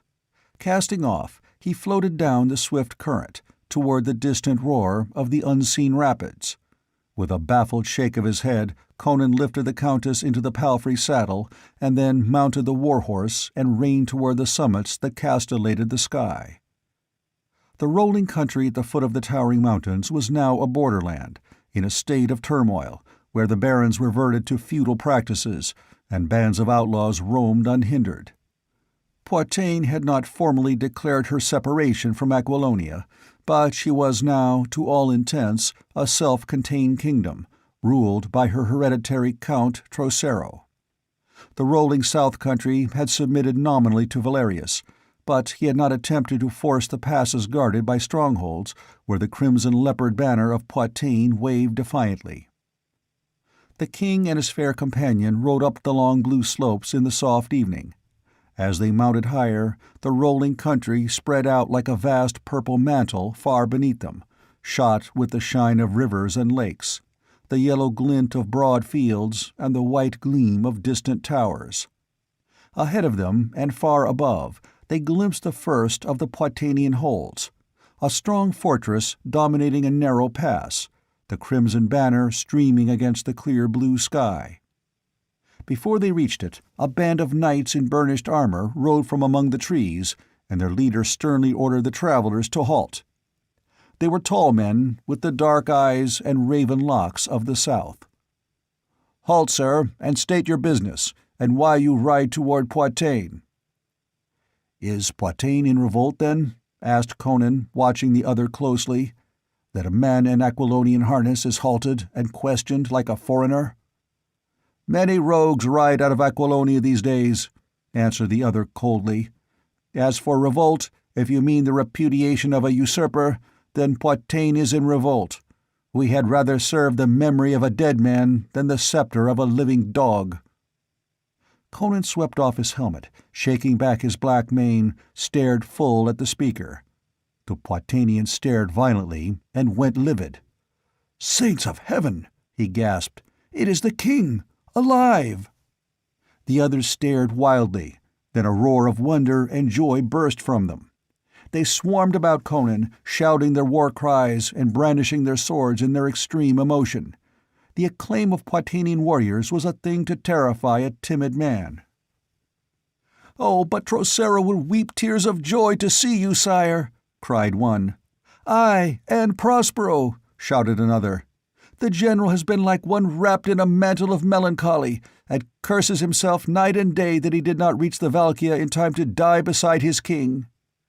"Now we will strike for Impery!" yelled another, whirling his great sword about his head. "Hail Conan, king of Poitain!" The clangor of bright steel about him and the thunder of their acclaim frightened the birds that rose in gay-hued clouds from the surrounding trees. The hot southern blood was afire, and they desired nothing but for their new-found sovereign to lead them to battle and pillage. "What is your command, sire?" they cried. "Let one of us ride ahead and bear the news of your coming into Poitain. Banners will wave from every tower, roses will carpet the road before your horses' feet, and all the beauty and chivalry of the south will give you the honor due you." Conan shook his head. "Who could doubt your loyalty? But winds blow over these mountains into the countries of my enemies, and I would rather these didn't know that I lived, yet. Take me to Trocero, and keep my identity a secret." So what the knights would have made a triumphal procession was more in the nature of a secret flight. They traveled in haste, speaking to no one except for a whisper to the captain on duty at each pass, and Conan rode among them with his visor lowered. The mountains were uninhabited save by outlaws and garrisons of soldiers who guarded the passes. The pleasure-loving Poitanians had no need nor desire to wrest a hard and scanty living from their stern breasts. South of the ranges, the rich and beautiful plains of Poitou stretched to the river Alamein, but beyond the river lay the land of Zingara. Even now, when winter was crisping the leaves beyond the mountains, the tall rich grass waved upon the plains, where grazed the horses and cattle for which Poitou was famed. Palm trees and orange groves smiled in the sun, and the gorgeous purple and golden crimson towers of castles and cities reflected the golden light. It was a land of warmth and plenty, of beautiful men and ferocious warriors. It is not only the hard lands that breed hard men. Poitou was surrounded by covetous neighbors, and her sons learned hardihood in incessant wars. To the north, the land was guarded by the mountains, but to the south, only the Alamein separated the plains of Poitou from the plains of Zingara, and not once but 1,000 times had that river run red. To the east lay Argos, and beyond that Ophir, proud kingdoms and avaricious. The knights of Poitou held their lands by the weight and edge of their swords, and little of ease and idleness they knew. So Conan came presently to the castle of Count Trocero. Conan sat on a silken divan in a rich chamber, whose filmy curtains the warm breeze billowed. Trocero paced the floor like a panther, a lithe, restless man with the waist of a woman and the shoulders of a swordsman, who carried his years lightly. "Let us proclaim you king of Poitou," urged the Count. "Let those northern pigs wear the yoke to which they have bent their necks. The south is still yours. Dwell here and rule us, amid the flowers and the palms." But Conan shook his head. "There is no nobler land on earth than Poitou, but it cannot stand alone, bold as are its sons." "It did stand alone for generations," retorted Trocero, with a quick, jealous pride of his breed. "We were not always a part of Aquilonia." "I know, but conditions are not as they were then, when all kingdoms were broken into principalities which warred with each other.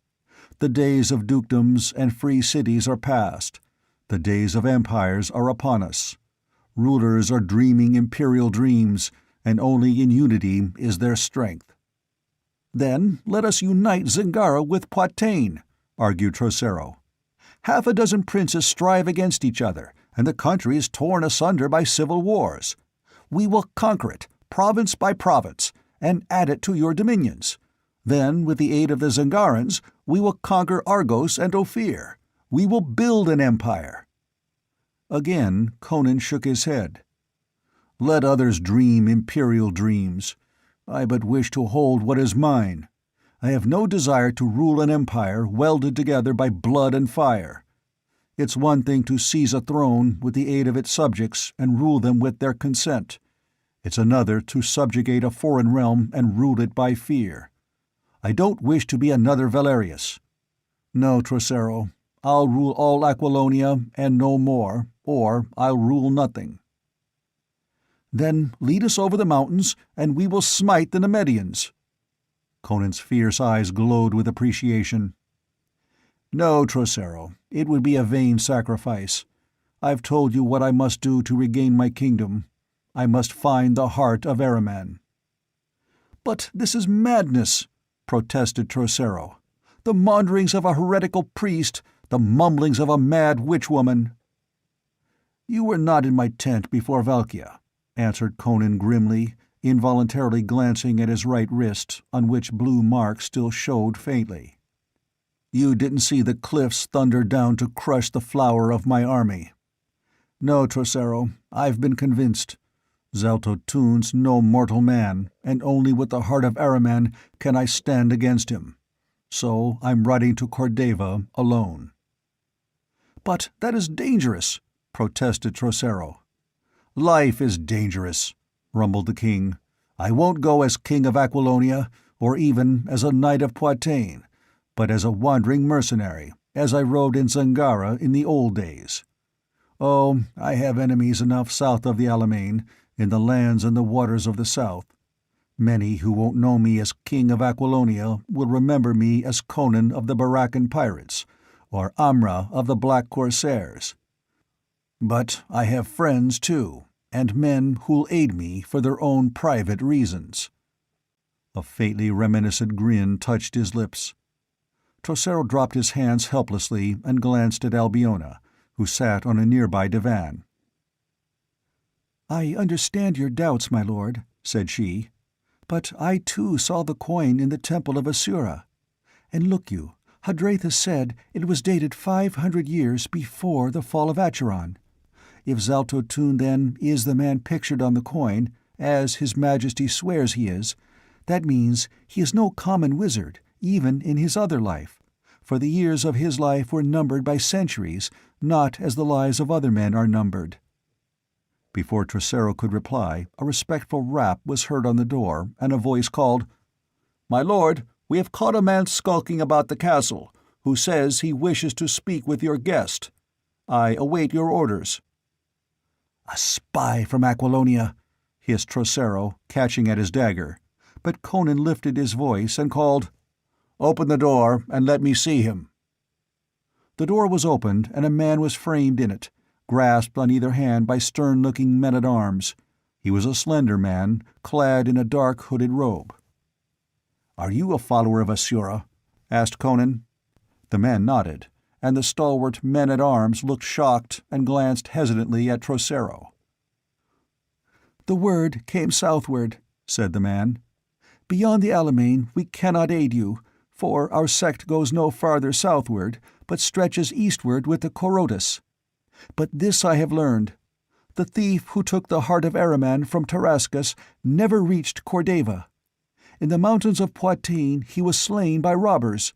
The jewel fell into the hands of their chief, who, not knowing its true nature, and being harried after the destruction of his band by Poitanian knights, sold it to the Gothic merchant Zorathus." "Ha!" Conan was on his feet, galvanized. "And what of this Zorathus?" 4 days ago he crossed the Alamein, headed for Argos with a small band of armed servants." "He's a fool to cross Zingara in such times," said Trocero. "Aye, times are troublous across the river. But Zorathus is a bold man, and reckless in his way. He is in great haste to reach Messantia, where he hopes to find a buyer for the jewel. Perhaps he hopes to sell it finally in Stygia. Perhaps he guesses at its true nature. At any rate, instead of following the long road that winds along the borders of Poitín, and so at last comes into Argos far from Messantia, he has struck straight across eastern Zingara, following the shorter and more direct route." Conan smote the table with his clenched fist so that the great board quivered. "Then, by Crom, fortune has at last thrown the dice for me. A horse, Trocero, and the harness of a free companion. Zorathus has a long start, but not too long for me to overtake him, if I follow him to the end of the world." End of Chapter 11. Chapter 12. The Fang of the Dragon. At dawn, Conan waded his horse across the shallows of the Alamein and struck the wide caravan trail which ran southeastward, and behind him, on the farther bank, Trocero sat his horse silently at the head of his steel-clad knights, with the crimson leopard of Poitín floating its long folds over him in the morning breeze. Silently they sat, those dark-haired men in shining steel, until the figure of their king had vanished in the blue of the distance that whitened toward sunrise. Conan rode a great black stallion, the gift of Trocero. He no longer wore the armor of Aquilonia. His harness proclaimed him a veteran of the free companies, who were of all races. His headpiece was a plain morion, dented and battered. The leather and mail mesh of his hauberk were worn and shiny as if by many campaigns, and the scarlet cloak flowing carelessly from his mailed shoulders was tattered and stained. He looked the part of the hired fighting man, who had known all vicissitudes of fortune, plunder and wealth one day, an empty purse and close-drawn belt the next. And more than looking the part, he felt the part. The awakening of old memories, the resurge of the wild, mad, glorious days of old, before his feet were set on the imperial path, when he was a wandering mercenary, roistering, brawling, guzzling, adventuring, with no thought for the morrow and no desire save sparkling ale, red lips, and a keen sword to swing on all the battlefields of the world. Unconsciously, he reverted to the old ways. A new swagger became evident in his bearing, in the way he sat his horse. Half-forgotten oaths rose naturally to his lips, and as he rode he hummed old songs that he had roared in chorus with his reckless companions in many a tavern and on many a dusty road or bloody field. It was an unquiet land through which he rode. The companies of cavalry which usually patrolled the river, alert for raids out of Poitou, were nowhere in evidence. Internal strife had left the borders unguarded. The long white road stretched bare from horizon to horizon. No laden camel trains or rumbling wagons or lowing herds moved along it now, only occasional groups of horsemen in leather and steel, hawk-faced, hard-eyed men who kept together and rode warily. These swept Conan with their searching gaze, but rode on, for the solitary rider's harness promised no plunder, but only hard strokes. Villages lay in ashes and deserted, the fields and meadows idle. Only the boldest would ride the roads these days, and the native population had been decimated in the civil wars, and by raids from across the river. In more peaceful times the road was thronged with merchants riding Poitou to Masantia in Argos or back, but now these found it wiser to follow the road that led east through Poitou, and then turned south down across Argos. It was longer, but safer. Only an extremely reckless man would risk his life and goods on this road through Zingara. The southern horizon was fringed with flame by night, and in the day straggling pillars of smoke drifted upward. In the cities and plains to the south men were dying, thrones were toppling, and castles going up in flames. Conan felt the old tug of the professional fighting man, to turn his horse and plunge into the fighting, the pillaging and the looting as in the days of old. Why should he toil to regain the rule of a people which had already forgotten him? Why chase a will-o'-the-wisp? Why pursue a crown that was lost forever? Why should he not seek forgetfulness, lose himself in the red tides of war and rapine that had engulfed him so often before? Could he not, indeed, carve out another kingdom for himself? The world was entering an age of iron, an age of war and imperialistic ambition. Some strong man might well rise above the ruins of nations as a supreme conqueror. Why should it not be himself? So his familiar devil whispered in his ear, and the phantoms of his lawless and bloody past crowded upon him. But he did not turn aside. He rode onward, following a quest that grew dimmer and dimmer as he advanced, until sometimes it seemed that he pursued a dream that never was. He pushed the black stallion as hard as he dared, but the long white road lay bare before him, from horizon to horizon. It was a long start Zorathus had, but Conan rode steadily on, knowing that he was traveling faster than the burdened merchants could travel. And so he came to the castle of Count Valbroso, perched like a vulture's eyrie on a bare hill overlooking the road. Valbroso rode down with his men-at-arms, a lean, dark man with glittering eyes and a predatory beak of a nose.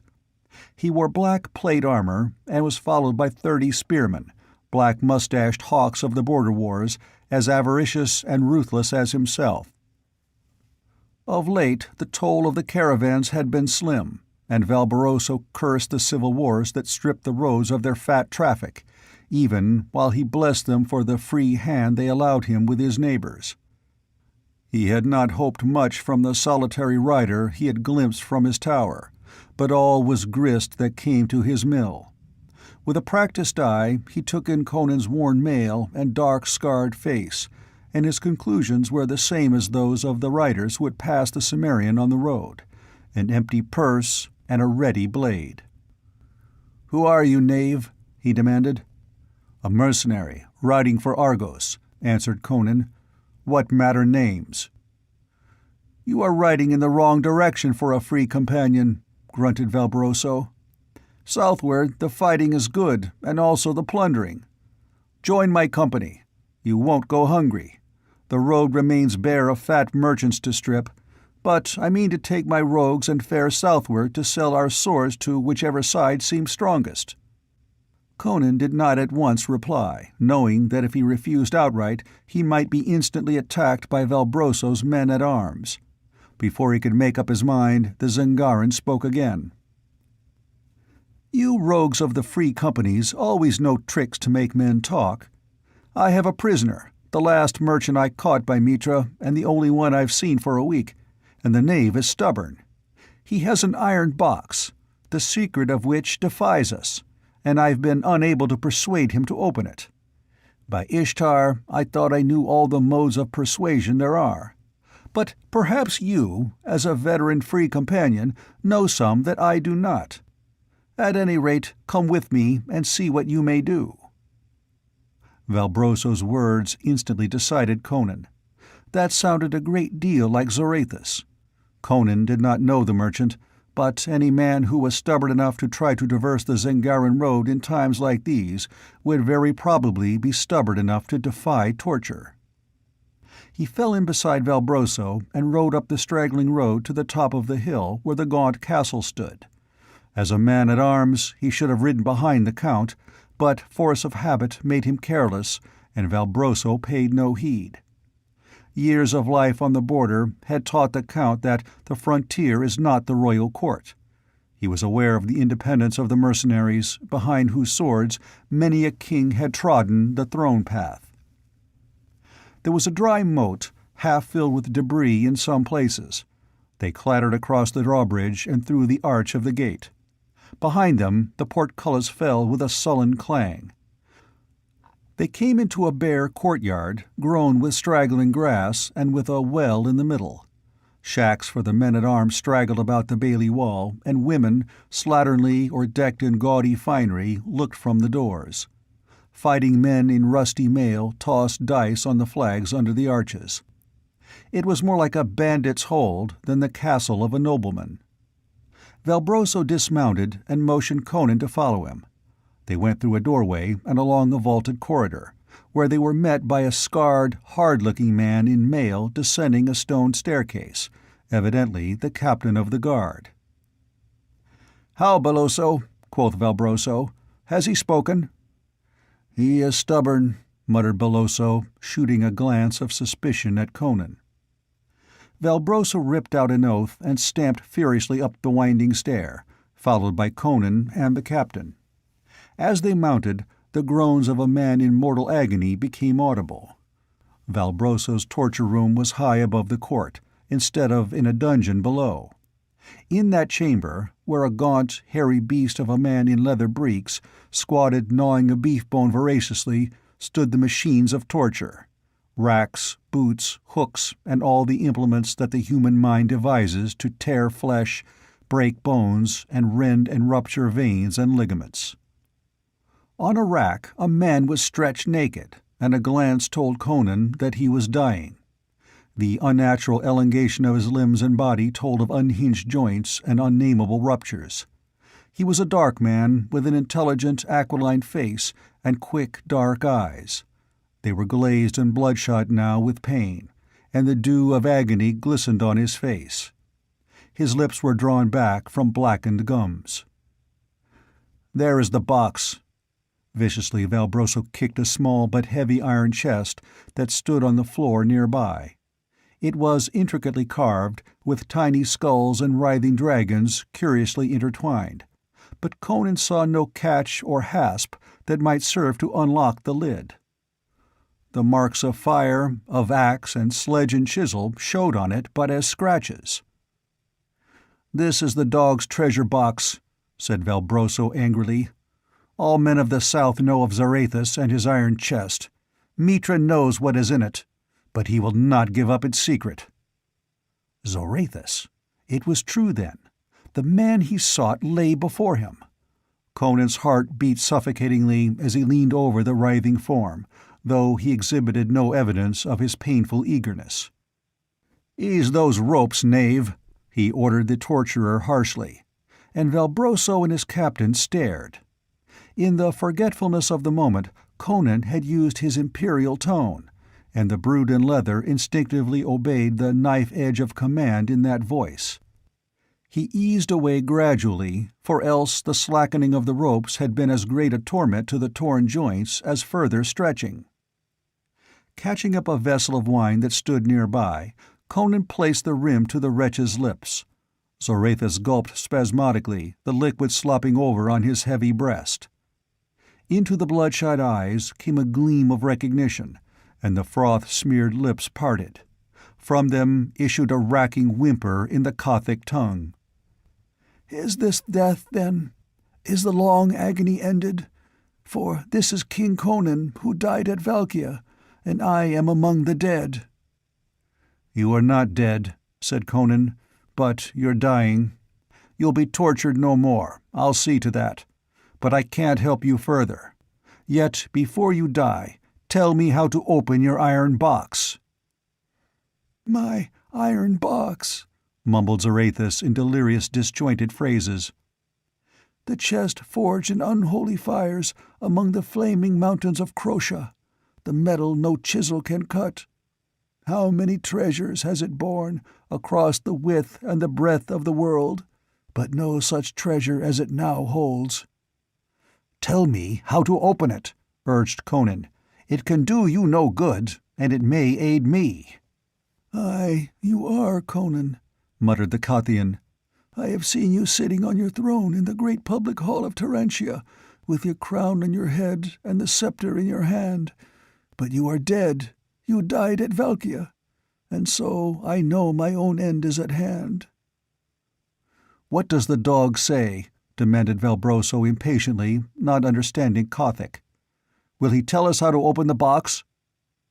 As if the voice roused a spark of life in the twisted breast, Zorathus rolled his bloodshot eyes toward the speaker. "Only Valbroso will I tell," he gasped in Zangaran. "Death is upon me. Lean close to me, Valbroso." The Count did so, his dark face lit with avarice. Behind him, his saturnine captain Belloso crowded closer. "Press the 7 skulls on the rim, one after another," gasped Zorathus. "Press then the head of the dragon that rises across the lid. Then press the sphere in the dragon's claws. That will release the secret catch." "Quick, the box!" cried Valbroso with an oath. Conan lifted it and set it on a dais, and Valbroso shouldered him aside. "Let me open it!" cried Belloso, starting forward. Valbroso cursed him back, his greed blazing in his black eyes. "None but me shall open it!" he cried. Conan, whose hand had instinctively gone to his hilt, glanced at Zorathus. The man's eyes were glazed and bloodshot, but they were fixed on Valbroso with burning intensity. And was there the shadow of a grim, twisted smile on the dying man's lips? Not until the merchant knew he was dying had he given up the secret. Conan turned to watch Valbroso, even as the dying man watched him. Along the rim of the lid 7 skulls were carved among intertwining branches of strange trees. An inlaid dragon writhed its way across the top of the lid amid ornate arabesques. Valbroso pressed the skulls in fumbling haste, and as he jammed his thumb down on the carved head of the dragon, he swore sharply and snatched his hand away, shaking it in irritation. "A sharp point on the carvings," he snarled. "I've pricked my thumb." He pressed the gold ball clutched in the dragon's talons, and the lid flew abruptly open. Their eyes were dazzled by a golden flame. It seemed to their dazed minds that the carven box was full of glowing fire that spilled over the rim and dripped through the air in quivering flakes. Belloso cried out, and Valbroso sucked in his breath. Conan stood speechless, his brain snared by the blaze. "Mitra, what a jewel!" Valbroso's hand dived into the chest, came out with a great pulsing crimson sphere that filled the room with a lambent glow. In its glare, Valbroso looked like a corpse. and the dying man on the loosened rack laughed wildly, and suddenly, "Fool!" he screamed. "The jewel is yours! I give you death with it! The scratch on your thumb! Look at the dragon's head, Valbroso!" They all wheeled, stared. Something tiny and dully gleaming stood up from the gaping, carved mouth. "The dragon's fang!" shrieked Zarathus, "steeped in the venom of the black Stygian scorpion! Fool, fool, to open the box of Zarathus with your naked hand! Death! You are a dead man now!"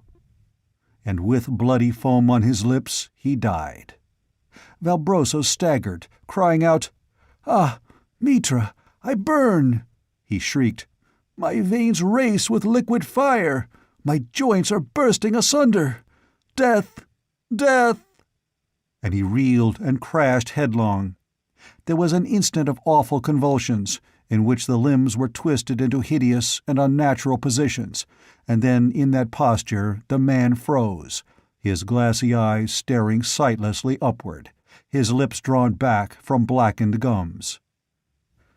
"Dead," muttered Belloso, with madness in his eyes, and then he moved. Conan was caught off guard, his eyes dazzled, his brain dazed by the blaze of the great gem. He did not realize Belloso's intention until something crashed with terrible force upon his helmet.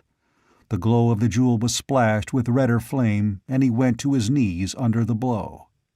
He heard a rush of feet, a bellow of ox-like agony. He was stunned, but not wholly senseless, and realized that Belloso had caught up the iron box and crashed it down on his head as he stooped. Only his bassinet had saved his skull. He staggered up, drawing his sword, trying to shake the dimness out of his eyes. The room swam to his dizzy gaze. But the door was open, and fleet footsteps were dwindling down the winding stair. On the floor, the brutish torturer was gasping out his life with a great gash under his breast, and the heart of Ahriman was gone. Conan reeled out of the chamber, sword in hand, blood streaming down his face from under his burgonet. He ran drunkenly down the steps, hearing a clang of steel in the courtyard below, shouts, then the frantic drum of hoofs. Rushing into the bailey, he saw the men-at-arms milling about confusedly, while women screeched. The postern gate stood open, and a soldier lay across his pike with his head split. Horses, still bridled and saddled, ran neighing about the court, Conan's black stallion among them. "He's mad!" howled a woman, wringing her hands as she rushed brainlessly about. "He came out of the castle like a mad dog, hewing right and left. Belloso's mad! Where's Lord Valbroso?" "Which way did he go?" roared Conan. All turned and stared at the stranger's blood-stained face and naked sword. "Through the postern!" shrilled a woman, pointing eastward, and another bawled, "Who is this rogue?" "Belloso has killed Valbroso!" yelled Conan, leaping and seizing the stallion's mane, as the men-at-arms advanced uncertainly on him. A wild outcry burst forth at his news. But their reaction was exactly as he had anticipated. Instead of closing the gates to take him prisoner, or pursuing the fleeing slayer to avenge their lord, they were thrown into even greater confusion by his words. Wolves bound together only by fear of Valbroso, they owed no allegiance to the castle or to each other. Swords began to clash in the courtyard, and women screamed. And in the midst of it all, none noticed Conan as he shot through the postern gate and thundered down the hill. The wide plain spread before him, and beyond the hill the caravan road divided. One branch ran south, the other east. And on the eastern road he saw another rider, bending low and spurring hard. The plain swam to Conan's gaze. The sunlight was a thick red haze, and he reeled in his saddle, grasping the flowing mane with his hand. Blood rained on his mail, but grimly he urged the stallion on. Behind him, smoke began to pour out of the castle on the hill where the Count's body lay forgotten and unheeded beside that of his prisoner. The sun was setting. Against a lurid red sky the two black figures fled. The stallion was not fresh, but neither was the horse ridden by Belloso. but the great beast responded mightily, calling on deep reservoirs of reserve vitality. Why the Zingaran fled from one pursuer, Conan did not tax his bruised brain to guess. Perhaps unreasoning panic rode below so, born of the madness that lurked in that blazing jewel. The sun was gone. The white road was a dim glimmer through a ghostly twilight, fading into purple gloom far ahead of him. The stallion panted, laboring hard. The country was changing in the gathering dusk. Bare plains gave way to clumps of oaks and alders. Low hills mounted up in the distance. Stars began to blink out. The stallion gasped and reeled in his course. But ahead rose a dense wood that stretched to the hills on the horizon, and between it and himself Conan glimpsed the dim form of the fugitive. He urged on the distressed stallion, for he saw that he was overtaking his prey yard by yard. Above the pound of the hoofs, a strange cry rose from the shadows, but neither pursuer nor pursued gave heed. As they swept in under the branches that overhung the road, they were almost side by side. A fierce cry rose from Conan's lips as his sword went up. A pale oval of a face was turned toward him. A sword gleamed in a half-seen hand, and Beloso echoed the cry. And then the weary stallion, with a lurch and a groan, missed his footing in the shadows and went heels over head, hurling his dazed rider from the saddle. Conan's throbbing head crashed against a stone, and the stars were blotted out in a thicker night. How long Conan lay senseless he never knew. His first sensation of returning consciousness was that of being dragged by one arm over rough and stony ground and through dense underbrush. Then he was thrown carelessly down, and perhaps the jolt brought back his senses. His helmet was gone. His head ached abominably. He felt a qualm of nausea, and blood was clotted thickly among his black locks. But with the vitality of a wild thing, life and consciousness surged back into him, and he became aware of his surroundings. A broad red moon was shining through the trees, by which he knew that it was long after midnight. He had lain senseless for hours, long enough to have recovered from that terrible blow Beloso had dealt him, as well as the fall which had rendered him senseless. His brain felt clearer than it had felt during that mad ride after the fugitive. He was not lying beside the white road. He noticed with a start of surprise, as his surroundings began to record themselves on his perceptions. The road was nowhere in sight. He lay on the grassy earth, in a small glade hemmed in by a black wall of tree stems and tangled branches. His face and hands were scratched and lacerated as if he had been dragged through brambles. Shifting his body, he looked about him. And then he started violently. Something was squatting over him. At first, Conan doubted his consciousness, thought it was but a figment of delirium. Surely it could not be real, that strange, motionless gray being that squatted on its haunches and stared down at him with unblinking, soulless eyes. Conan lay and stared, half expecting it to vanish like a figure of a dream. And then a chill of recollection crept along his spine.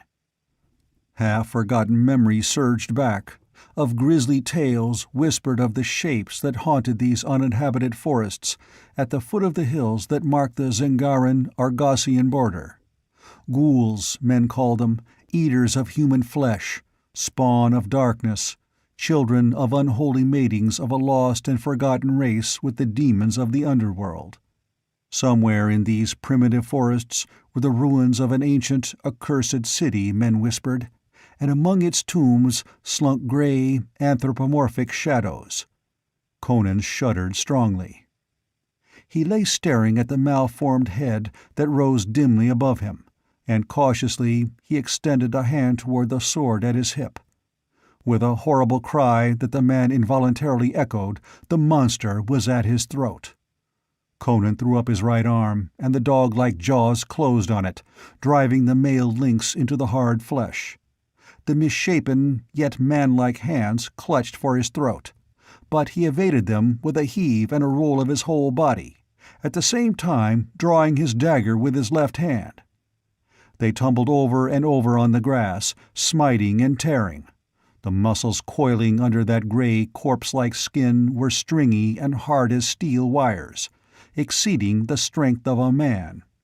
But Conan's thews were iron too, and his mail saved him from the gnashing fangs and ripping claws long enough for him to drive his dagger again and again and again. The horrible vitality of the semi-human monstrosity seemed inexhaustible, and the king's skin crawled at the feel of that slick, clammy flesh. He put all his loathing and savage revulsion behind the plunging blade, and suddenly the monster heaved up convulsively beneath him as the point found its grisly heart and then lay still. Conan rose, shaken with nausea. He stood in the center of the glade uncertainly, sword in one hand and dagger in the other. He had not lost his instinctive sense of direction, as far as the points of the compass were concerned, but he did not know in which direction the road lay.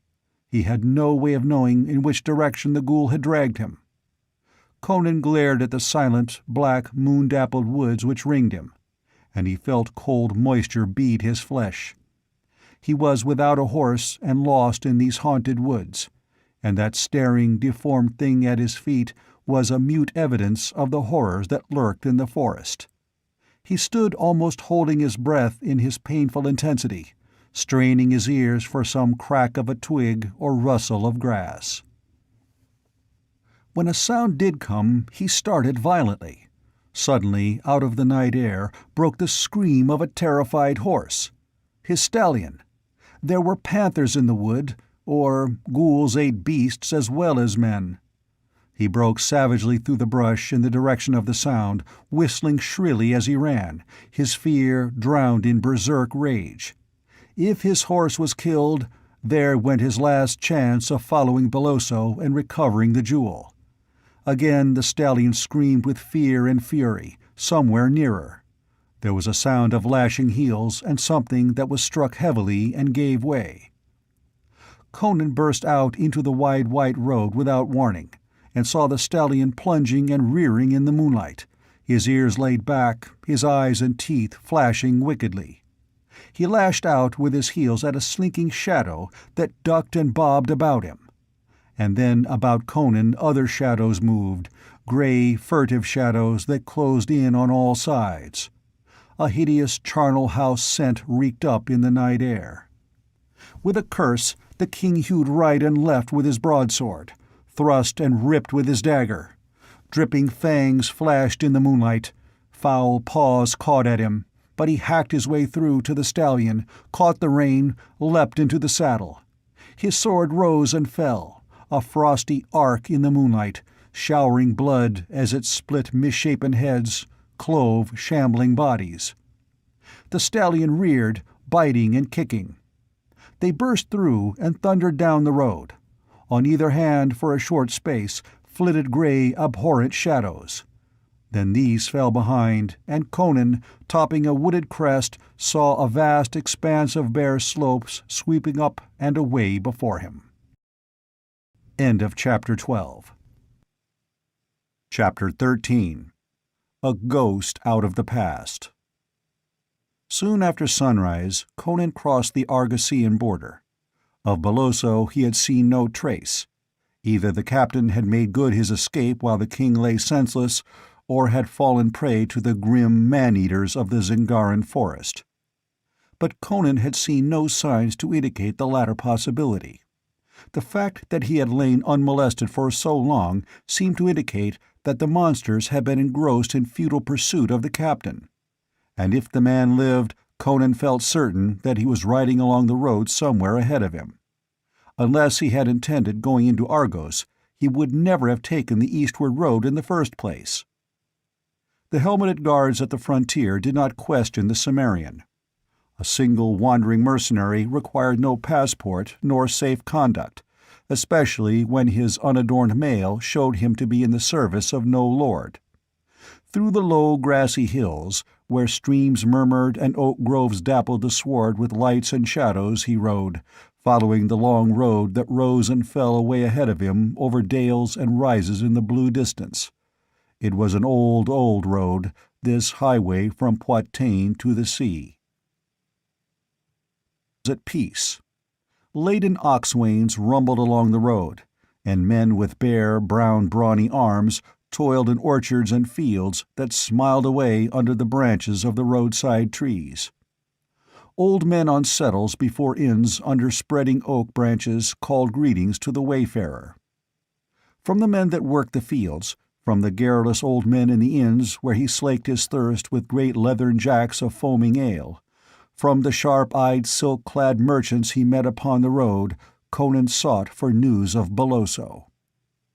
Stories were conflicting, but this much Conan learned: that a lean, wiry Zingaran, with the dangerous black eyes and mustaches of the Western folk, was somewhere on the road ahead of him, and apparently making for Masantia. It was a logical destination. All the seaports of Argos were cosmopolitan, in strong contrast with the inland provinces, and Masantia was the most polyglot of all. Craft of all the maritime nations rode in its harbor, and refugees and fugitives from many lands gathered there.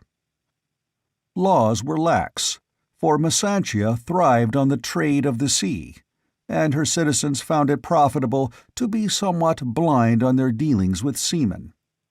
It was not only legitimate trade that flowed into Masantia; smugglers and buccaneers played their part.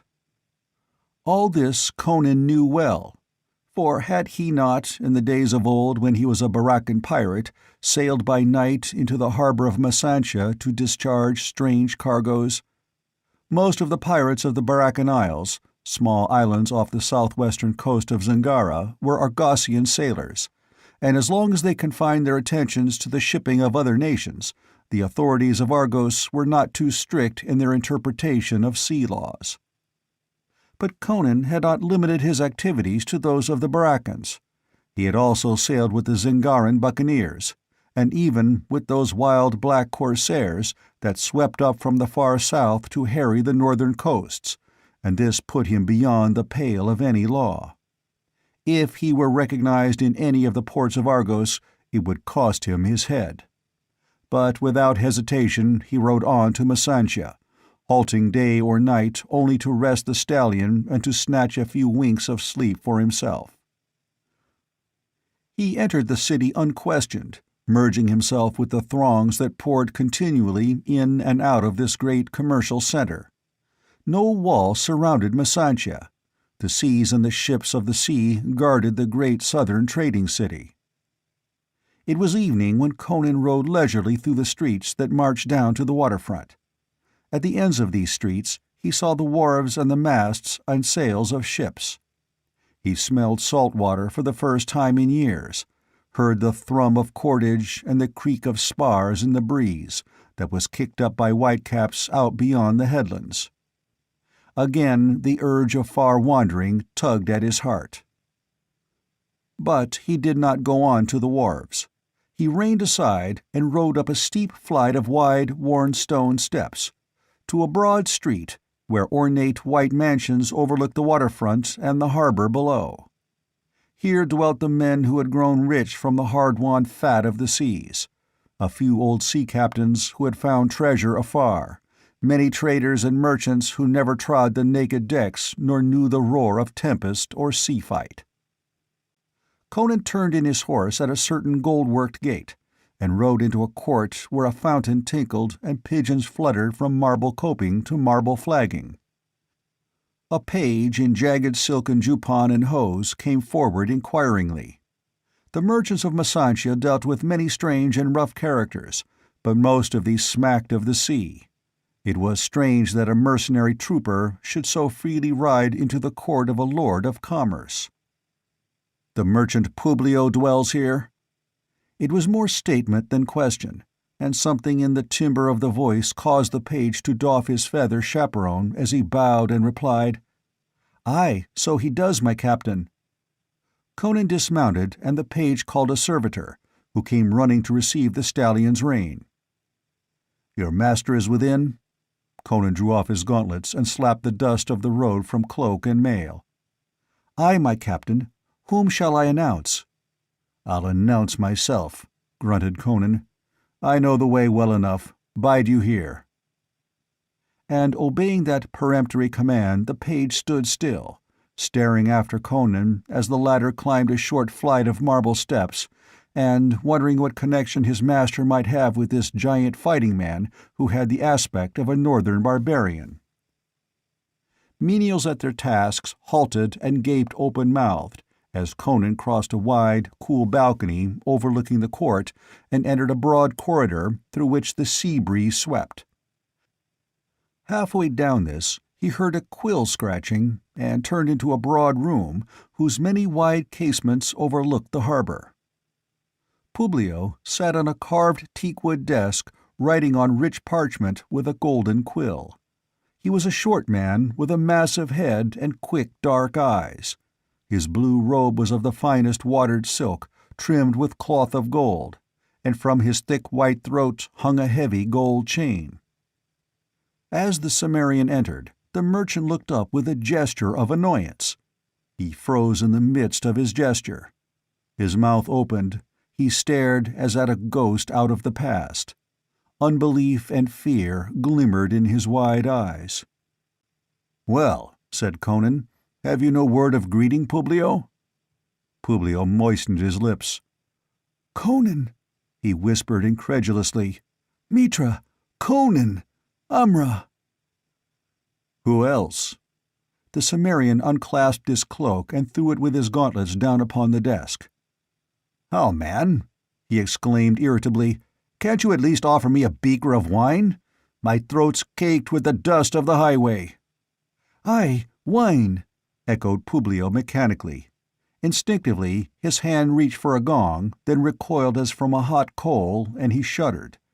While Conan watched him with a flicker of grim amusement in his eyes, the merchant rose and hurriedly shut the door, first craning his neck up and down the corridor to be sure that no slave was loitering about.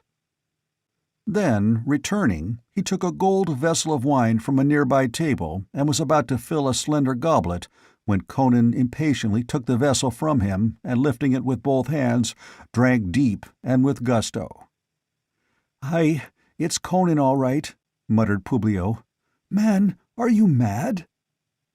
"By Crom, Publio," said Conan, lowering the vessel but retaining it in his hands, "you dwell in different quarters than of old.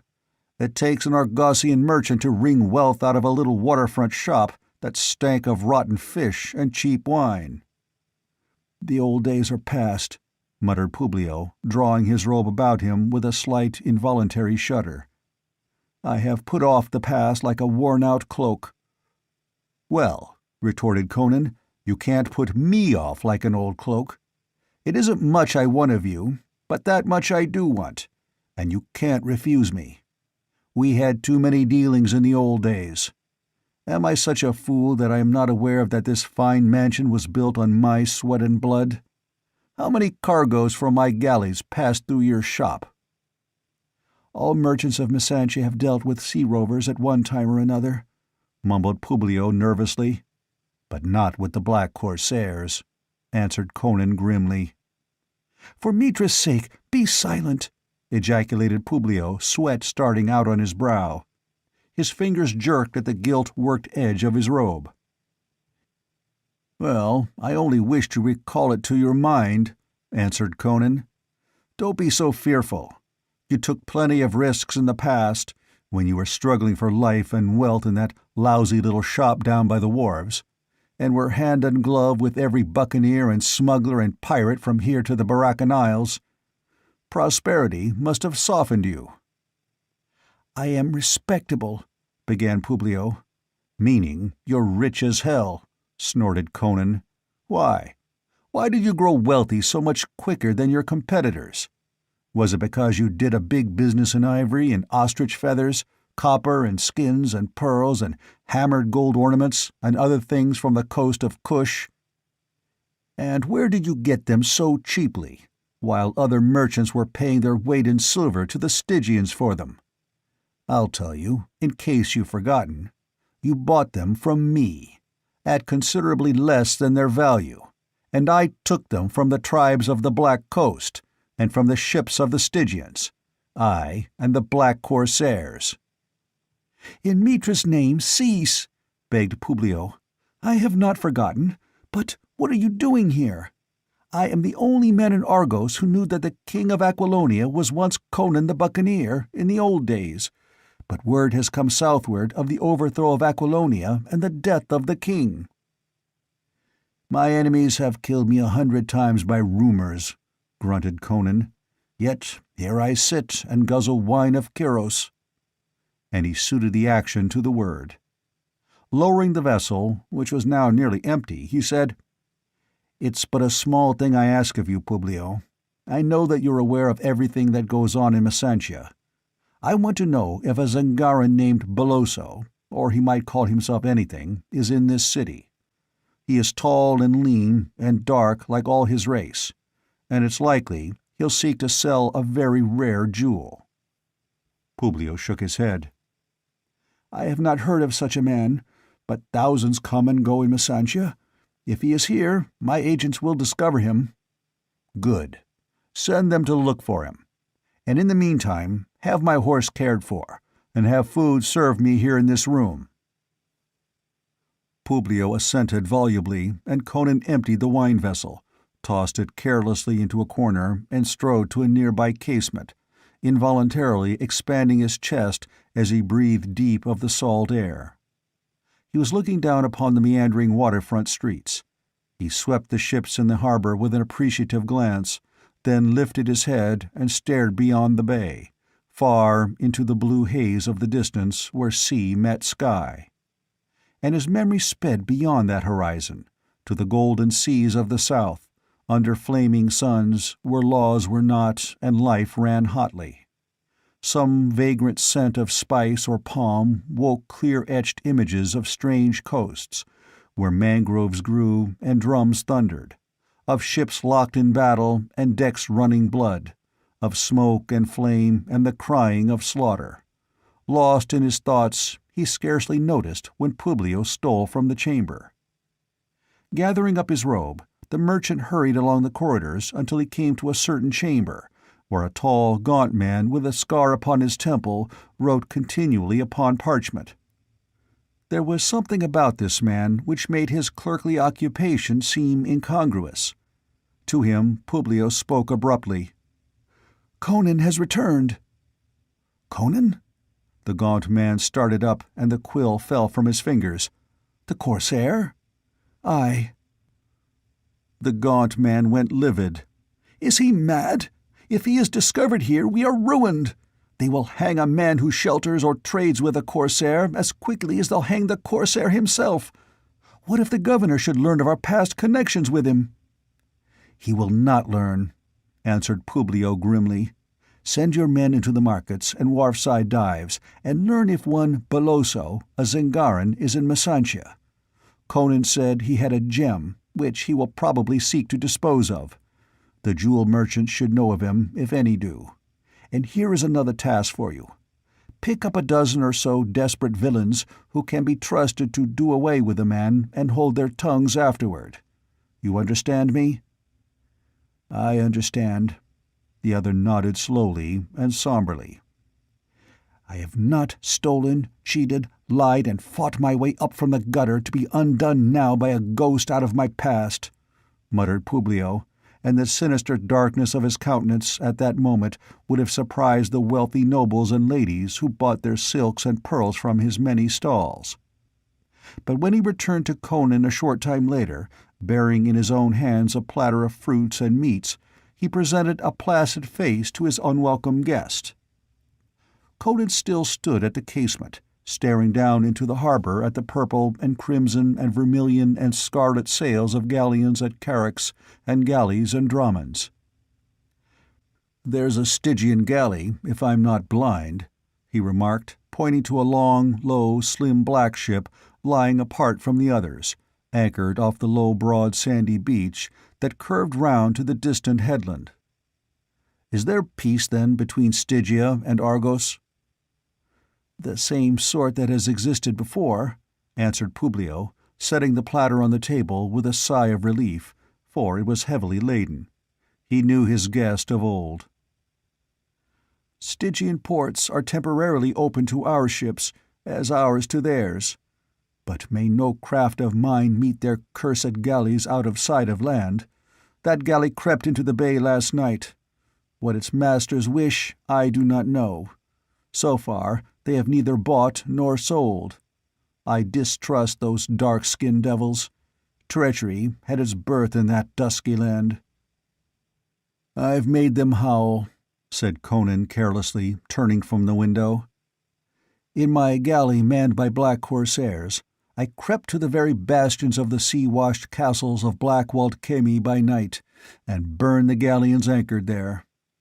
And speaking of treachery, mine host, suppose you taste these viands and sip a bit of this wine, just to show me that your heart is on the right side." Publio complied so readily that Conan's suspicions were lulled, and without further hesitation he sat down and devoured enough for 3 men. And while he ate, men moved through the markets and along the waterfront, searching for a Zingaran who had a jewel to sell or who sought for a ship to carry him to foreign ports. And a tall, gaunt man with a scar on his temple sat with his elbows on a wine-stained table in a squalid cellar with a brass lantern hanging from a smoke-blackened beam overhead, and held converse with 10 desperate rogues whose sinister countenances and ragged garments proclaimed their profession. And as the first stars blinked out, they shone on a strange band spurring their mounts along the white road that led to Masantia from the west. They were 4 men, tall, gaunt, clad in black hooded robes, and they did not speak. They forced their steeds mercilessly onward, and those steeds were gaunt as themselves, and sweat-stained and weary as if from long travel and far wandering. End of Chapter 13. Chapter 14. The Black Hand of Set. Conan woke from a sound sleep as quickly and instantly as a cat. And like a cat, he was on his feet with his sword out before the man who had touched him could so much as draw back. "What word, Publio?" demanded Conan, recognizing his host. The gold lamp burned low, casting a mellow glow over the thick tapestries and the rich coverings of the couch whereon he had been reposing. Publio, recovering from the start given him by the sudden action of his awakening guest, replied, "The Zingaran has been located. He arrived yesterday at dawn. Only a few hours ago he sought to sell a huge, strange jewel to a Shemitish merchant, but the Shemite would have naught to do with it. Men say he turned pale beneath his black beard at the sight of it, and closing his stall, fled as from a thing accursed." "It must be Beloso," muttered Conan, feeling the pulse in his temples pounding with impatient eagerness. "Where is he now?"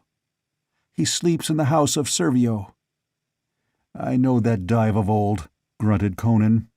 "I'd better hasten before some of these waterfront thieves cut his throat for the jewel." He took up his cloak and flung it over his shoulders, then donned a helmet Publio had procured for him. "Have my steed saddled and ready in the court," said he. "I may return in haste. I shall not forget this night's work, Publio." A few moments later, Publio, standing at a small outer door, watched the king's tall figure receding down the shadowy street. "Farewell to you, Corsair," muttered the merchant. "This must be a notable jewel, to be sought by a man who has just lost a kingdom. I wish I had told my knaves to let him secure it before they did their work. But then something might have gone awry. Let Argos forget Amra, and let my dealings with him be lost in the dust of the past. In the alley behind the house of Servio, that is where Conan will cease to be a peril to me." Servio's house, a dingy, ill-famed den, was located close to the wharves, facing the waterfront. It was a shambling building of stone and heavy ship beams, and a long narrow alley wandered up alongside it. Conan made his way along the alley, and as he approached the house he had an uneasy feeling that he was being spied upon.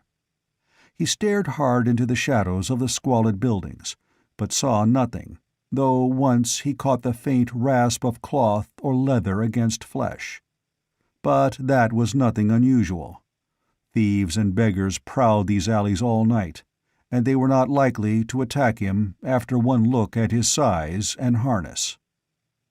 But suddenly a door opened in the wall ahead of him, and he slipped into the shadow of an arch.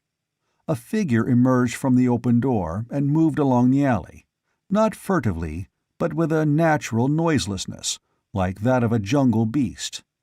Enough starlight filtered into the alley to silhouette the man's profile dimly as he passed the doorway where Conan lurked. The stranger was a Stygian.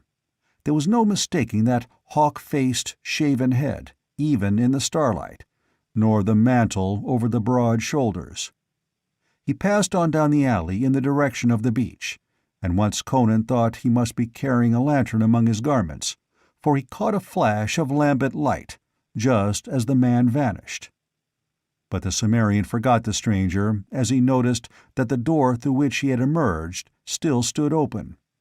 Conan had intended entering by the main entrance and forcing Servio to show him the room where the Zingarans slept. But if he could get into the house without attracting anyone's attention, so much the better. A few long strides brought him to the door, and as his hand fell on the lock, he stifled an involuntary grunt.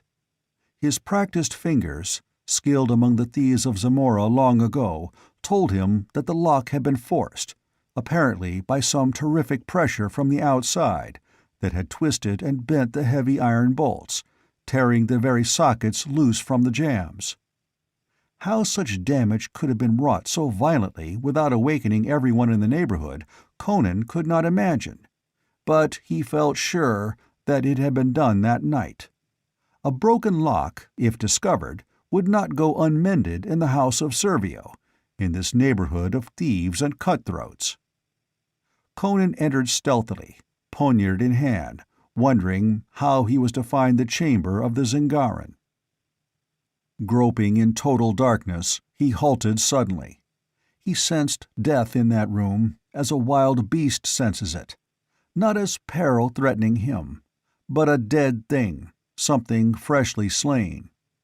In the darkness his foot hit and recoiled from something heavy and yielding. With a sudden premonition he groped along the wall until he found the shelf that supported the brass lamp, with its flint, steel, and tinder beside it. A few seconds later a flickering, uncertain light sprang up, and he stared narrowly about him.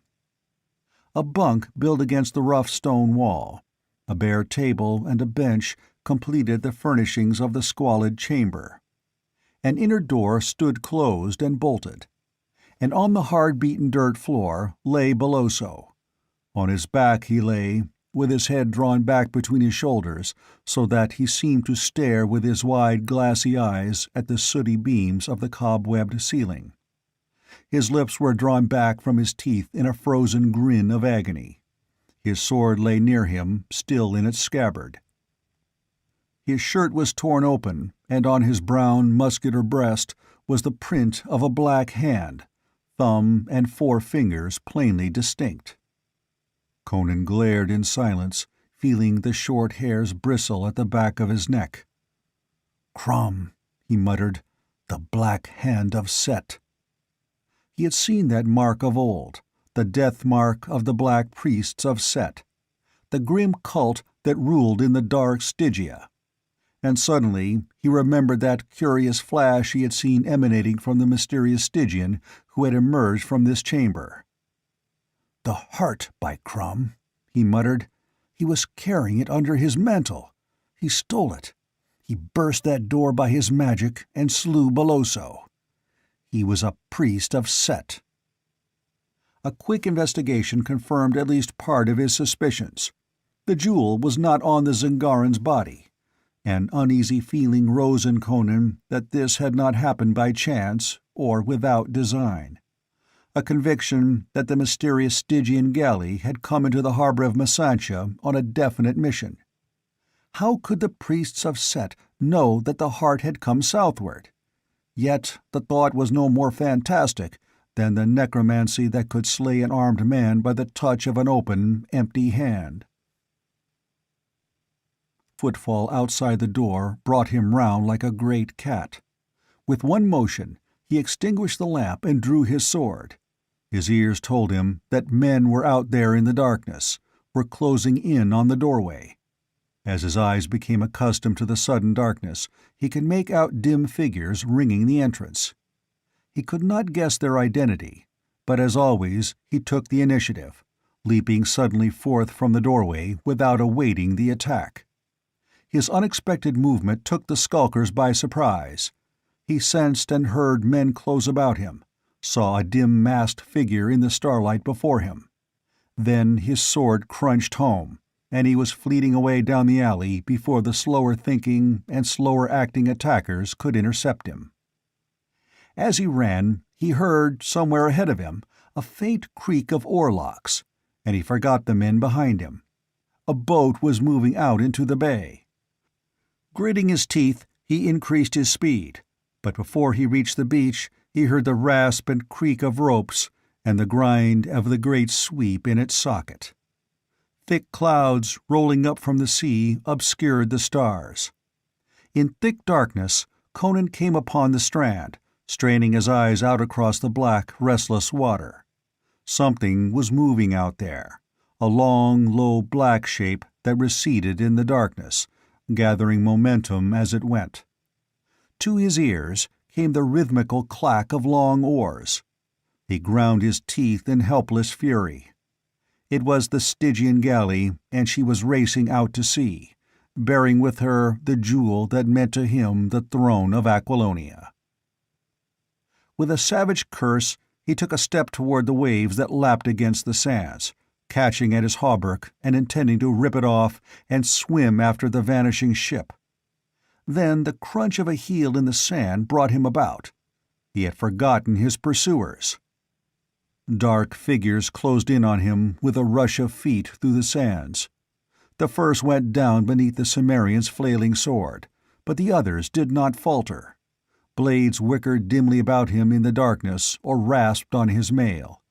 Blood and entrails spilled over his hand, and someone screamed as he ripped murderously upward. A muttered voice spurred on the attack, and that voice sounded vaguely familiar. Conan plowed through the clinging, hacking shapes toward the voice. A faint light, gleaming momentarily through the drifting clouds, showed him a tall, gaunt man with a great livid scar on his temple. Conan's sword sheared through his skull as through a ripe melon. Then an axe, swung blindly in the dark, crashed on the king's bassinet, filling his eyes with sparks of fire. He lurched and lunged, felt his sword sink deep, and heard a shriek of agony. Then he stumbled over a corpse, and a bludgeon knocked the dented helmet from his head. The next instant the club fell full on his unprotected skull. The king of Aquilonia crumpled into the wet sands. Over him, wolfish figures panted in the gloom. "Strike off his head," muttered one. "Let him lie," grunted another. "Help me tie up my wounds before I bleed to death.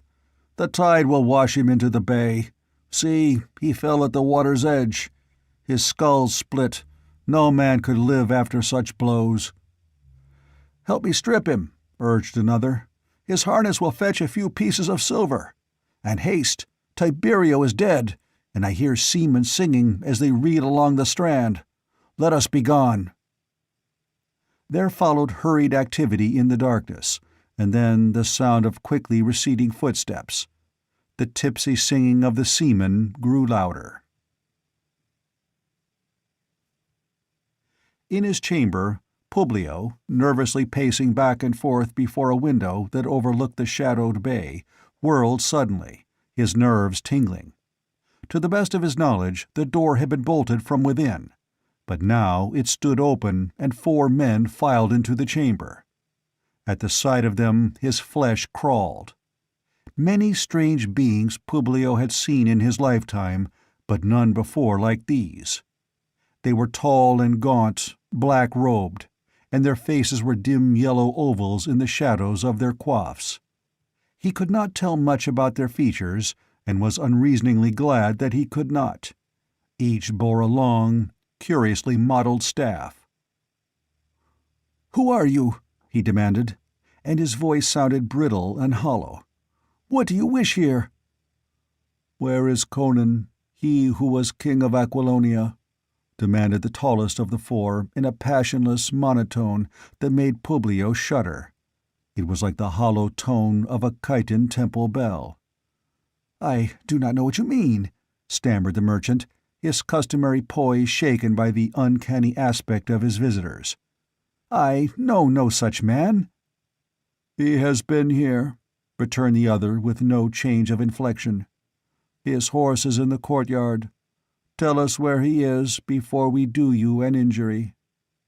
"Cabal!" shouted Publio frantically, recoiling until he crouched against the wall. "Cabal!" The four chitons watched him without emotion or change of expression. "If you summon your slave, he will die," warned one of them, which only served to terrify Publio more than ever. "Cabal!" he screamed. "Where are you, curse you? Thieves are murdering your master!" Swift footsteps padded in the corridor outside, and Gabal burst into the chamber, a Shemite of medium height and mightily muscled build, his curled, blue-black beard bristling, and a short, leaf-shaped sword in his hand. He stared in stupid amazement at the four invaders, unable to understand their presence, dimly remembering that he had drowsed unexplainably on the stair he was guarding and up which they must have come. He had never slept on duty before. But his master was shrieking with a note of hysteria in his voice, and the Shemite drove like a bull at the strangers, his thickly muscled arm drawing back for the disemboweling thrust, but the stroke was never dealt. A black-sleeved arm shot out, extending the long staff. Its end but touched the Shemite's brawny breast, and was instantly withdrawn. The stroke was horribly like the dart and recovery of a serpent's head. Gabal halted short in his headlong plunge, as if he encountered a solid barrier. His bull head toppled forward on his breast, the sword slipped from his fingers, and then he melted slowly to the floor. It was as if all the bones of his frame had suddenly become flabby. Publio turned sick. "Do not shout again," advised the tallest chiton. "Your servants sleep soundly, but if you awaken them, they will die, and you with them. Where is Conan?" "He is gone to the house of Servio, near the waterfront, to search for the Zengaran Beloso," gasped Publio, all his power of resistance gone out of him. The merchant did not lack courage, but these uncanny visitants turned his marrow to water. He started convulsively at a sudden noise of footsteps hurrying up the stair outside, loud in the ominous stillness. "Your servant?" asked the chiton. Publio shook his head mutely, his tongue frozen to his palate. He could not speak. One of the chitons caught up a silken cover from a couch and threw it over the corpse. Then they melted behind the tapestry, but before the tallest man disappeared, he murmured, "Talk to this man who comes, and send him away quickly. If you betray us, neither he nor you will live to reach that door. Make no sign to show him you are not alone." And lifting his staff suggestively, the yellow man faded behind the hangings. Publio shuddered and choked down a desire to retch. It might have been a trick of the light, but it seemed to him that occasionally those staffs moved slightly of their own accord, as if possessed of an unspeakable life of their own. He pulled himself together with a mighty effort and presented a composed aspect to the ragged ruffian who burst into the chamber. "We have done as you wish, my lord," this man exclaimed. "The barbarian lies dead on the sands at the water's edge." Publio felt a movement in the eras behind him, and almost burst from fright. The man swept heedlessly on. "Your secretary Tiberio is dead. The barbarian slew him and 4 of my companions. We bore their bodies to the rendezvous. There was nothing of value on the barbarian except a few silver coins. Are there any further orders?" "None," gasped Publio, white about the lips. "Go." The desperado bowed and hurried out, with a vague feeling that Publio was both a man of weak stomach and few words. The four chitons came from behind the arras. "Of whom did this man speak?" the taller demanded. "Of a wandering stranger who did me an injury," panted Publio. "You lie," said the chiton calmly. "He spoke of the king of Aquilonia. I read it in your expression. Sit upon that divan and do not move or speak. I will remain with you while my 3 companions go search for the body." So Publio sat and shook with terror of the silent, inscrutable figure which watched him, until the 3 chitons filed back into the room, with the news that Conan's body did not lie upon the sands. Publio did not know whether to be glad or sorry. "We found the spot where the fight was fought," they said. "Blood was on the sand, but the king was gone." The 4th chiton drew imaginary symbols upon the carpet with his staff, which glistened scalily in the lamplight. "Did you read naught from the sands?" he asked. "Aye," they answered. "The king lives, and he has gone southward in a ship." The tall chiton lifted his head and gazed at Publio, so that the merchant broke into a profuse sweat. "What do you wish of me?" he stuttered. "A ship," answered the chiton. "A ship well manned for a very long voyage." "For how long a voyage?" stammered Publio, never thinking of refusing. "To the ends of the world, perhaps," answered the chiton, "or to the molten seas of hell that lie beyond the sunrise." End of Chapter 14. Chapter 15. The Return of the Corsair. Conan's first sensation of returning consciousness was that of motion. Under him was no solidity, but a ceaseless heaving and plunging. Then he heard wind humming through cords and spars, and knew he was aboard a ship even before his blurred sight cleared. He heard a mutter of voices, and then a dash of water deluged him, jerking him sharply into full animation. He heaved up with a sulphurous curse, braced his legs, and glared about him, with a burst of coarse guffaws in his ears and a reek of unwashed bodies in his nostrils. He was standing on the poop deck of a long galley which was running before the wind that whipped down from the north, her striped sail bellying against the taut sheets. The sun was just rising in a dazzling blaze of gold and blue and green. To the left of the shoreline was a dim purple shadow. To the right stretched the open ocean. This much Conan saw at once that likewise included the ship itself. It was long and narrow, a typical trading ship of the southern coasts, high of poop and stern with cabins at either extremity. Conan looked down into the open waste, whence wafted that sickening, abominable odor. He knew it of old.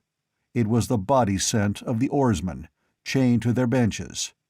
They were all Negroes, 40 men to each side, each confined by a chain locked about his waist, with the other end welded to a heavy ring set deep in the solid runway beam that ran between the benches from stem to stern. The life of a slave aboard an Argosian galley was a hell unfathomable. Most of these were Cushites, but some 30 of the blacks who now rested on their idle oars and stared up at the stranger with dull curiosity were from the far southern isles, the homelands of the Corsairs. Conan recognized them by their straighter features and hair, their rangier, cleaner-limbed build, and he saw among them men who had followed him of old. But all this he saw and recognized in one swift, all-embracing glance as he rose, before he turned his attention to the figures about him. Reeling momentarily on braced legs, his fists clenched wrathfully, he glared at the figures clustered about him. The sailor who had drenched him stood grinning, the empty bucket still poised in his hand, and Conan cursed him with venom, instinctively reaching for his hilt. Then he discovered that he was weaponless and naked, except for his short leather breeks. "What lousy tub is this?" he roared. How did I come aboard here?" The sailors laughed jeeringly, stocky, bearded Argosians to a man, and one, whose richer dress and air of command proclaimed him captain, folded his arms and said domineeringly, "We found you on the sands. Somebody had rapped you on the pate and taken your clothes. Needing an extra man, we brought you aboard." "What ship is this?" Conan demanded. "The Venturer, out of Masantia, with a cargo of mirrors, scarlet silk cloaks, shields, gilded helmets, and swords, to trade to the Shemites for copper and gold ore. I am Demetrio, captain of this vessel, and your master henceforward." "Then I'm headed in the direction I wanted to go after all," muttered Conan, heedless of that last remark. They were racing southeastward, following the long curve of the Argosian coast. These trading ships never ventured far from the shoreline. Somewhere ahead of him he knew that low, dark Stygian galley was speeding southward. "Have you sighted a Stygian galley?" began Conan, but the beard of the burly, brutal-faced captain bristled. He was not in the least interested in any question his prisoner might wish to ask, and felt it high time he reduced this independent wastrel to his proper place. "Get forward," he roared. "I've wasted time enough with you. I've done you the honor of having you brought to the poop to be revived, and answered enough of your infernal questions. Get off this poop. You'll work your way aboard this galley." "I'll buy your ship," began Conan, before he remembered that he was a penniless wanderer. A roar of rough mirth greeted these words, and the captain turned purple, thinking he sensed ridicule. "You mutinous swine!" he bellowed, taking a threatening step forward, while his hand closed on the knife at his belt. "Get forward before I have you flogged! You'll keep a civil tongue in your jaws, or by Mitra, I'll have you chained among the blacks to tug an oar!" Conan's volcanic temper, never long at best, burst into explosion. Not in years, even before he was king, had a man spoken to him thus and lived. "Don't lift your voice to me, you tar-breeched dog!" he roared in a voice as gusty as the sea wind, while the sailors gaped dumbfounded. "Draw that toy, and I'll feed you to the fishes." "Who do you think you are?" gasped the captain. "I'll show you," roared the maddened Cimmerian, and he wheeled and bounded toward the rail, where weapons hung in their brackets. The captain drew his knife and ran at him, bellowing, but before he could strike, Conan gripped the wrist with a wrench that tore the arm clean out of the socket. The captain bellowed like an ox in agony, and then rolled clear across the deck as he was hurled contemptuously from his attacker. Conan ripped a heavy axe from the rail and wheeled cat-like to meet the rush of the sailors. They ran in, giving tongue like hounds, clumsy-footed and awkward in comparison to the pantherish Cimmerian. Before they could reach him with their knives, he sprang among them, striking right and left too quickly for the eye to follow, and blood and brains spattered as two corpses struck the deck. Knives flailed the air wildly as Conan broke through the stumbling, gasping mob and bounded to the narrow bridge that spanned the waist from poop to forecastle, just out of reach of the slaves below. Behind him, the handful of sailors on the poop were floundering after him, daunted by the destruction of their fellows, and the rest of the crew, some 30 in all, came running across the bridge toward him with weapons in their hands. Conan bounded out on the bridge and stood poised above the upturned black faces, axe lifted, black mane blown in the wind. "Who am I?" he yelled. "Look, you dogs! Look, Ajonga, Yosunga, Laranga! Who am I?" And from the waist rose a shout that swelled to a mighty roar.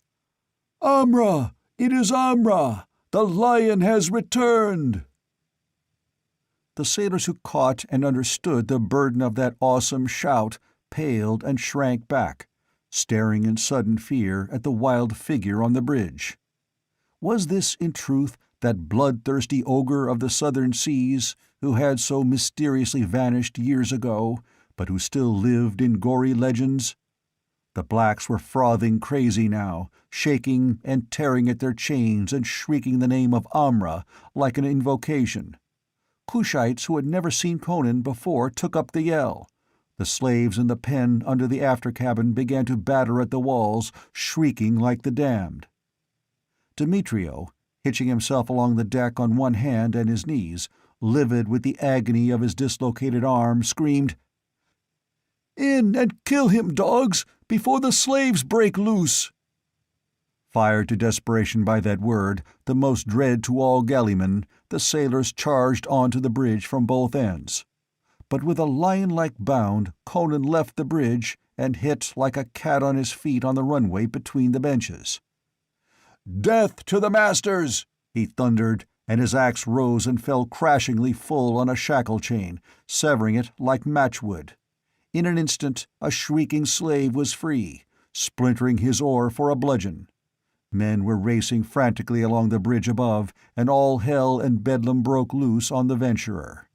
Conan's axe rose and fell without pause, and with every stroke, a frothing, screaming black giant broke free, mad with hate and the fury of freedom and vengeance. Sailors leaping down into the waist to grapple or smite at the naked white giant, hewing like one possessed at the shackles, found themselves dragged down by the hands of slaves yet unfreed, while others, their broken chains whipping and snapping about their limbs, came up out of the waist like a blind black torrent, screaming like fiends, smiting with broken oars and pieces of iron, tearing and rending with talons and teeth. In the midst of the melee, the slaves in the pen broke down the walls and came surging up on the decks, and with 50 blacks freed of their benches, Conan abandoned his iron hewing and bounded up on the bridge to add his notched axe to the bludgeons of his partisans. Then it was a massacre. The Argosians were strong, sturdy, fearless, like all their race, trained in the brutal school of the sea. But they could not stand against these maddened giants, led by the tigerish barbarian. Blows and abuse and hellish suffering were avenged in one red gust of fury that raged like a typhoon from one end of the ship to the other, and when it had blown itself out, but one white man lived aboard the Venturer, and that was the blood-stained giant about whom the chanting blacks thronged to cast themselves prostrate on the bloody deck and beat their heads against the boards in an ecstasy of hero worship. Conan, his mighty chest heaving and glistening with sweat, the red axe gripped in his blood-smeared hand, glared about him as the first chief of men might have glared in some primordial dawn, and shook back his black mane. In that moment he was not king of Aquilonia. He was again lord of the Black Corsairs, who had hacked his way to lordship through flame and blood. "Amra! Amra!" chanted the delirious blacks, those who were left to chant. "The lion has returned! Now will the Stygians howl like dogs in the night, and the black dogs of Kush will howl. Now will villages burst in flames, and ships founder. Aye, there will be wailing of women and the thunder of the spears." "Cease this yammering, dogs!"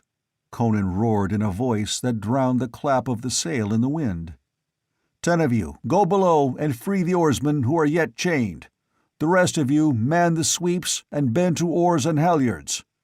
Crom's devils, don't you see we've drifted inshore during the fight? Do you want to run aground and be retaken by the Argosians? Throw these carcasses overboard. Jump to it, you rogues, or I'll notch your hides for you." With shouts and laughter and wild singing, they leapt to do his commands. The corpses, white and black, were hurled overboard, where triangular fins were already cutting the water.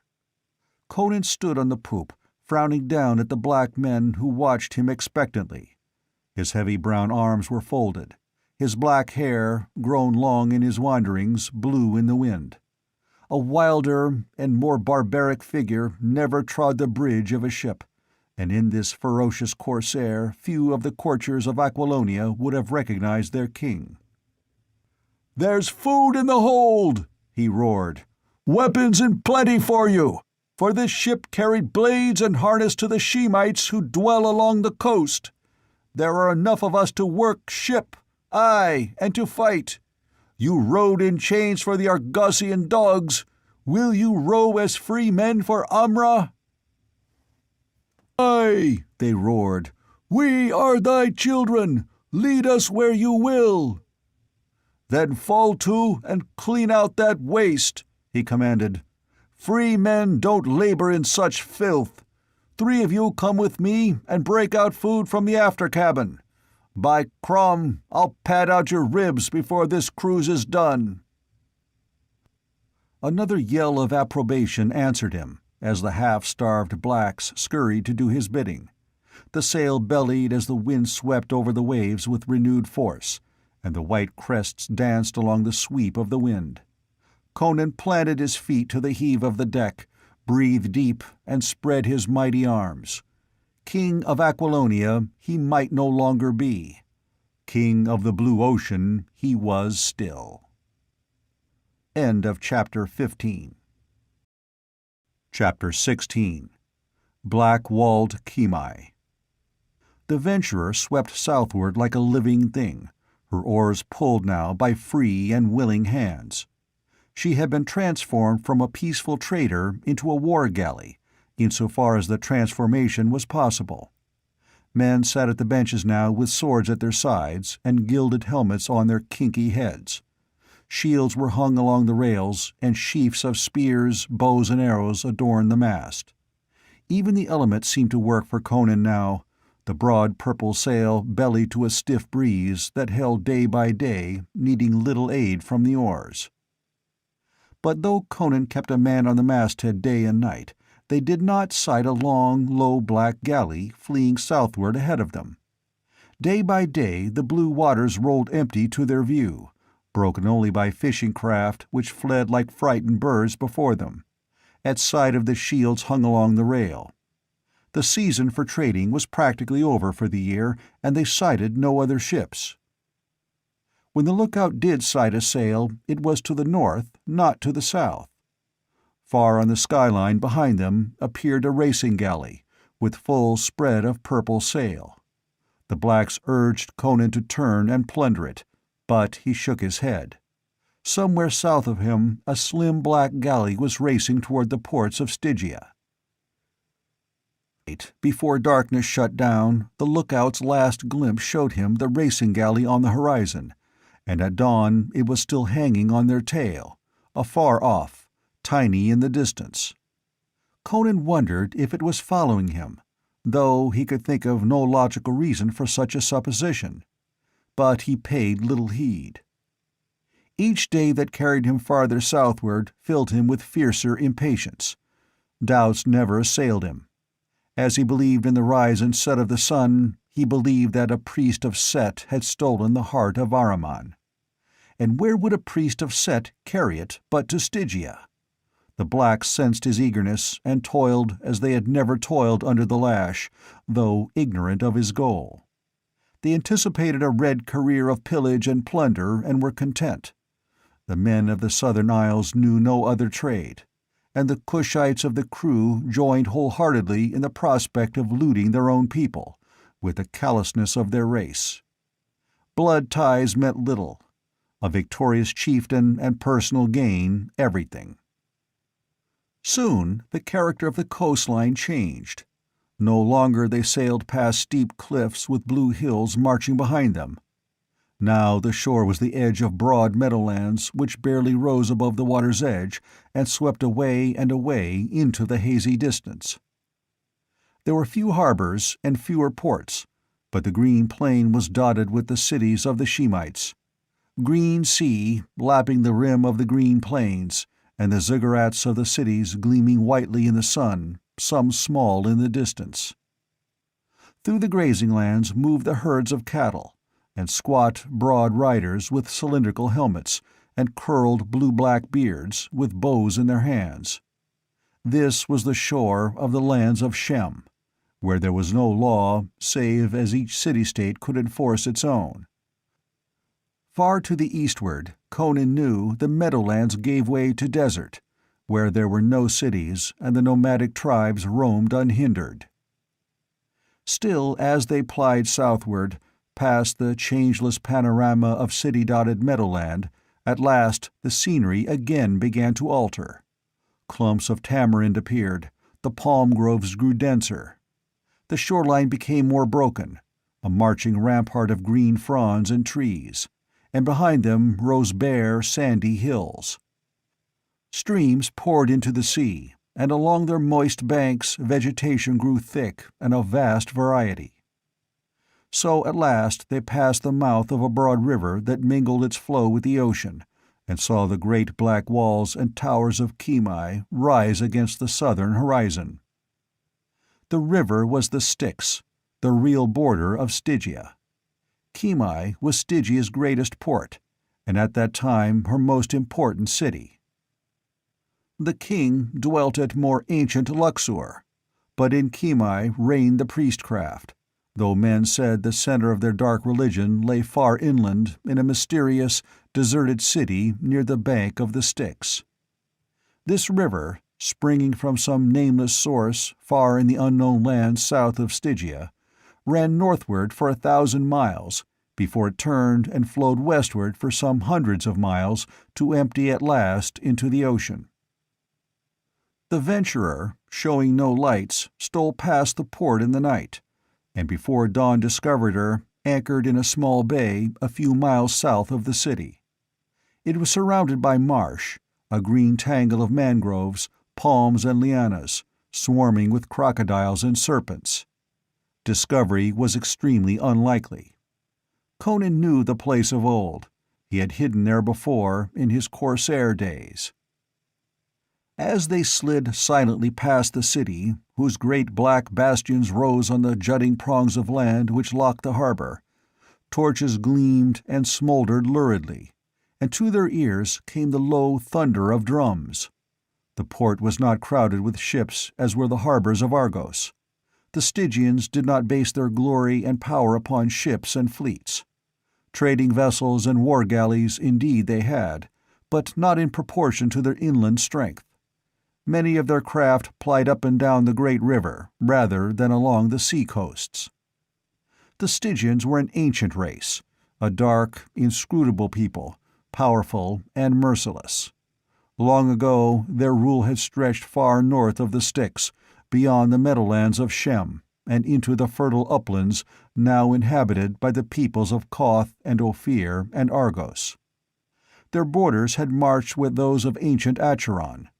But Acheron had fallen, and the barbaric ancestors of the Hyborians had swept southward in wolfskins and horn helmets, driving the ancient rulers of the land before them. The Stygians had not forgotten. All day the venturer lay at anchor in the tiny bay, walled in with green branches and tangled vines through which flitted gay-plumed, harsh-voiced birds, and among which glided bright-scaled, silent reptiles.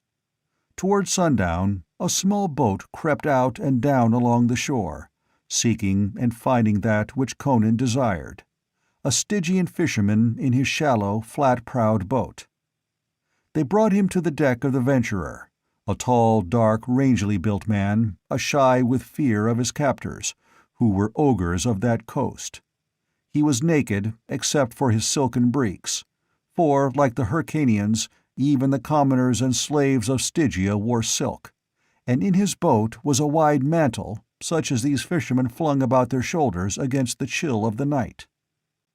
He fell to his knees before Conan, expecting torture and death. "Stand on your legs, man, and quit trembling," said the Cimmerian impatiently, who found it difficult to understand abject terror. "You won't be harmed. Tell me but this. Has a galley, a black racing galley returning from Argos, put into Kimai within the past few days?" "Aye, my lord," answered the fisherman. "Only yesterday at dawn the priest Thuthothmes returned from a voyage far to the north. Men say he has been to Masantia." "What did he bring from Masantia?" "Alas, my lord, I know not." "Why did he go to Masantia? demanded Conan. "Nay, my lord, I am but a common man. Who am I to know the minds of the priests of Set? I can only speak what I have seen and what I have heard men whisper along the wharves. Men say that news of great import came southward, though of what none knows. And it is well known that the Lord Thuthothmes put off in his black galley in great haste. Now he is returned, but what he did in Argos, or what cargo he brought back, none knows, not even the seaman who manned his galley. Men say that he has opposed Thoth-Amon, who is the master of all priests of Set, and dwells in Luxor, and that Thuthothmes seeks hidden power to overthrow the Great One. But who am I to say? When priests war with one another, a common man can but lie on his belly and hope neither treads upon him." Conan snarled in nervous exasperation at this servile philosophy, and turned to his men. "I'm going alone into Kimai to find this thief Thuthothmes. Keep this man prisoner, but see that you do him no hurt. Crom's devils, stop your yowling. Do you think we can sail into the harbor and take the city by storm? I must go alone." Silencing the clamor of protests, he doffed his own garments and donned the prisoner's silk breeches and sandals, and the band from the man's hair, but scorned the short fisherman's knife.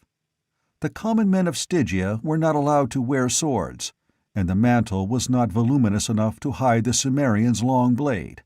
But Conan buckled to his hip a ganata knife, a weapon borne by the fierce desert men who dwelt to the south of the Stygians, a broad, heavy, slightly curved blade of fine steel, edged like a razor and long enough to dismember a man. Then, leaving the Stygian guarded by the corsairs, Conan climbed into the fisher's boat. "Wait for me until dawn," he said.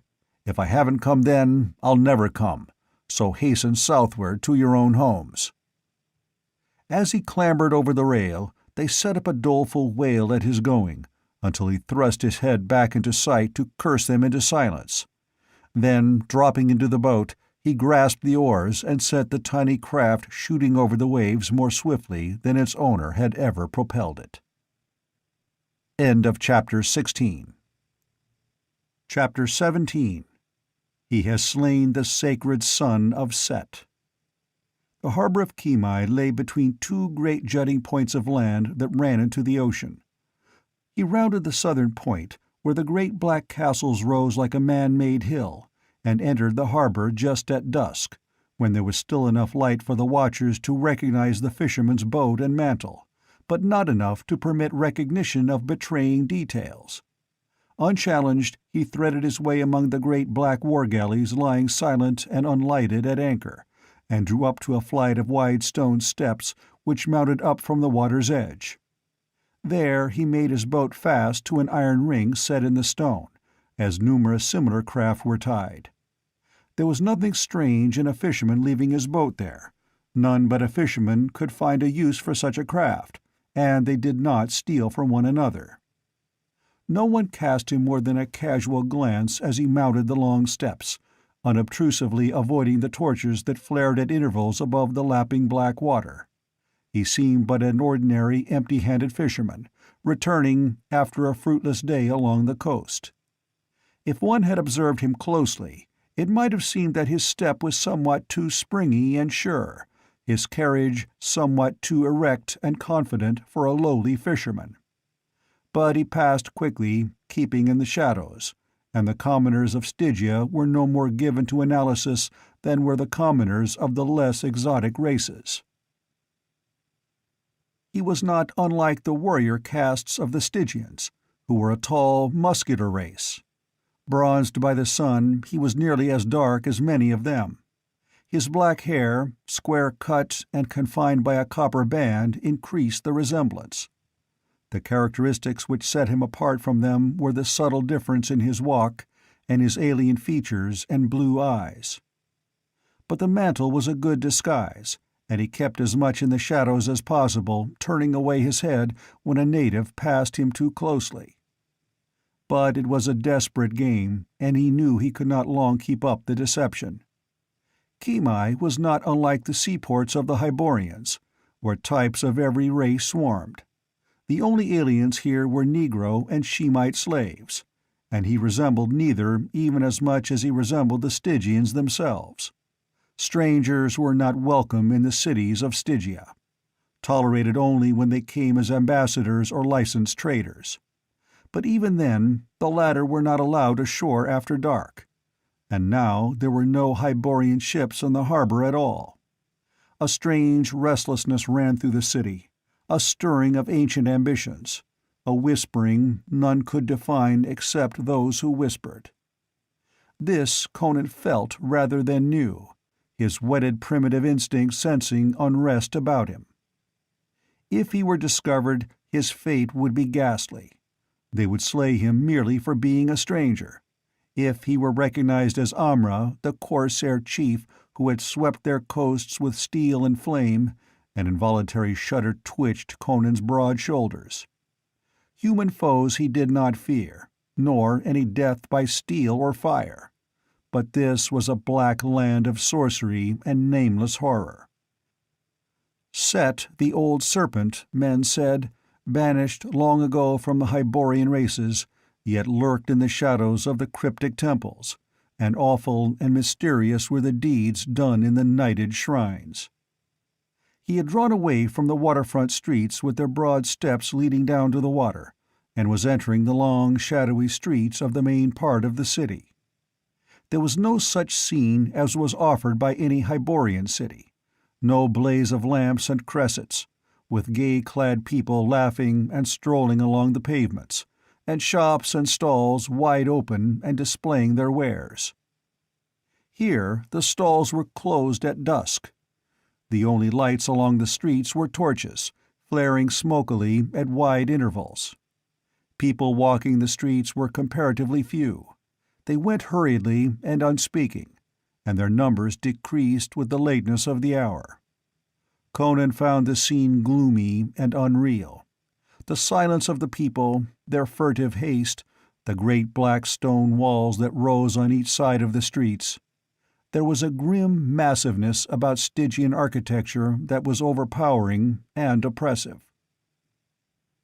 Few lights showed anywhere except in the upper parts of the buildings. Conan knew that most of the people lay on the flat roofs, among the palms of artificial gardens under the stars. There was a murmur of weird music from somewhere. Occasionally a bronze chariot rumbled along the flags, and there was a brief glimpse of a tall, hawk-faced noble, with a silk cloak wrapped about him and a gold band with a rearing serpent-head emblem confining his black mane. Of the ebon, naked charioteer bracing his knotty legs against the straining of the fierce Stygian horses.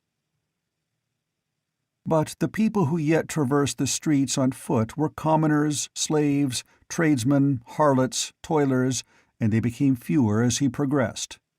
He was making toward the temple of Set, where he knew he would be likely to find the priest he sought. He believed he would know Thutathmes if he saw him, though his one glance had been in the semi-darkness of the Masantian galley.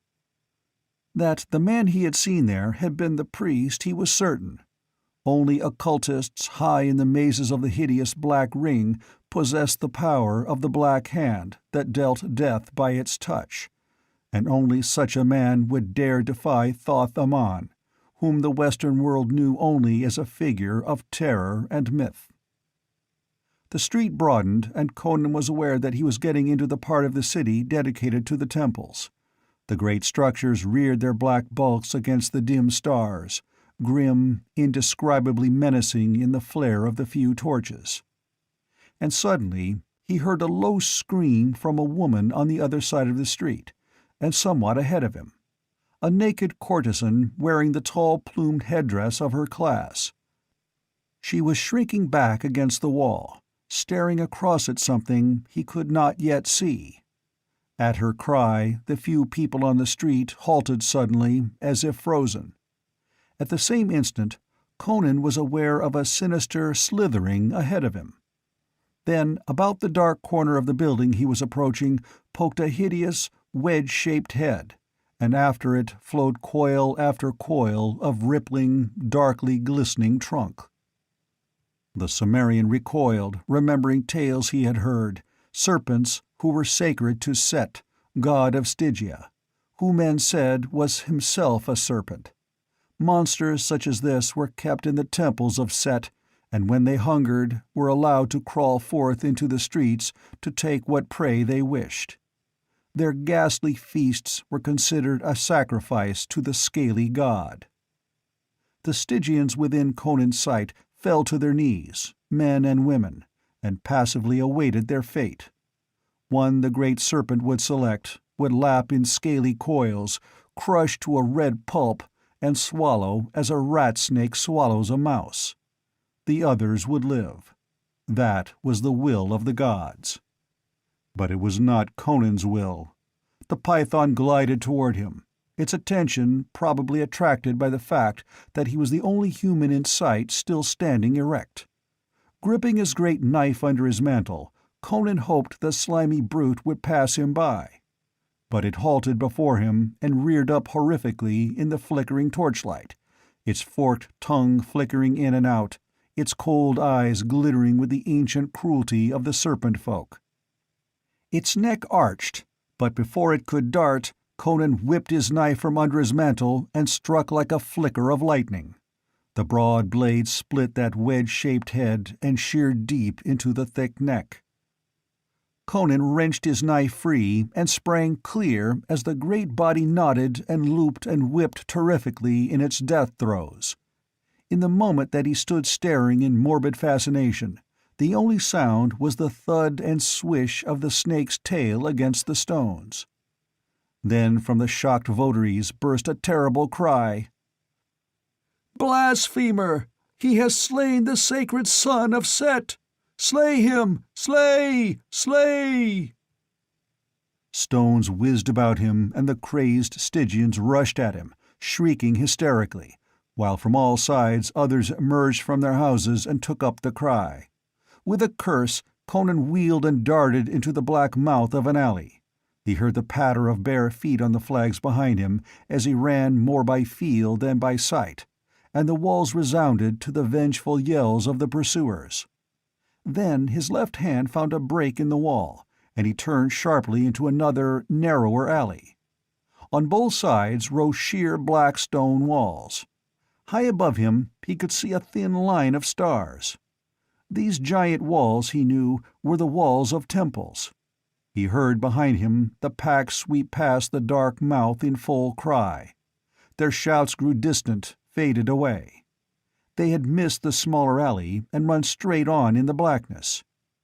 He, too, kept straight ahead, though the thought of encountering another of Set's sons in the darkness brought a shudder from him.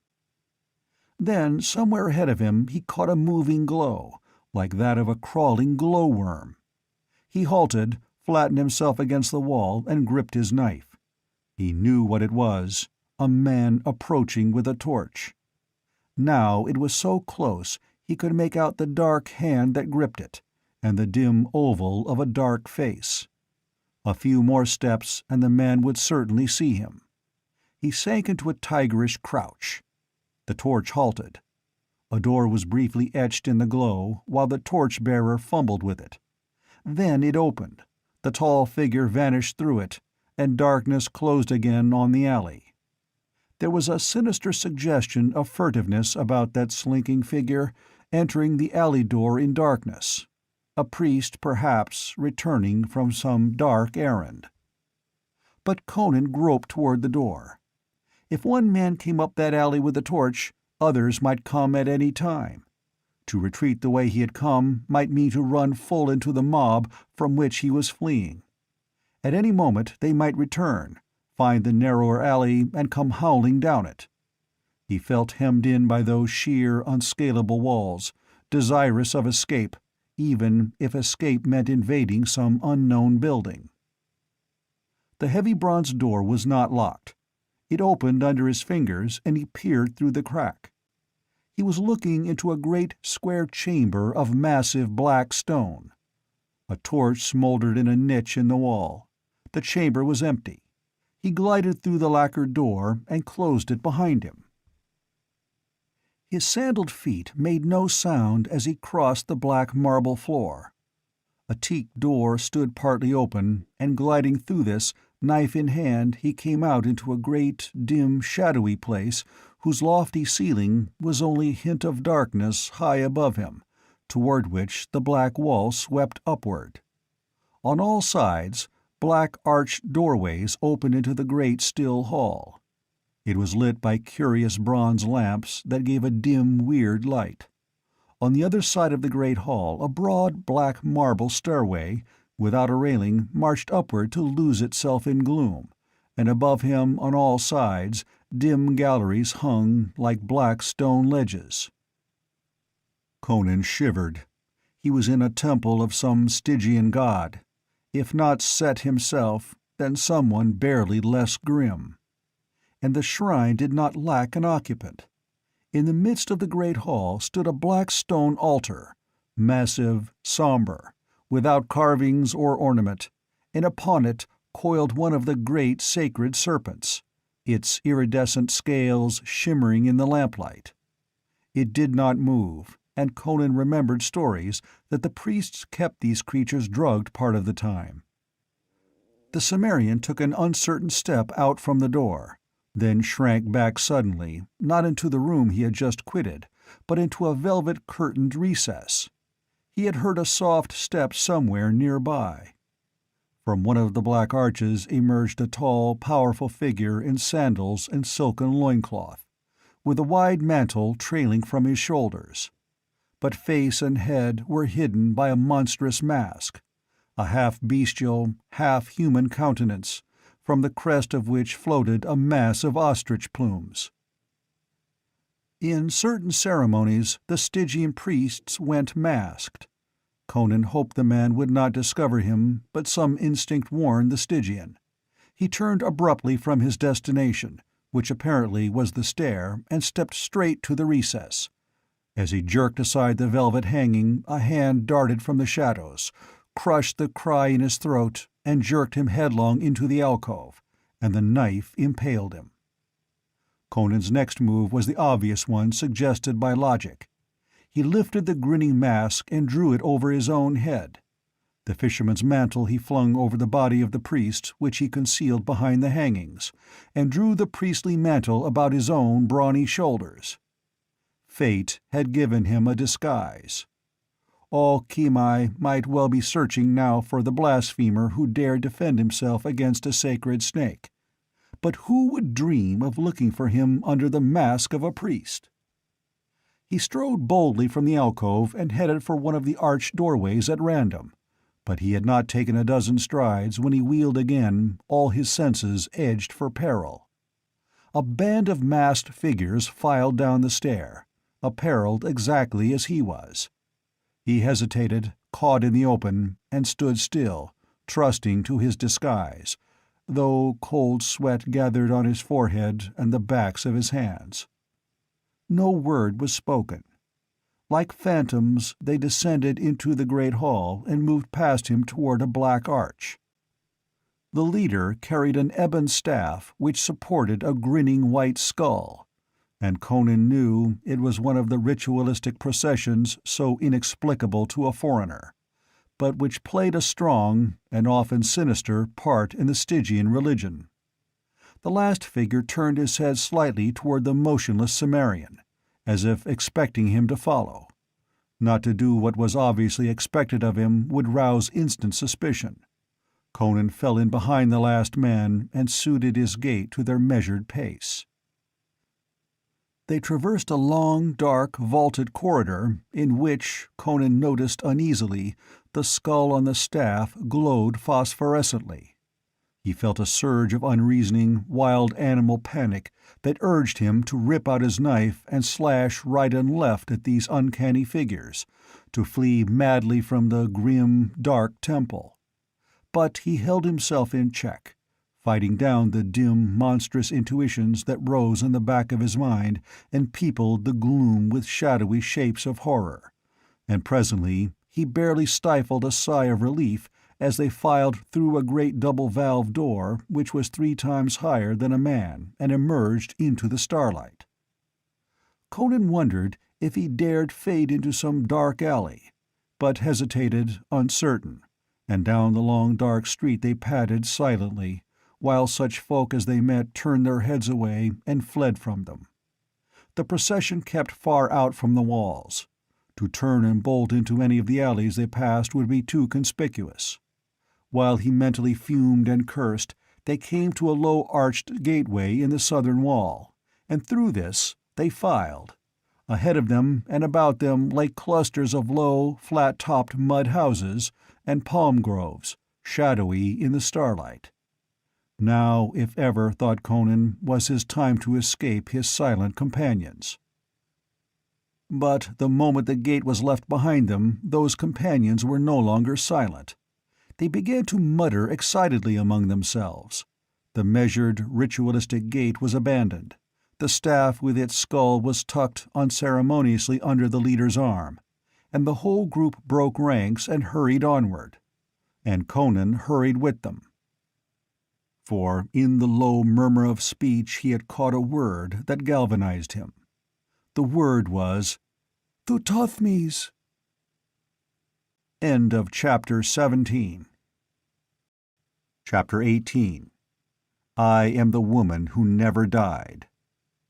Conan stared with burning interest at his masked companions. One of them was Thuthothmes, or else the destination of the band was a rendezvous with the man he sought. And he knew what that destination was when, beyond the palms, he glimpsed a black triangular bulk looming against the shadowy sky. They passed through the belt of huts and groves, and if any man saw them he was careful not to show himself. The huts were dark. Behind them the black towers of Kimai rose gloomily against the stars that were mirrored in the waters of the harbor. Ahead of them the desert stretched away in dim darkness. Somewhere a jackal yapped. The quick passing sandals of the silent neophytes made no noise in the sand. They might have been ghosts, moving toward that colossal pyramid that rose out of the murk of the desert. There was no sound over all the sleeping land. Conan's heart beat quicker as he gazed at the grim black wedge that stood etched against the stars, and his impatience to close with Thuthothmes in whatever conflict the meeting might mean was not unmixed with a fear of the unknown. No man could approach one of those somber piles of black stone without apprehension. The very name was a symbol of repellent horror among the northern nations, and legends hinted that the Stygians did not build them.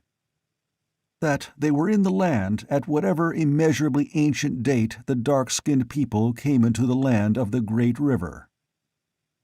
As they approached the pyramid, he glimpsed a dim glow near the base, which presently resolved itself into a doorway, on either side of which brooded stone lions with the heads of women, cryptic, inscrutable nightmares crystallized in stone. The leader of the band made straight for the doorway, in the deep well of which Conan saw a shadowy figure. The leader paused an instant beside this dim figure and then vanished into the dark interior, and one by one the others followed. As each masked priest passed through the gloomy portal he was halted briefly by the mysterious guardian, and something passed between them, some word or gesture Conan could not make out. Seeing this, the Cimmerian purposely lagged behind, and stooping, pretended to be fumbling with the fastening of his sandal. Not until the last of the masked figures had disappeared did he straighten and approach the portal. He was uneasily wondering if the guardian of the temple were human, remembering some tales he had heard. But his doubts were set at rest. A dim bronze cresset glowing just within the door lighted a long narrow corridor that ran away into blackness, and a man standing silent in the mouth of it, wrapped in a wide black cloak. No one else was in sight. Obviously, the masked priests had disappeared down the corridor. Over the cloak that was drawn about his lower features, the Stygian's piercing eyes regarded Conan sharply. With his left hand he made a curious gesture. On a venture, Conan imitated it. But evidently another gesture was expected. The Stygian's right hand came from under his cloak with a gleam of steel, and his murderous stab would have pierced the heart of an ordinary man. But he was dealing with one whose thews were nerved to the quickness of a jungle cat. Even as the dagger flashed in the dim light, Conan caught the dusky wrist and smashed his clenched right fist against the Stygian's jaw. The man's head went back against the stone wall with a dull crunch that told of a fractured skull.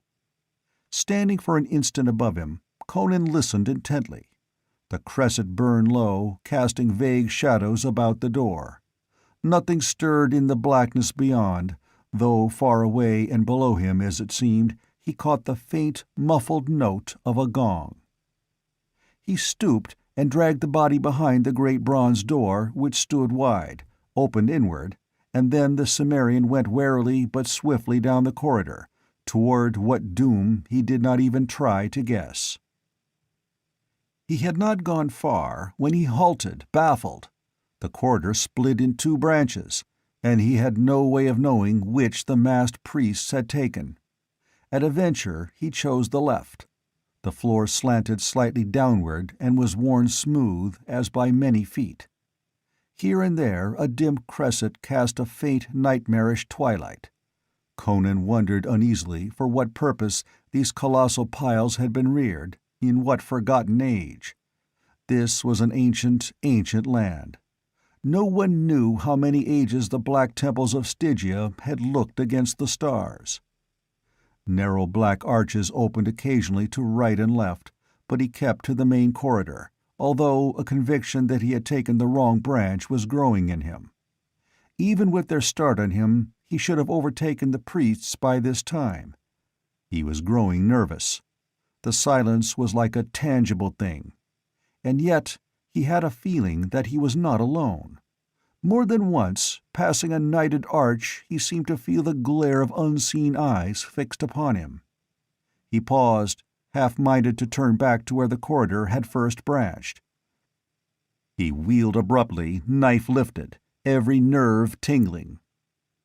A girl stood at the mouth of a smaller tunnel, staring fixedly at him.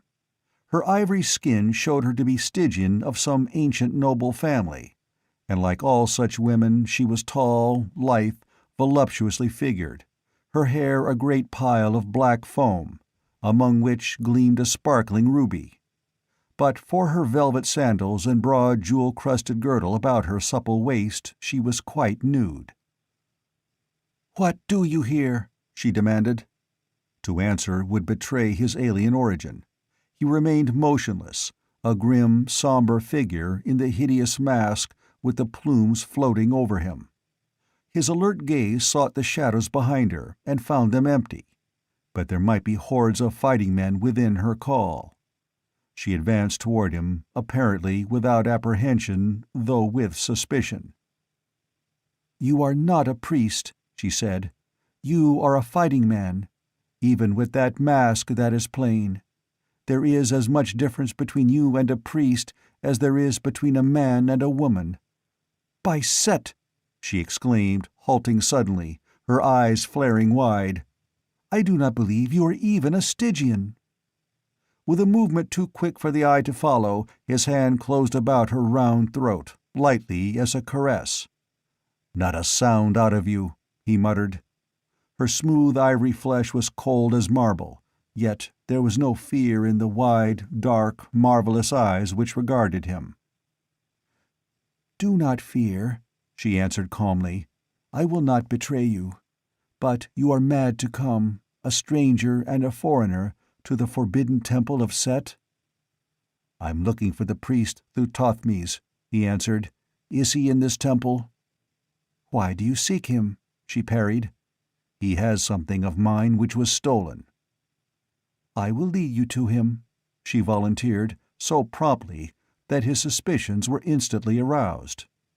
"Don't play with me, girl," he growled. "I do not play with you. I have no love for Thothmes." He hesitated, then made up his mind.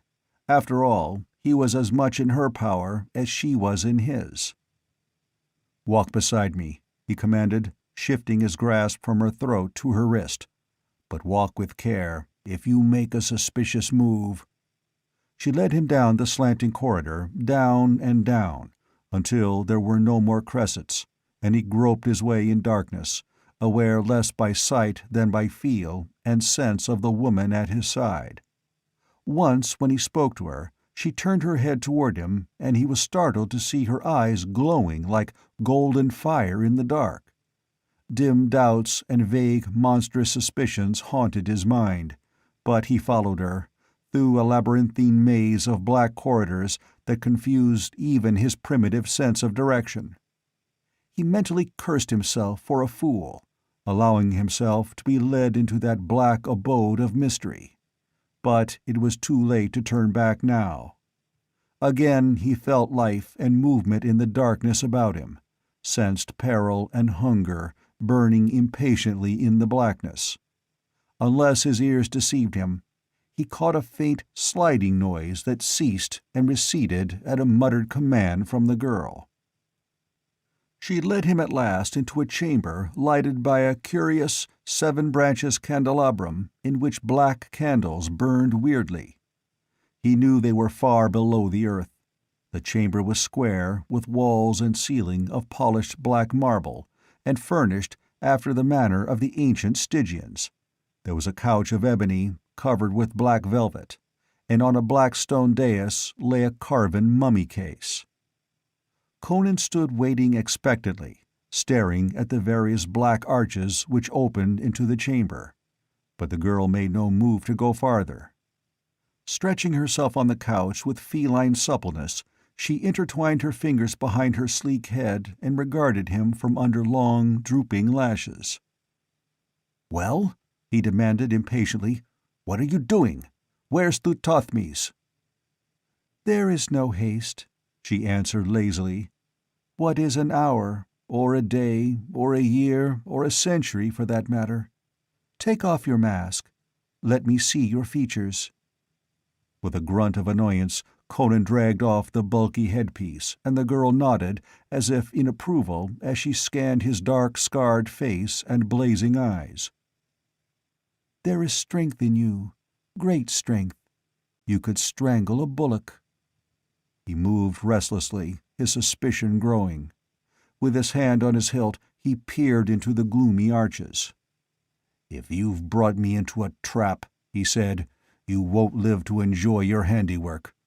Are you going to get off that couch and do as you promised, or do I have to—" His voice trailed away. He was staring at the mummy case, on which the countenance of the occupant was carved in ivory with the startling vividness of a forgotten art. There was a disquieting familiarity about that carven mask, and with something of a shock he realized what it was. There was a startling resemblance between it and the face of the girl lolling on the ebon couch. She might have been the model from which it was carved, but he knew the portrait was at least centuries old. Archaic hieroglyphics were scrawled across the lacquered lid, and seeking back into his mind for tag-ends of learning, picked up here and there as incidentals of an adventurous life, he spelled them out and said aloud, "Akavasha." "You have heard of Princess Akavasha?" inquired the girl on the couch. "Who hasn't?" he grunted. The name of that ancient, evil, beautiful princess still lived the world over in song and legend, though 10,000 years had rolled their cycles since the daughter of Tuthaman had reveled in purple feasts amid the black halls of ancient Luxor. "Her only sin was that she loved life and all the meanings of life," said the Stygian girl. "To win life, she courted death. She could not bear to think of growing old and shriveled and worn, and dying at last as hags die. She wooed darkness like a lover, and his gift was life. Life that, not being life as mortals know it, can never grow old and fade. She went into the shadows to cheat age and death." Conan glared at her with eyes that were suddenly burning slits, and he wheeled and tore the lid from the sarcophagus. It was empty, Behind him, the girl was laughing, and the sound froze the blood in his veins. He whirled back to her, the short hairs on his neck bristling. "You are Akavasha," he grated. She laughed and shook back her burnished locks, spread her arms sensuously. "I am Akavasha. I am the woman who never died, who never grew old, who fools say was lifted from the earth by the gods in the full bloom of her youth and beauty, to queen it forever in some celestial clime. Nay, it is in the shadows that mortals find immortality. 10,000 years ago I died to live forever. Give me your lips, strong man." Rising lithely, she came to him, rose on tiptoe, and flung her arms about his massive neck. Scowling down into her upturned, beautiful countenance, he was aware of a fearful fascination and an icy fear. "Love me," she whispered, her head thrown back, eyes closed and lips parted. "Give me of your blood to renew my youth and perpetuate my everlasting life. I will make you, too, immortal. I will teach you the wisdom of all the ages, all the secrets that have lasted out the eons in the blackness beneath these dark temples. I will make you king of that shadowy horde which revels among the tombs of the ancients when night veils the desert and bats flit across the moon. I am weary of priests and magicians, and captive girls dragged screaming through the portals of death. I desire a man. Love me, barbarian." She pressed her dark head down against his mighty breast, and he felt a sharp pang at the base of his throat. With a curse, he tore her away and flung her sprawling across the couch. "Damned vampire!" Blood was trickling from a tiny wound in his throat. She reared up on the couch like a serpent poised to strike, all the golden fires of hell blazing in her wide eyes. Her lips drew back, revealing white, pointed teeth. "Fool!" she shrieked. "Do you think to escape me? You will live and die in darkness. I have brought you far below the temple. You can never find your way out alone. You can never cut your way through those which guard the tunnels. But for my protection, the sons of Set would long ago have taken you into their bellies. Fool, I shall yet drink your blood." "Keep away from me, or I'll slash you asunder," he grunted, his flesh crawling with revulsion. "You may be immortal, but steel will dismember you." As he backed toward the arch through which he had entered, the light went out suddenly. All the candles were extinguished at once, though he did not know how, for Akavasha had not touched them. But the vampire's laugh rose mockingly behind him, poison-sweet as the vials of hell, and he sweated as he groped in the darkness for the arch in a near panic. His fingers encountered an opening, and he plunged through it. Whether it was the arch through which he had entered, he did not know, nor did he very much care. His one thought was to get out of the haunted chamber which had housed that beautiful, hideous, undead fiend for so many centuries. His wanderings through those black, winding tunnels were a sweating nightmare. Behind him and about him he heard faint slitherings and glidings, and once the echo of that sweet, hellish laughter he had heard in the chamber of Akavasha. He slashed ferociously at sounds and movements he heard or imagined he heard in the darkness near him, and once his sword cut through some yielding, tenuous substance that might have been cobwebs. He had a desperate feeling that he was being played with, lured deeper and deeper into ultimate night, before being set upon by demoniac talon and fang. And through his fear ran the sickening revulsion of his discovery. The legend of Akavasha was so old, and among the evil tales told of her ran a thread of beauty and idealism, of everlasting youth. To so many dreamers and poets and lovers, she was not alone the evil princess of Stygian legend, but the symbol of eternal youth and beauty, shining forever in some far realm of the gods. And this was the hideous reality. This foul perversion was the truth of that everlasting life. Through his physical revulsion ran the sense of a shattered dream of man's idolatry. Its glittering gold proved slime and cosmic filth. A wave of futility swept over him, a dim fear of the falseness of all men's dreams and idolatries. And now he knew that his ears were not playing him tricks. He was being followed, and his pursuers were closing in on him. In the darkness sounded shufflings and slidings that were never made by human feet. No, nor by the feet of any normal animal. The underworld had its bestial life too, perhaps. They were behind him. He turned to face them, though he could see nothing, and slowly backed away. Then the sound ceased, even before he turned his head and saw, somewhere down the long corridor, a glow of light. End of Chapter 18.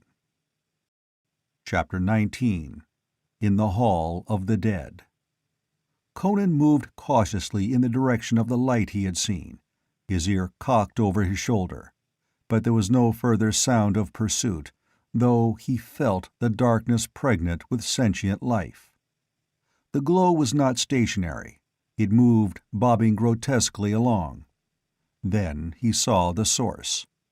The tunnel he was traversing crossed another, wider corridor some distance ahead of him. And along this latter tunnel filed a bizarre procession. 4 tall, gaunt men in black, hooded robes, leaning on staffs. The leader held a torch above his head, a torch that burned with a curious, steady glow. Like phantoms, they passed across his limited range of vision and vanished, with only a fading glow to tell of their passing. Their appearance was indescribably eldritch. They were not Stygians, not like anything Conan had ever seen. He doubted if they were even humans. They were like black ghosts, stalking ghoulishly along the haunted tunnels. But his position could be no more desperate than it was. Before the inhuman feet behind him could resume their slithering advance at the fading of the distant illumination, Conan was running down the corridor.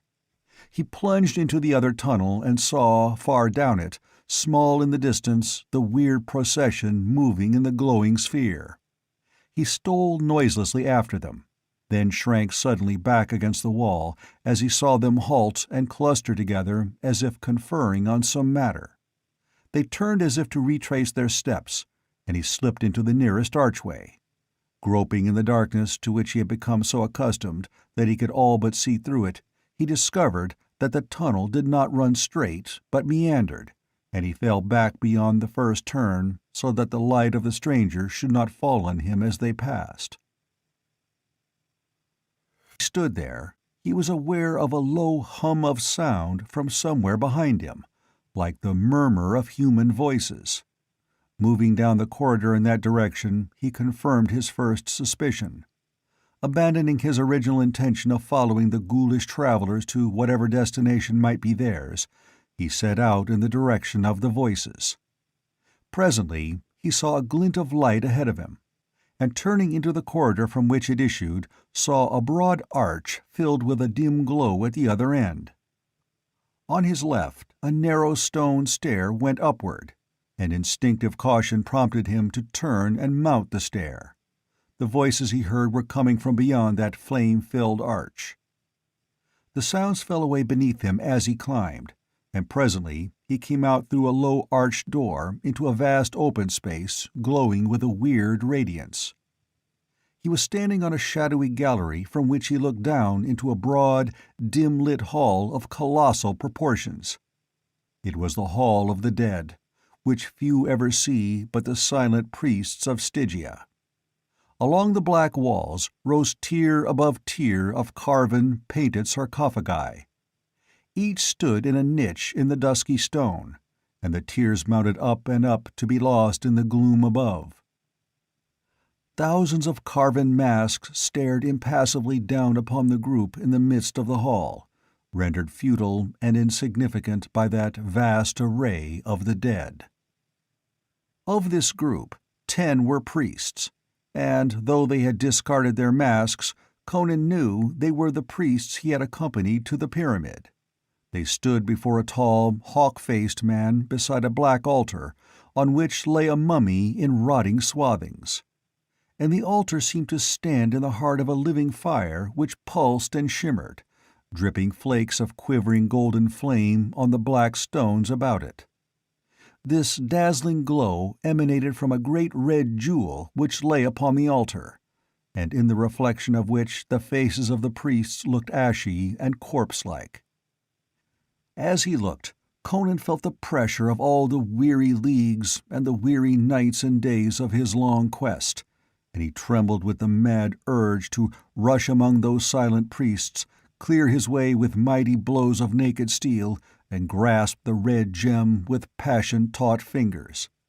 But he gripped himself with iron control, and crouched down in the shadow of the stone balustrade. A glance showed him that a stair led down into the hall from the gallery, hugging the wall and half hidden in the shadows. He glared into the dimness of the vast place, seeking other priests or votaries, but saw only the group about the altar. In that great emptiness the voice of the man beside the altar sounded hollow and ghostly. "And so the word came southward. The night wind whispered it. The ravens croaked of it as they flew, and the grim bats told it to the owls and the serpents that lurk in hoary ruins. Werewolf and vampire knew, and the ebon-bodied demons that prowl by night. The sleeping night of the world stirred and shook its heavy mane, and there began a throbbing of drums in deep darkness, and the echoes of far, weird cries frightened men who walked by dusk. For the heart of Ahriman had come again into the world to fulfill its cryptic destiny.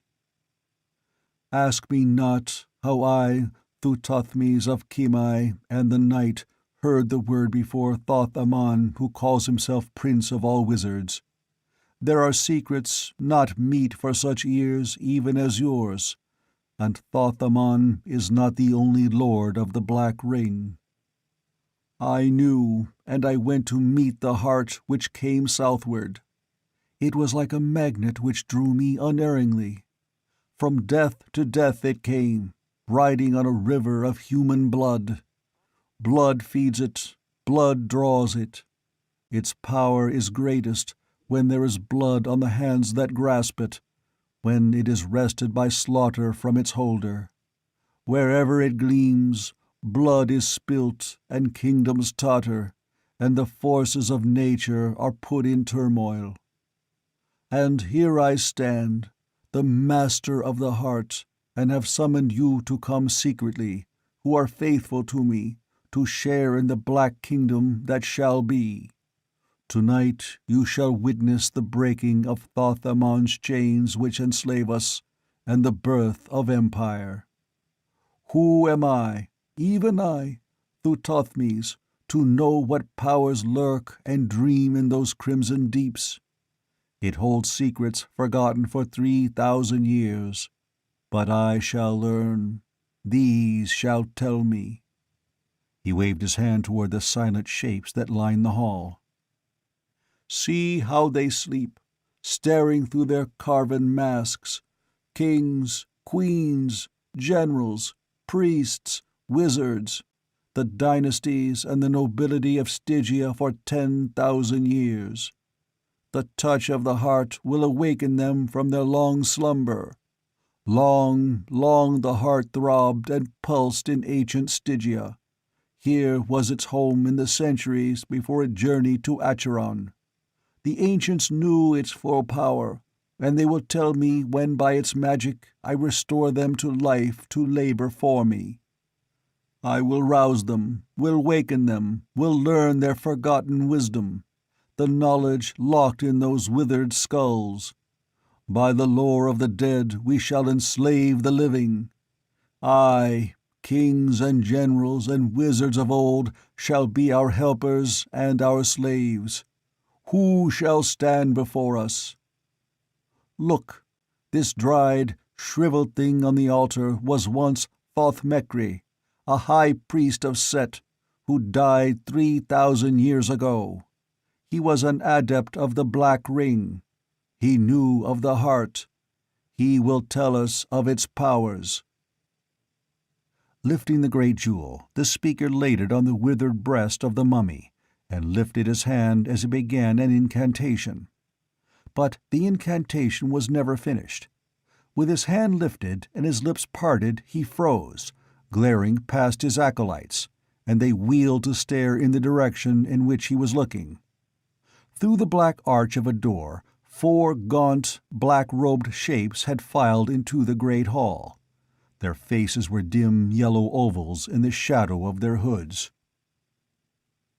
"Who are you?" ejaculated Thuthothmes in a voice as pregnant with danger as the hiss of a cobra.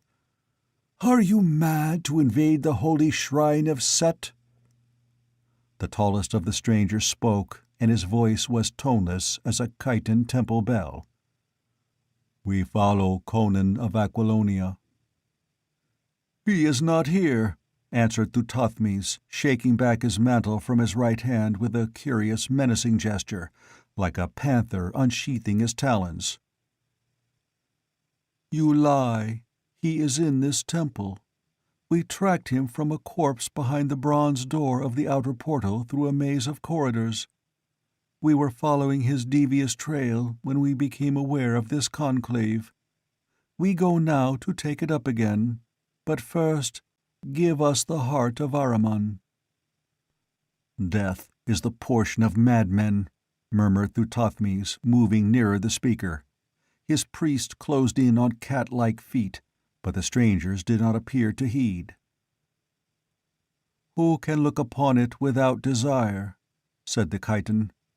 "In Khitai we have heard of it. It will give us power over the people which cast us out. Glory and wonder dream in its crimson deeps. Give it to us before we slay you." A fierce cry rang out as a priest leapt with a flicker of steel. Before he could strike, a scaly staff licked out and touched his breast, and he fell as a dead man falls. In an instant, the mummies were staring down on a scene of blood and horror. Curved knives flashed and crimsoned, snaky staffs licked in and out, and whenever they touched a man, that man screamed and died. At the first stroke, Conan had bounded up and was racing down the stairs.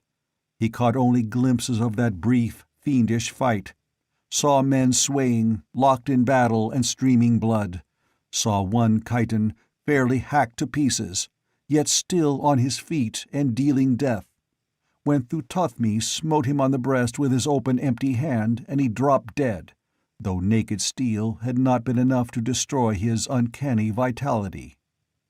By the time Conan's hurtling feet left the stair, the fight was all but over. 3 of the chitons were down, slashed and cut to ribbons and disemboweled. But of the Stygians, only Thuthothmes remained on his feet. He rushed at the remaining chiton, his empty hand lifted like a weapon, and that hand was black as that of a negro. But before he could strike, the staff in the tall chiton's hand licked out, seeming to elongate itself as the yellow man thrust. The point touched the bosom of Thuthothmes, and he staggered. Again and yet again the staff licked out, and Thuthothmes reeled and fell dead, his features blotted out in a rush of blackness that made the whole of him the same hue as his enchanted hand. The chiton turned toward the jewel that burned on the breast of the mummy, but Conan was before him. In a tense stillness the two faced each other, amid that shambles, with the carven mummies staring down upon them. "Far have I followed you, O King of Aquilonia," said the chiton calmly. "Down the long river and over the mountains, across Poitain and Zingara and through the hills of Argos and down the coast. Not easily did we pick up your trail from Tarantia, for the priests of Ashura are crafty. We lost it in Zingara, but we found your helmet in the forest below the border hills, where you had fought with the ghouls of the forests. Almost we lost the trail again tonight among these labyrinths." Conan reflected that he had been fortunate in returning from the vampire's chamber by another route than that by which he had been led to it. Otherwise, he would have run full into these yellow fiends instead of sighting them from afar as they smelled out his spoor like human bloodhounds, with whatever uncanny gift was theirs. The chiton shook his head slightly, as if reading his mind. "That is meaningless. The long trail ends here." "Why have you hounded me?" demanded Conan, poised to move in any direction with the celerity of a hair-trigger. "It was a debt to pay," answered the chiton. "To you who are about to die, I will not withhold knowledge. We were vassals of the king of Aquilonia, Valerius. Long we served him, but of that service we are free now, my brothers by death, and I by the fulfillment of obligation. I shall return to Aquilonia with two hearts. For myself, the heart of Ahriman. For Valerius, the heart of Conan. A kiss of the staff that was cut from the living tree of death." The staff licked out like the dart of a viper, but the slash of Conan's knife was quicker. The staff fell in writhing halves. There was another flicker of the keen steel like a jet of lightning, and the head of the chiton rolled to the floor.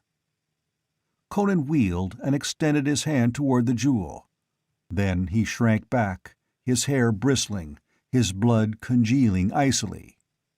For no longer a withered brown thing lay on the altar. The jewel shimmered on the full, arching breast of a naked, living man who lay among the moldering bandages.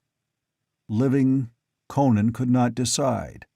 The eyes were like dark, murky glass under which shone inhuman, somber fires.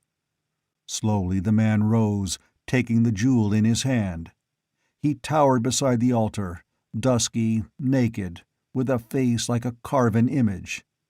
Mutely, he extended his hand toward Conan, with the jewel throbbing like a living heart within it. Conan took it, with an eerie sensation of receiving gifts from the hand of the dead, but somehow realized that the proper incantations had not been made. The conjurement had not been completed. Life had not been fully restored to his corpse. "Who are you?" demanded the Cimmerian. The answer came in a toneless monotone, like the dripping of water from stalactites in subterranean caverns. "I was Thoth-Mekri. I am dead." "Well, lead me out of this accursed temple, will you?" Conan requested, his flesh crawling. With measured, mechanical steps, the dead man moved toward a black arch. Conan followed him. A glance back showed him once again the vast, shadowy hall with its tier of sarcophagi, the dead men sprawled about the altar. The head of the chiton he had slain stared sightless up at the sweeping shadows. The glow of the jewel illuminated the black tunnels like an ensorcelled lamp, dripping golden fire. Once Conan caught a glimpse of ivory flesh in the shadows, believed he saw the vampire that was Akavasha shrinking back from the glow of the jewel, and with her other less human shapes scuttled or shambled into the darkness. The dead man strode straight on, looking neither to right nor left. His pace was changeless as the tramp of doom. Cold sweat gathered thick on Conan's flesh. Icy doubts assailed him. How could he know that this terrible figure out of the past was leading him to freedom? But he knew that, left to himself, he could never untangle this bewitched maze of corridors and tunnels. He followed his awful guide through blackness that loomed before and behind them, and was filled with skulking shapes of horror and lunacy that cringed from the blinding glow of the heart. Then the bronze doorway was before him, and Conan felt the night wind blowing across the desert, and saw the stars, and the starlit desert across which streamed the great black shadow of the pyramid. Thoth-Mekri pointed silently into the desert, and then turned and stalked soundlessly back in the darkness. Conan stared after that silent figure that receded into the blackness on soundless, inexorable feet, as one that moves to a known and inevitable doom or returns to everlasting sleep. With a curse, the Cimmerian leapt from the doorway and fled into the desert as if pursued by demons. He did not look back toward the pyramid or toward the black towers of Kimai looming dimly across the sands.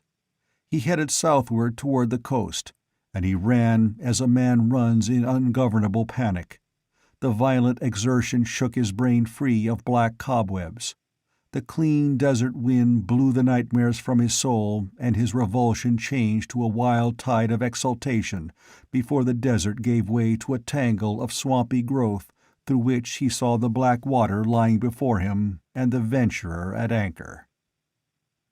He plunged through the undergrowth, hip-deep in the marshes, dived headlong into the deep water, heedless of sharks or crocodiles, and swam to the galley, and was clambering up the chain onto the deck, dripping and exultant, before the watch saw him. "Awake, you dogs!" roared Conan, knocking aside the spear the startled lookout thrust at his breast. "Heave up the anchor! Lay to the doors! Give that fisherman a helmetful of gold and put him ashore! Dawn will soon be breaking, and before sunrise we must be racing for the nearest port of Zingara." He whirled about his head the great jewel, which threw off splashes of light that spotted the deck with golden fire. End of Chapter 19. Chapter 20. Out of the dust shall Acheron arise. Winter had passed from Aquilonia. Leaves sprang out on the limbs of trees, and the fresh grass smiled to the touch of the warm southern breezes. But many a field lay idle and empty. Many a charred heap of ashes marked the spot where proud villas or prosperous towns had stood. Wolves prowled openly along the grass-grown highways, and bands of gaunt, masterless men slunk through the forests. Only in Tarantia was feasting and wealth and pageantry. Valerius ruled like one touched with madness. Even many of the barons who had welcomed his return cried out at last against him. His tax-gatherers crushed rich and poor alike. The wealth of a looted kingdom poured into Tarantia, which became less like the capital of a realm than the garrison of conquerors in a conquered land.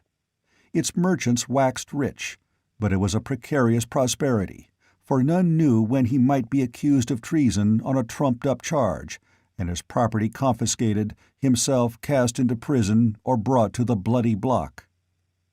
Valerius made no attempt to conciliate his subjects. He maintained himself by means of the Nemedian soldiery and by desperate mercenaries. He knew himself to be a puppet of Amalric. He knew that he ruled only on the sufferance of the Nemedian. He knew that he could never hope to unite Aquilonia under his rule and cast off the yoke of his masters, for the outland provinces would resist him to the last drop of blood. And for that matter, the Nemedians would cast him from his throne if he made any attempt to consolidate his kingdom. He was caught in his own vice. The gall of defeated pride corroded his soul, and he threw himself into a reign of debauchery, as one who lives from day to day without thought or care for tomorrow. Yet there was a subtlety in his madness, so deep that not even Amalric guessed it. Perhaps the wild, chaotic years of wandering as an exile had bred in him a bitterness beyond common conception. Perhaps his loathing of his present position increased this bitterness to a kind of madness. At any event, he lived with one desire: to cause the ruin of all who associated with him. He knew that his rule would be over the instant he had served Amalric's purpose. He knew, too, that so long as he continued to oppress his native kingdom, the Nemedian would suffer him to reign, for Amalric wished to crush Aquilonia into ultimate submission, to destroy its last shred of independence, and then at last to seize it himself, rebuild it after his own fashion with his vast wealth, and use its men and natural resources to wrest the crown of Nemedia from Tarascus. for the throne of an emperor was Amalric's ultimate ambition, and Valerius knew it. Valerius did not know whether Tarascus suspected this, but he knew that the king of Nemedia approved of his ruthless course. Tarascus hated Aquilonia with a hate born of old wars. He desired only the destruction of the Western Kingdom. And Valerius intended to ruin the country so utterly that not even Amalric's wealth could ever rebuild it. He hated the Baron quite as much as he hated the Aquilonians, and hoped only to live to see the day when Aquilonia lay in utter ruin, and Tarascus and Amalric were locked in hopeless civil war that would as completely destroy Nemedia. He believed that the conquest of the still defiant provinces of Gunderland and Poitou and the Bossonian Marches would mark his end as king. He would then have served Amalric's purpose and could be discarded. So he delayed the conquest of these provinces, confining his activities to objectless raids and forays, meeting Amalric's urges for action with all sorts of plausible objections and postponements. His life was a series of feasts and wild debauches. He filled his palace with the fairest girls of the kingdom, willing or unwilling. He blasphemed the gods and sprawled drunken on the floor of the banquet hall wearing the golden crown, and staining his royal purple robes with the wine he spilled. In gusts of bloodlust, he festooned the gallows in the market square with dangling corpses, glutted the axes of the headsmen, and sent his Nemedian horsemen thundering through the land, pillaging and burning.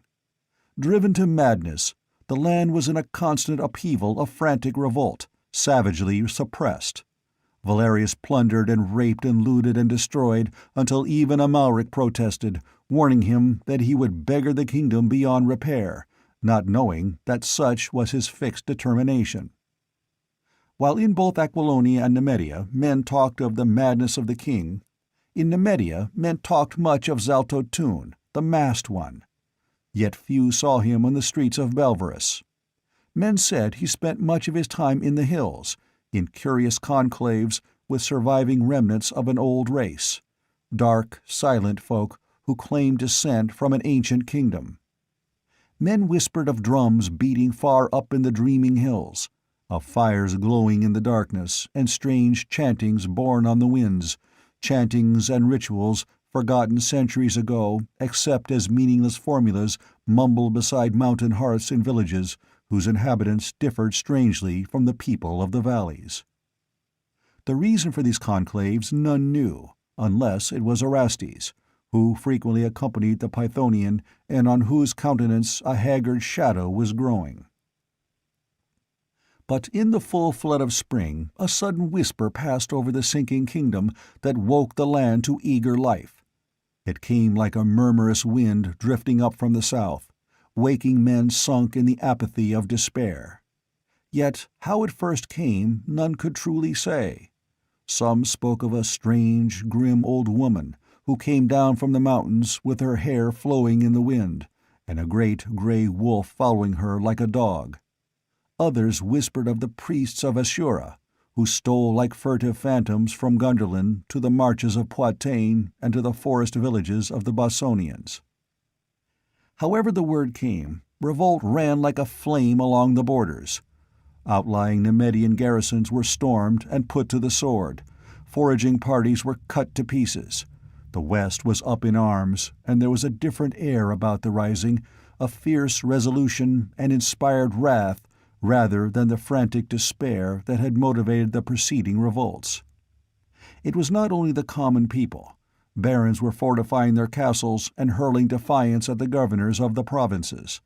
Bands of Bossonians were seen moving along the edges of the marches. Stocky, resolute men in brigandines and steel caps, with longbows in their hands. From the inert stagnation of dissolution and ruin the realm was suddenly alive, vibrant and dangerous. So Amalric sent in haste for Tarascus, who came with an army. In the royal palace in Tarantia, the two kings and Amalric discussed the rising. They had not sent for Zaltotun, immersed in his cryptic studies in the Nemedian hills. Not since that bloody day in the valley of the Valkia had they called upon him for aid of his magic, and he had drawn apart, communing but little with them, apparently indifferent to their intrigues. Nor had they sent for Orestes, but he came, and he was white as spume blown before the storm. He stood in the gold-domed chamber where the kings held conclave, and they beheld in amazement his haggard stare, the fear they had never guessed the mind of Orestes could hold. "You are weary, Orestes," said Amalric. "Sit upon the divan, and I will have a slave fetch you wine. You have ridden hard." Orestes waved aside the invitation. "I have killed 3 horses on the road from Belverus. I cannot drink wine, I cannot rest, until I have said what I have to say." He paced back and forth as if some inner fire would not let him stand motionless, and halting before his wondering companions, "When we employed the heart of Ahriman to bring a dead man back to life," Orestes said abruptly, "we did not weigh the consequences of tampering in the black dust of the past. The fault is mine, and the sin. We thought only of our ambitions, forgetting what ambitions this man might himself have. And we have loosed a demon upon the earth, a fiend inexplicable to common humanity. I have plumbed deep in evil, but there is a limit to which I, or any man of my race and age, can go. My ancestors were clean men, without any demoniacal taint. It is only I who have sunk into the pits, and I can sin only to the extent of my personal individuality. But behind Zaltotun lie 1,000 centuries of black magic and diabolism, an ancient tradition of evil. He is beyond our conception, not only because he is a wizard himself, but also because he is the son of a race of wizards. I have seen things that have blasted my soul. In the heart of the slumbering hills I've watched Zaltotun commune with the souls of the damned, and invoke the ancient demons of forgotten Acheron. I have seen the accursed descendants of that accursed empire worship him and hail him as their arch-priest. I have seen what he plots, and I tell you, it is no less than the restoration of the ancient, black, grisly kingdom of Acheron." "What do you mean?" demanded Amalric. "Acheron is dust.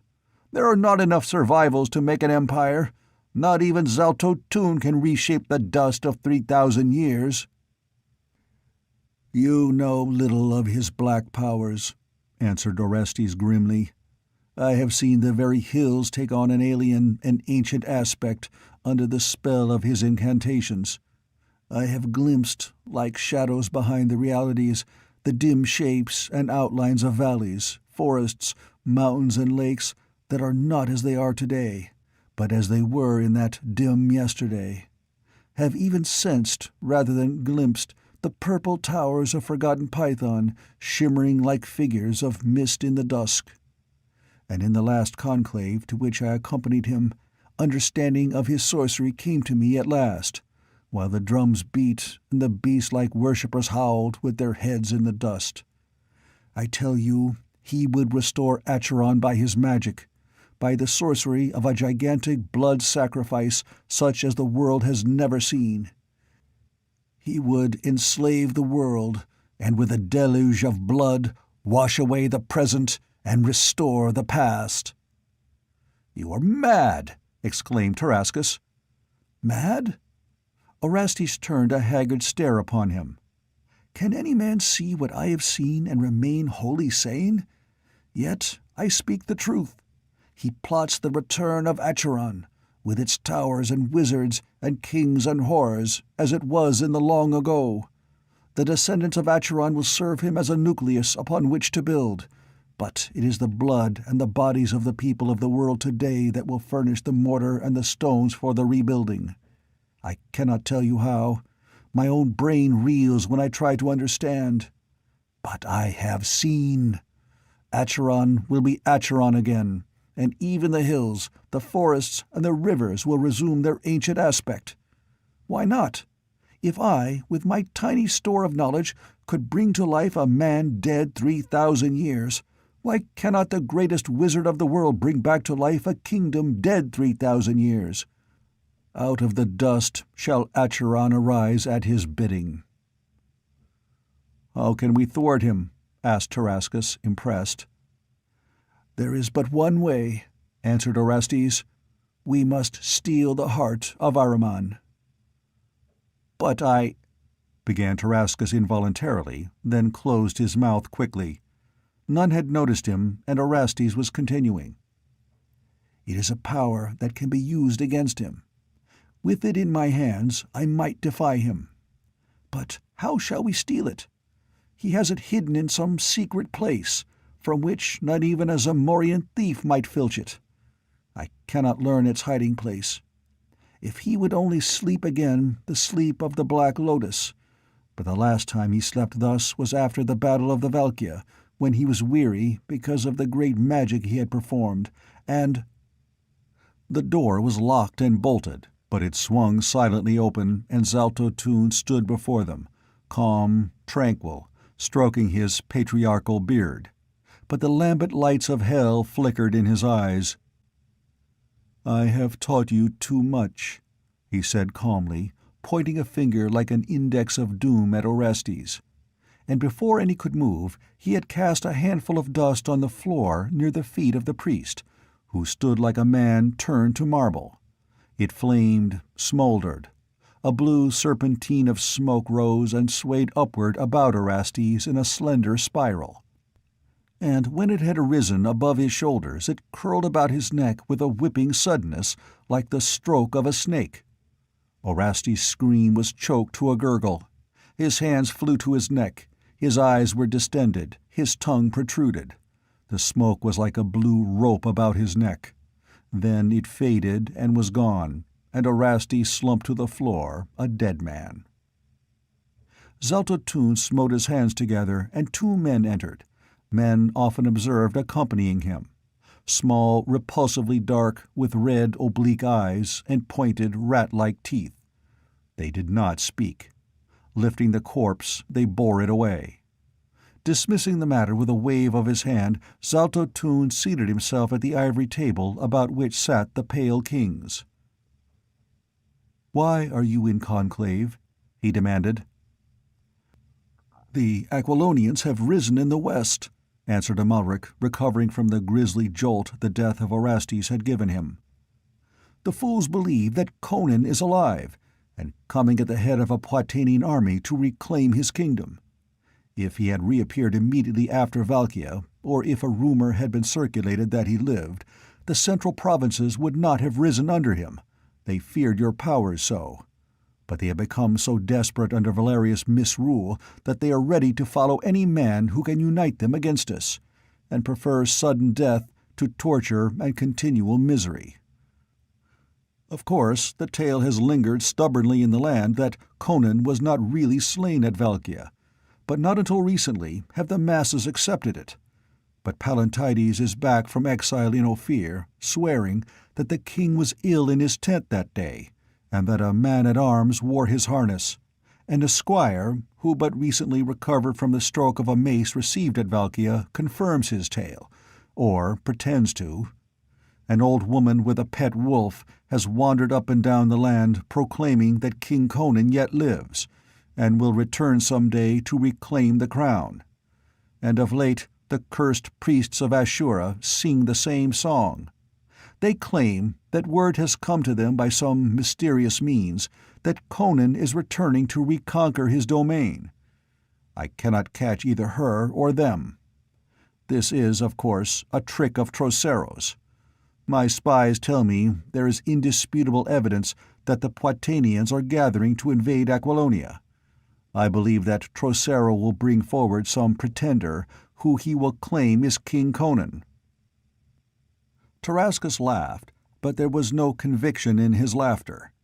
He surreptitiously felt of a scar beneath his jupon, and remembered ravens that cawed on the trail of a fugitive, remembered the body of his squire, Eridius, brought back from the border mountains horribly mangled, by a great grey wolf, his terrified soldiers said. But he also remembered a red jewel stolen from a golden chest while a wizard slept, and he said nothing. And Valerius remembered a dying nobleman who gasped out a tale of fear, and he remembered 4 Chitons who disappeared into the mazes of the south and never returned. But he held his tongue, for hatred and suspicion of his allies ate at him like a worm, and he desired nothing so much as to see both rebels and Nemedians go down locked in the death grip. But Amalric exclaimed, "It is absurd to dream that Conan lives!" For answer, Zaltotun cast a roll of parchment on the table. Amalric caught it up, glared at it. From his lips burst a furious, incoherent cry. He read, "To Zaltotun, Grand Fakir of Nemedia, Dog of Acheron, I am returning to my kingdom, and I mean to hang your hide on a bramble. Conan." "A forgery!" exclaimed Amalric. Zaltotun shook his head. "It is genuine. I have compared it with the signature on the royal documents on record in the libraries of the court. None could imitate that bold scrawl." "Then, if Conan lives," muttered Amalric, "this uprising will not be like the others, for he is the only man living who can unite the Aquilonians." "But," he protested, "this is not like Conan. Why should he put us on our guard with his boasting? One would think that he would strike without warning, after the fashion of the barbarians." "We are already warned," pointed out Zaltotun. "Our spies have told us of preparations for war in Poitain. He could not cross the mountains without our knowledge, so he sends me his defiance in characteristic manner." "Why to you?" demanded Valerius. "Why not to me or to Tarascus?" Zaltotun turned his inscrutable gaze upon the king. "Conan is wiser than you," he said at last. "He already knows what you kings have yet to learn, that it is not Tarascus, nor Valerius, no, nor Amalric, but Zaltotun who is the real master of the Western nations." They did not reply. They sat staring at him, assailed by a numbing realization of the truth of his assertion. "There is no road for me but the Imperial Highway," said Zaltotun. "But first we must crush Conan. I do not know how he escaped me at Belverus, for knowledge of what happened while I lay in the slumber of the Black Lotus is denied me. But he is in the south, gathering an army. It is his last, desperate blow, made possible only by the desperation of the people who have suffered under Valerius. Let him rise. I hold them all in the palm of my hand. We will wait until he moves against us, and then we will crush him once and for all. Then we shall crush Poitain and Gunderlin and the stupid Bossonians. After them Ophir, Argos, Zingara, Koth. All the nations of the world we shall weld into one vast empire. You shall rule as my satraps, and as my captains shall be greater than kings are now. I am unconquerable, for the heart of Ahriman is hidden where no man can ever wield it against me again." Tarascus averted his gaze, lest Zaltotun read his thoughts. He knew the wizard had not looked into the golden chest with its carven serpents that had seemed to sleep, since he laid the heart therein. Strange as it seemed, Zaltotun did not know that the heart had been stolen. The strange jewel was beyond or outside the ring of his dark wisdom. His uncanny talents did not warn him that the chest was empty. Tarascus did not believe that Zaltotun knew the full extent of Orastes' revelations, for the Pythonian had not mentioned the restoration of Acheron, but only the rebuilding of a new earthly empire. Tarascus did not believe that Zaltotun was yet quite sure of his power. If they needed his aid in their ambitions, no less he needed theirs. Magic depended, to a certain extent after all, on sword strokes and lance thrusts. The king read meaning in Amalric's furtive glance. Let the wizard use his arts to help them defeat their most dangerous enemy. Time enough, then, to turn against him. There might yet be a way to cheat this dark power they had raised. End of Chapter 20. Chapter 21. Drums of Peril. Confirmation of the war came when the army of Poitou, 10,000 strong, marched through the southern passes with waving banners and shimmer of steel. And at their head, the spies swore, rode a giant figure in black armor, with the royal lion of Aquilonia worked in gold upon the breast of his rich silken surcoat. Conan lived. The king lived. There was no doubt of it in men's minds now, whether friend or foe. With the news of the invasion from the south there also came word, brought by hard-riding couriers, that a host of gundermen was moving southward, reinforced by the barons of the northwest and the northern Bossonians.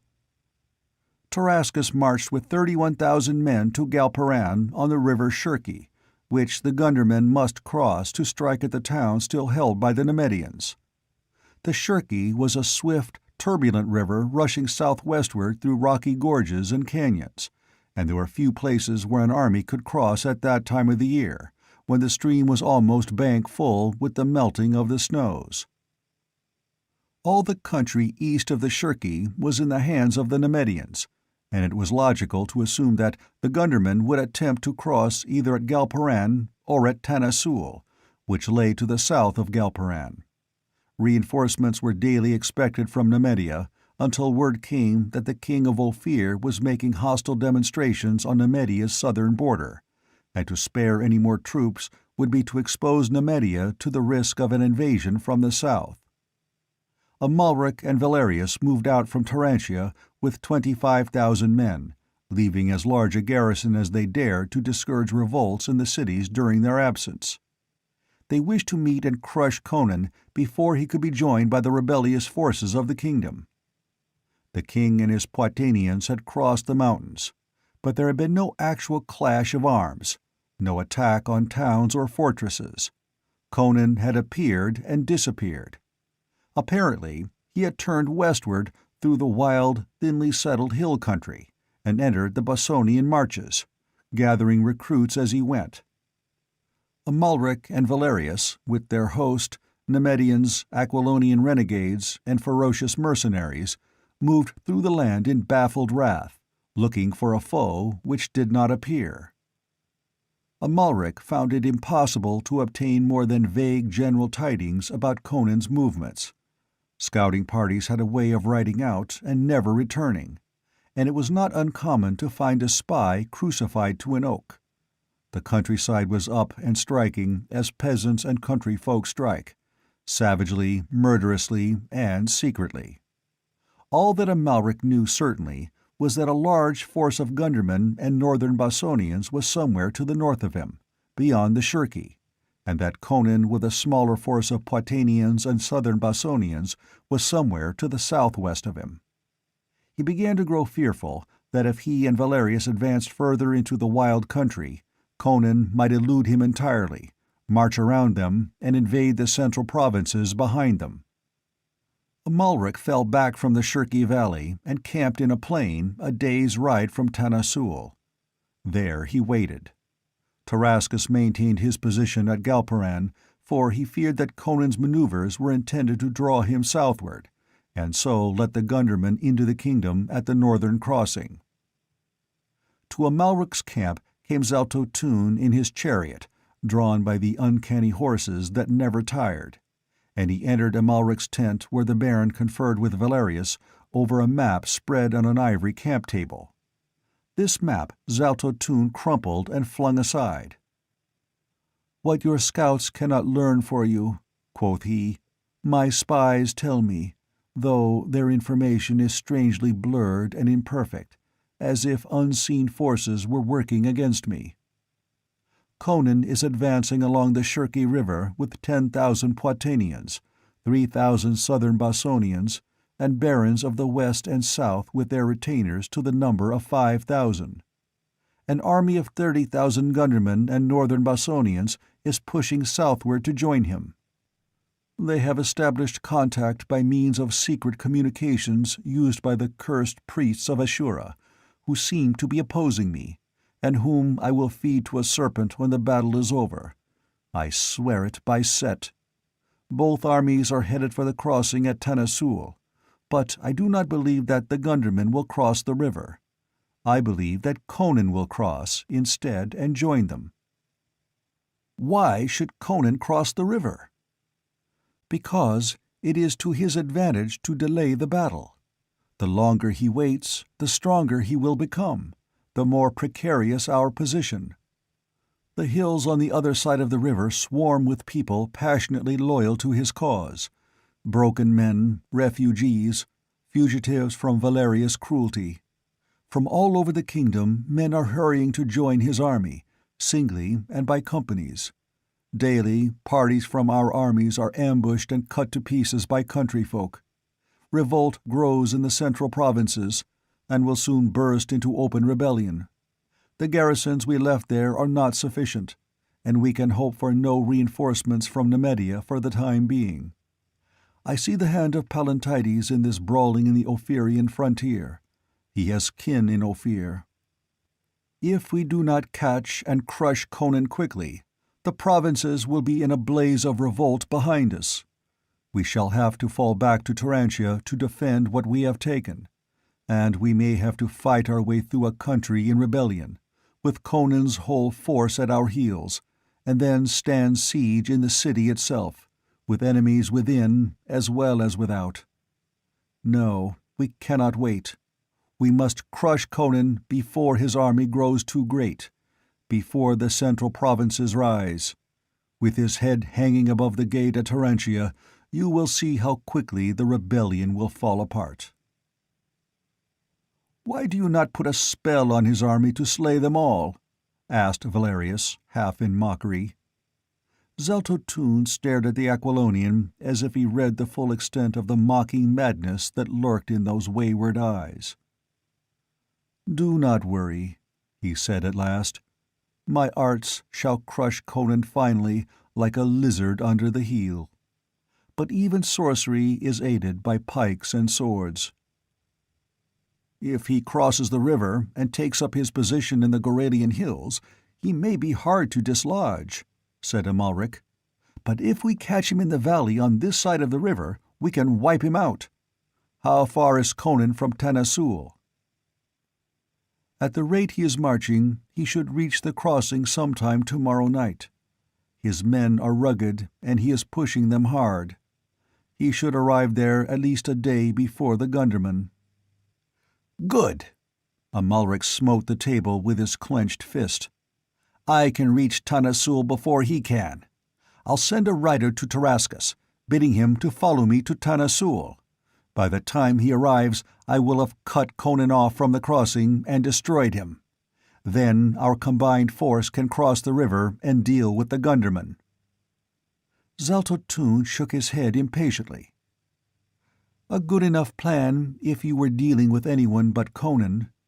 But your 25,000 men are not enough to destroy his 18,000 before the Gundermen come up. They will fight with the desperation of wounded panthers.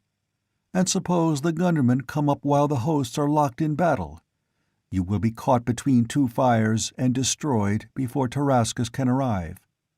He will reach Tanasul too late to aid you." "What then?"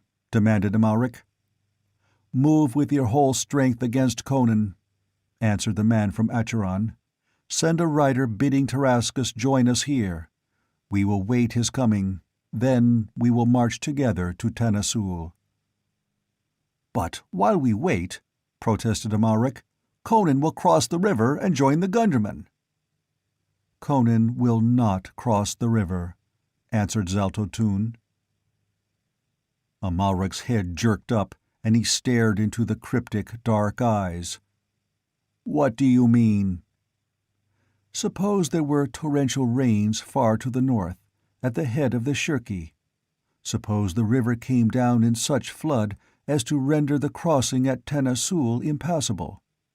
Could we not then bring up our entire force at our leisure, catch Conan on this side of the river and crush him? And then, when the flood subsided, which I think it would do the next day, could we not cross the river and destroy the Gundermen? Thus we could use our full strength against each of these smaller forces in turn." Valerius laughed, as he always laughed at the prospect of the ruin of either friend or foe, and drew a restless hand jerkily through his unruly yellow locks. Amalric stared at the man from Acheron with mingled fear and admiration. "If we caught Conan in Shirki Valley with the hill ridges to his right and the river in flood to his left," he admitted, "with our whole force, we could annihilate him. Do you think, are you sure, do you believe such rains will fall?" "I go to my tent," answered Zaltotun, rising.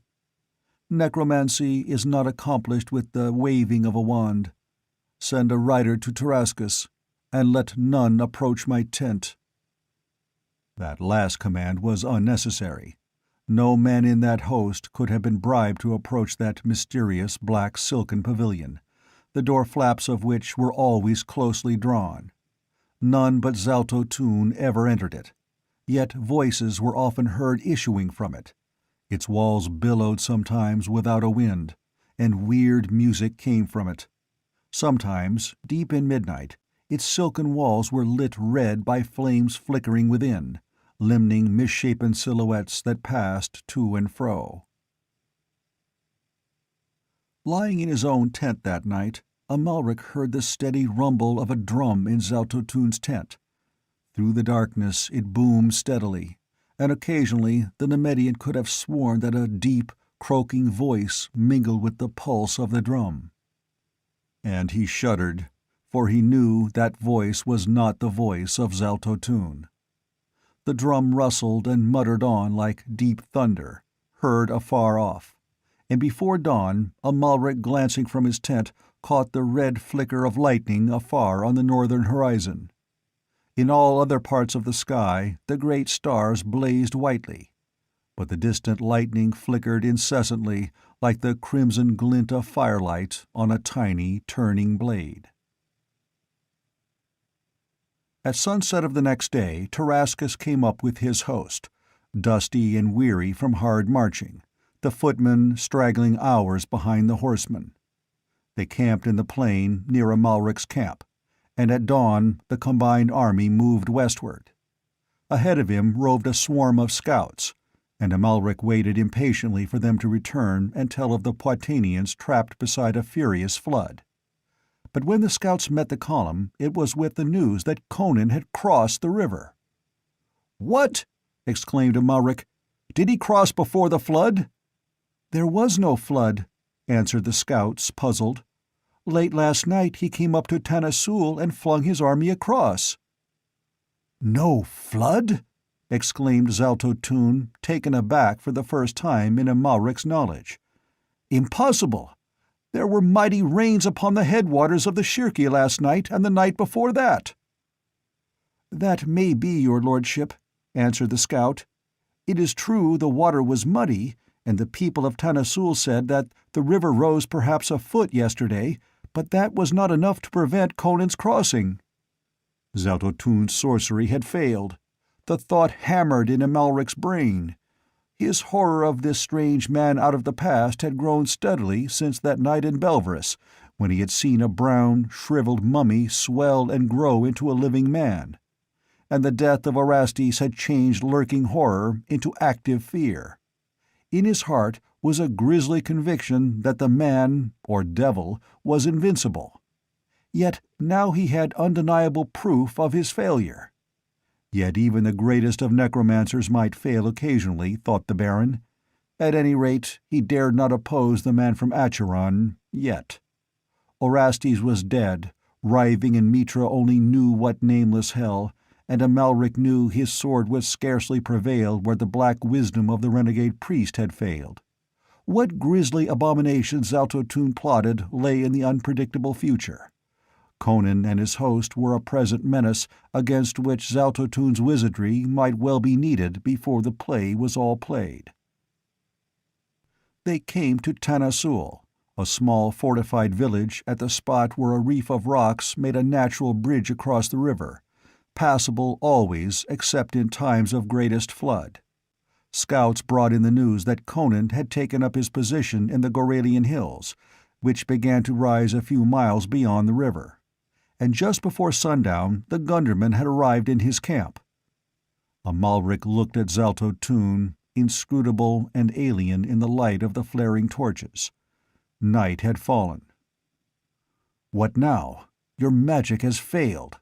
Conan confronts us with an army nearly as strong as our own, and he has the advantage of position. We have a choice of two evils: to camp here and await his attack, or to fall back toward Turantia and await reinforcements." "We are ruined if we wait," answered Zalto Tun.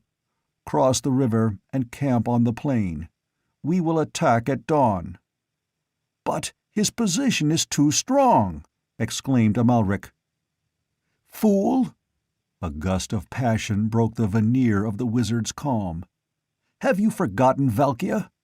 Because some obscure elemental principle prevented the flood, do you deem me helpless? I had intended that your spear should exterminate our enemies, but do not fear. It is my arts that shall crush their host. Conan is in a trap. He will never see another sun set. Cross the river." They crossed by the flare of torches. The hoofs of the horses clinked on the rocky bridge, splashed through the shallows. The glint of torches on shields and breastplates was reflected redly in the black water. The rock bridge was broad on which they crossed, but even so it was past midnight before the host was camped in the plain beyond. Above them they could see fires winking redly in the distance. Conan had turned at bay in the Goralian hills, which had more than once before served as the last stand of an Aquilonian king. Amalric left his pavilion and strode restlessly through the camp. A weird glow flickered in Zalto Tun's tent, and from time to time a demoniacal cry slashed the silence, and there was a low, sinister muttering of a drum that rustled rather than rumbled. Amalric, his instincts whetted by the night and the circumstances, felt that Zalto Tun was opposed by more than physical force. Doubts of the wizard's power assailed him. He glanced at the fires high above him, and his face set in grim lines. He and his army were deep in the midst of a hostile country. Up there among the hills lurked thousands of wolfish figures out of whose hearts and souls all emotion and hope had been scourged except a frenzied hate for their conquerors, a mad lust for vengeance. Defeat meant annihilation, retreat through a land swarming with blood-mad enemies. And on the morrow he must hurl his host against the grimmest fighter in the Western nations, and his desperate horde. If Zalto Tun failed them now— Half a dozen men-at-arms strode out of the shadows. The firelight glinted on their breastplates and helmet crests. Among them they half led, half dragged a gaunt figure in tattered rags. Saluting, they spoke. "My lord, this man came to the outposts and said he desired word with King Valerius. He is an Aquilonian." He looked more like a wolf the traps had scarred. Old sores that only fetters make showed on his wrists and ankles. A great brand, the mark of hot iron, disfigured his face. His eyes glared through the tangle of his matted hair as he half crouched before the Baron. "Who are you, filthy dog?" demanded the Nemedian. "Call me Tiberius," answered the man, and his teeth clicked in an involuntary spasm. "I have come to tell you how to trap Conan." "A traitor, eh?" rumbled the Baron. "Men say you have gold," mouthed the man, shivering under his rags. "Give some to me. Give me gold, and I will show you how to defeat the king." His eyes glazed widely, his outstretched, upturned hands were spread like quivering claws. Amalric shrugged his shoulder in distaste, but no tool was too base for his use.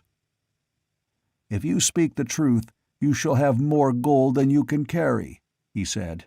"If you are a liar and a spy, I will have you crucified head down. Bring him along." In the tent of Valerius, the Baron pointed to the man who crouched shivering before them, huddling his rags about him. "He says he knows a way to aid us on the morrow. We will need aid, if Zaltotun's plan is no better than it has proved so far. Speak on, dog." The man's body writhed in strange convulsions. Words came in a stumbling rush. "Conan camps at the head of the Valley of Lions. It is shaped like a fan, with steep hills on either side. If you attack him tomorrow, you will have to march straight up the valley. You cannot climb the hills on either side. But if King Valerius will deign to accept my service, I will guide him through the hills and show him how he can come upon King Conan from behind.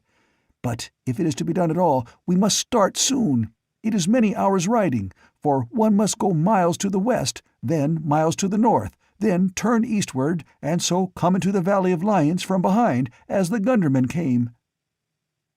Amalric hesitated, tugging his chin. In these chaotic times it was not rare to find men willing to sell their souls for a few gold pieces. "If you lead me astray, you will die," said Valerius. "You are aware of that, are you not?" The man shivered, but his wide eyes did not waver. "If I betray you, slay me." "Conan will not dare divide his force," mused Amalric. "He will need all his men to repel our attack. He cannot spare any to lay ambushes in the hills. Besides, this fellow knows his hide depends on his leading you as he promised. Would a dog like him sacrifice himself? Nonsense. No, Valerius, I believe the man is honest. Or a greater thief than most, for he would sell his liberator," laughed Valerius. "Very well, I will follow the dog. How many men can you spare me?" 5,000 should be enough," answered Amalric. "A surprise attack on their rear will throw them into confusion, and that will be enough. I shall expect your attack about noon." "You will know when I strike," answered Valerius. As Amalric returned to his pavilion, he noted with gratification that Zaltotun was still in his tent, to judge from the blood-freezing cries that shuddered forth into the night from time to time. When presently he heard the clink of steel and the jingle of bridles in the outer darkness, he smiled grimly. Valerius had about served his purpose. The Baron knew that Conan was like a wounded lion that rends and tears even in his death throes. When Valerius struck from the rear, the desperate strokes of the Cimmerian might well wipe his rival out of existence before he himself succumbed. So much the better.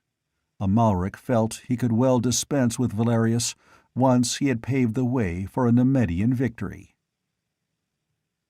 The 5,000 horsemen who accompanied Valerius were hard-bitten Aquilonian renegades for the most part. In the still starlight they moved out of the sleeping camp, following the westward trend of the great black masses that rose against the stars ahead of them.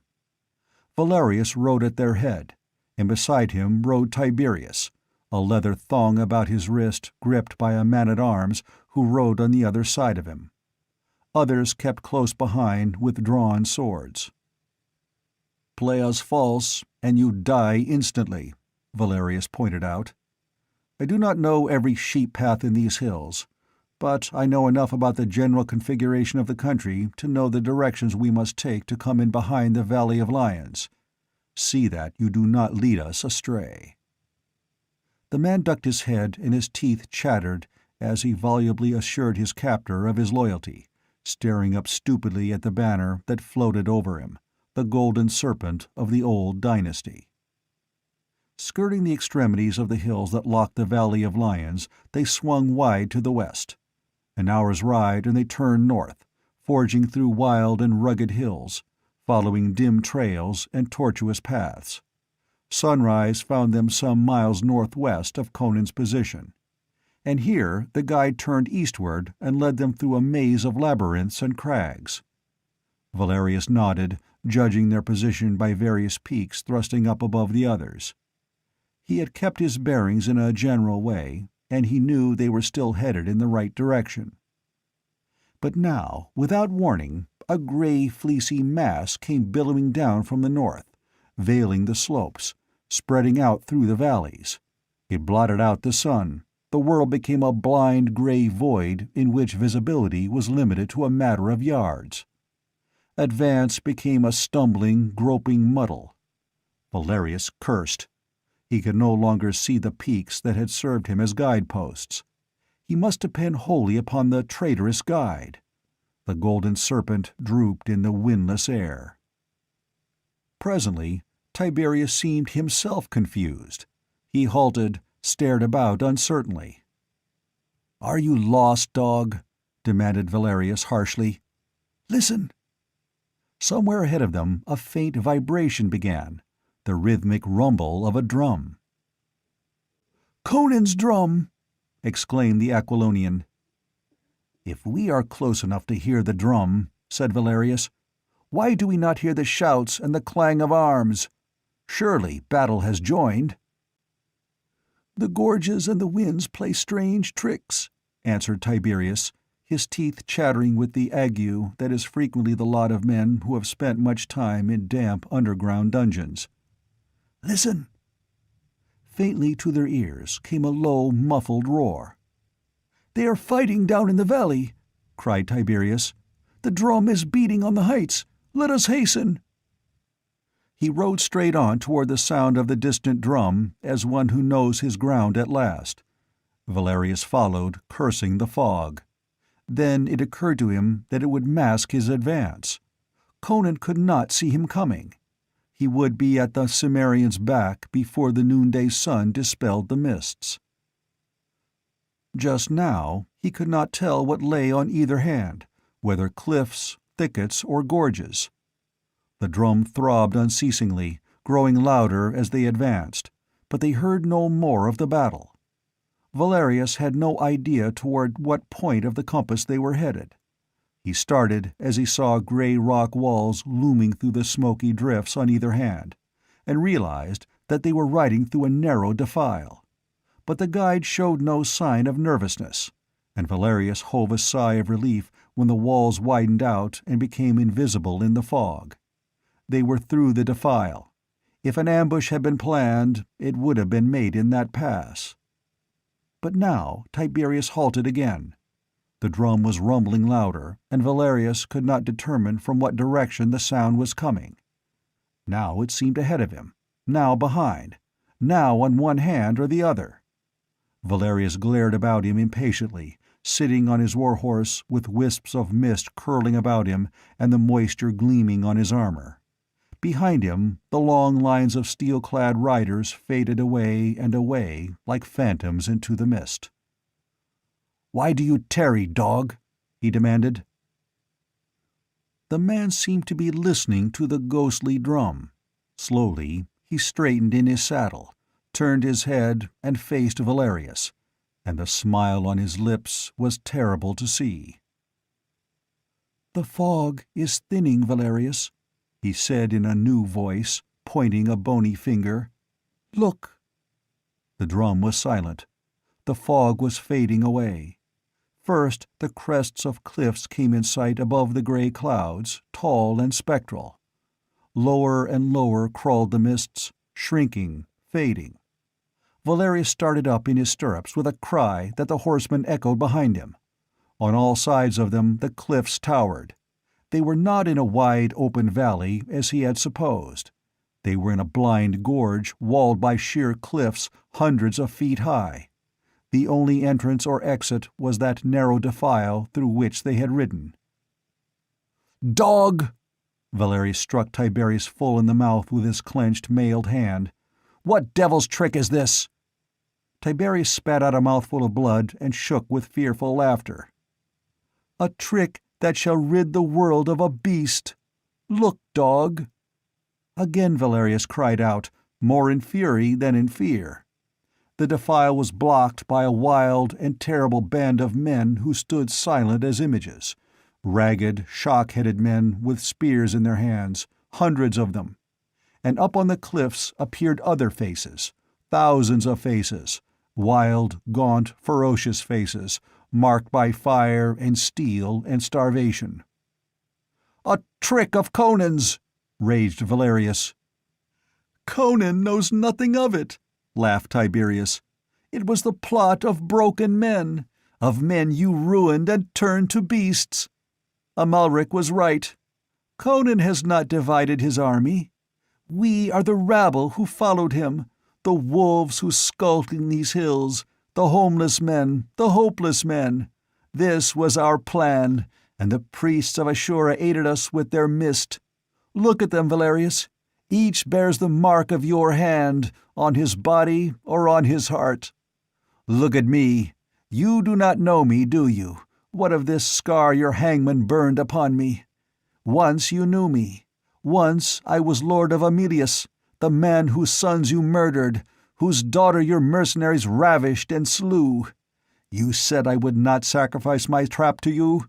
Almighty gods, if I had 1,000 lives, I would give them all to buy your doom. And I have bought it.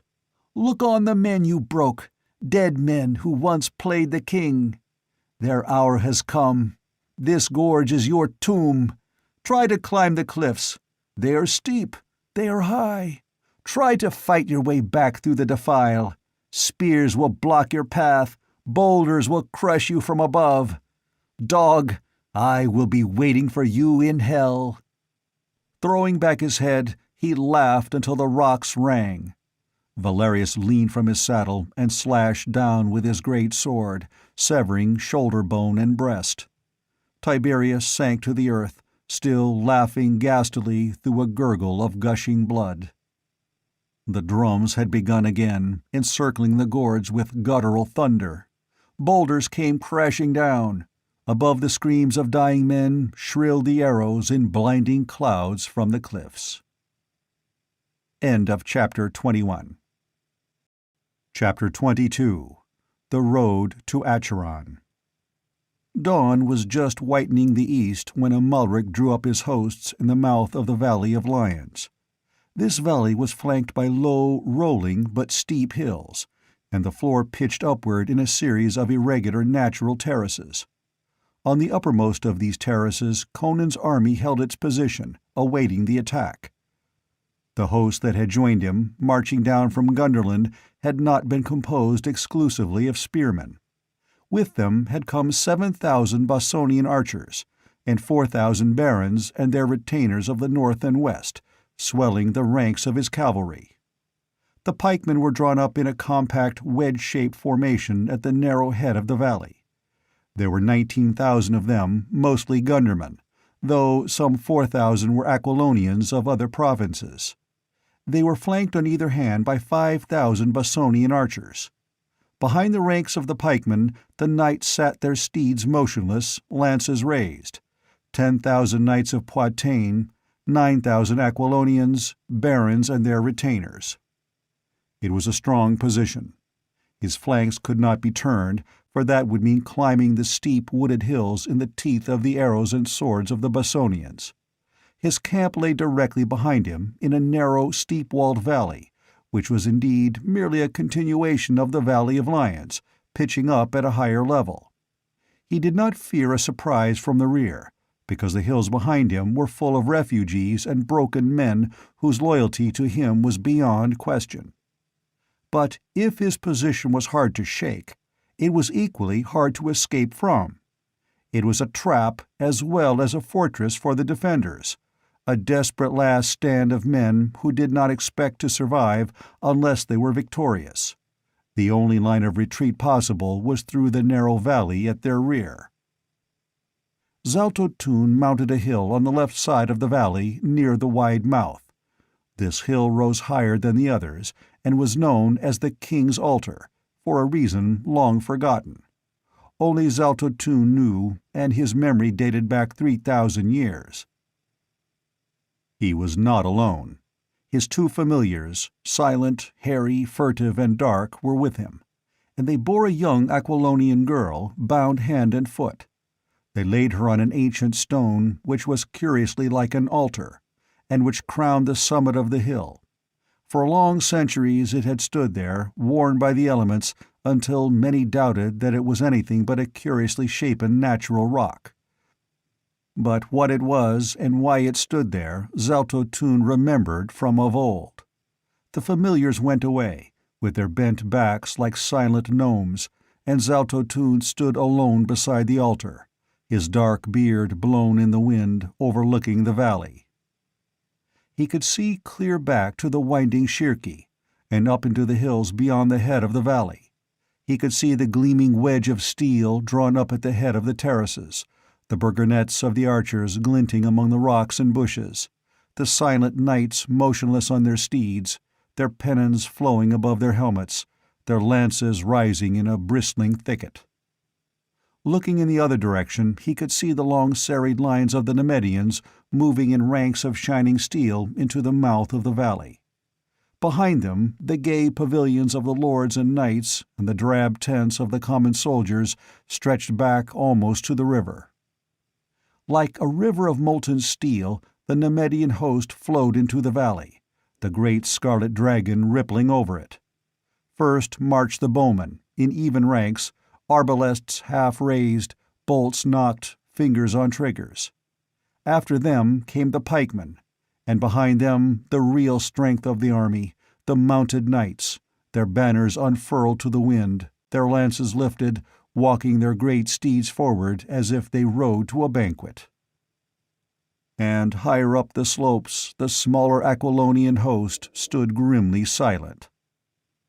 There were 30,000 Nemedian knights, and, as in most Hyborian nations, it was the chivalry which was the sword of the army.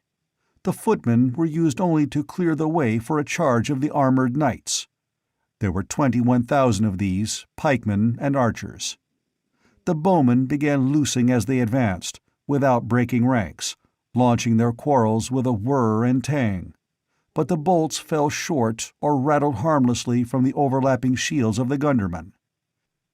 And before the arbalesters could come within killing range, the arching shafts of the Bossonians were wreaking havoc in their ranks. A little of this, a futile attempt at exchanging fire, and the Nemedian bowmen began falling back in disorder.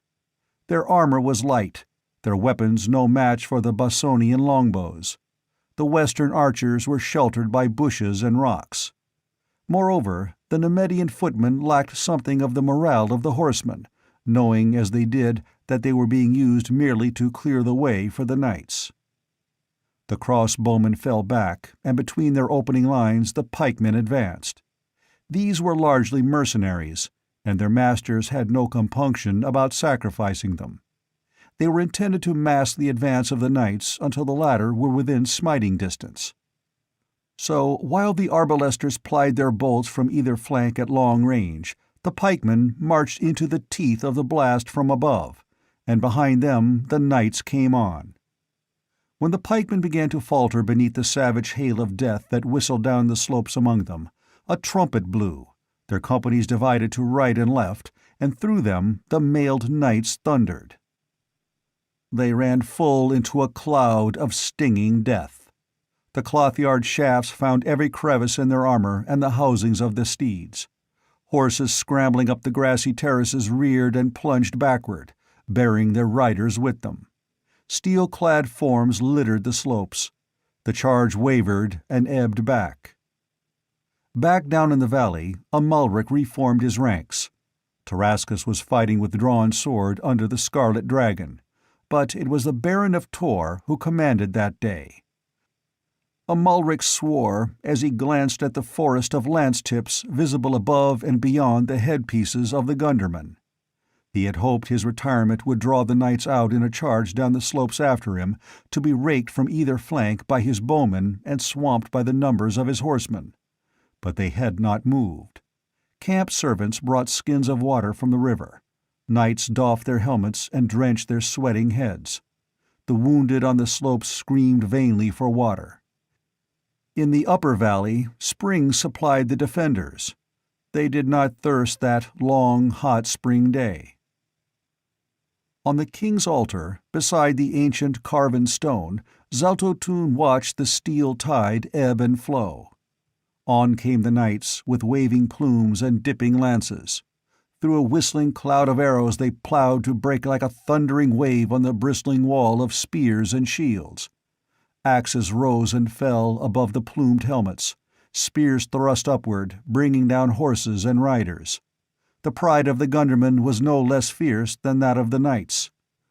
They were not spear fodder to be sacrificed for the glory of better men. They were the finest infantry in the world, with a tradition that made their morale unshakable. The kings of Aquilonia had long learned the worth of unbreakable infantry. They held their formation unshaken. Over their gleaming ranks flowed the great lion banner, and at the tip of the wedge a giant figure in black armor roared and smote like a hurricane, with a dripping axe that split steel and bone alike. The Nemedians fought as gallantly as their traditions of high courage commanded, but they could not break the iron wedge, and from the wooded knolls on either hand arrows raked their close-packed ranks mercilessly. Their own bowmen were useless, their pikemen unable to climb the heights and come to grips with the Bossonians. Slowly, stubbornly, sullenly, the grim knights fell back, counting their empty saddles. Above them, the Gundermen made no outcry of triumph. They closed their ranks, locking up the gaps made by the fallen. Sweat ran into their eyes from under their steel caps. They gripped their spears and waited, their fierce hearts swelling with pride that a king should fight on foot with them. Behind them, the Aquilonian knights had not moved. They sat their steeds, grimly immobile. A knight spurred a sweating horse up the hill called the King's Altar, and glared at Zalto Tune with bitter eyes. "Amalric bids me say that it is time to use your magic, wizard," he said. "We are dying like flies down there in the valley. We cannot break their ranks." Zalto Tune seemed to expand, to grow tall and awesome and terrible. "Return to Amalric," he said. "Tell him to reform his ranks for a charge, but to await my signal. Before that signal is given, he will see a sight that he will remember until he lies dying." The knight saluted as if compelled against his will, and thundered down the hill at breakneck pace. Zalto Tune stood beside the dark altar stone and stared across the valley, at the dead and wounded men on the terraces, at the grim, blood-stained band at the head of the slopes, at the dusty, steel-clad ranks reforming in the vale below. He glanced up at the sky, and he glanced down at the slim white figure on the dark stone. And, lifting a dagger inlaid with archaic hieroglyphs, he intoned an immemorial invocation. "Set, god of darkness, scaly lord of the shadows, by the blood of a virgin and the sevenfold symbol, I call to your sons below the black earth. Children of the deeps, below the red earth, under the black earth, awaken and shake your awful manes. Let the hills rock and the stones topple upon my enemies. Let the sky grow dark above them, the earth unstable beneath their feet. Let a wind from the deep black earth curl up beneath their feet and blacken and shrivel them." He halted short, dagger lifted. In the tense silence, the roar of the host rose beneath him, borne on the wind. On the other side of the altar stood a man in a black hooded robe, whose coif shadowed pale, delicate features and dark eyes calm and meditative. "Dog of Asura," whispered Zalto Tune. His voice was like the hiss of an angered serpent. "Are you mad that you seek your doom? O Baal, Chiron!" "Call again, dog of Acheron," said the other, and laughed. "Summon them loudly. They will not hear, unless your shouts reverberate in hell." From a thicket on the edge of the crest came a somber old woman in peasant garb, her hair flowing over her shoulders, a great grey wolf following at her heels. "Witch, priest, and wolf," muttered Zalto Tune grimly, and laughed. "Fools, to pit your charlatan's mummery against my arts! With a wave of my hand, I brush you from my path." "Your arts are straws in the wind, dog of Python," answered the Assyrian. "Have you wondered why the Shirki did not come down in flood and trap Conan on the other bank? When I saw the lightning in the night, I guessed your plan, and my spells dispersed the clouds you had summoned before they could empty their torrents. You did not even know that your rain-making wizardry had failed." "You lie!" cried Zalto-Tun, but the confidence in his voice was shaken. "I have felt the impact of a powerful sorcery against mine, but no man on earth could undo the rain magic, once made, unless he possessed the very heart of sorcery." "But the flood you plotted did not come to pass," answered the priest. "Look at your allies in the valley, Pythonian. You have led them to the slaughter. They are caught in the fangs of the trap, and you cannot aid them. Look." He pointed. Out of the narrow gorge of the upper valley, behind the Poitanians, a horseman came flying, whirling, something about his head that flashed in the sun. Recklessly he hurtled down the slopes, through the ranks of the Gundermen, who sent up a deep-throated roar and clashed their spears and shields like thunder in the hills.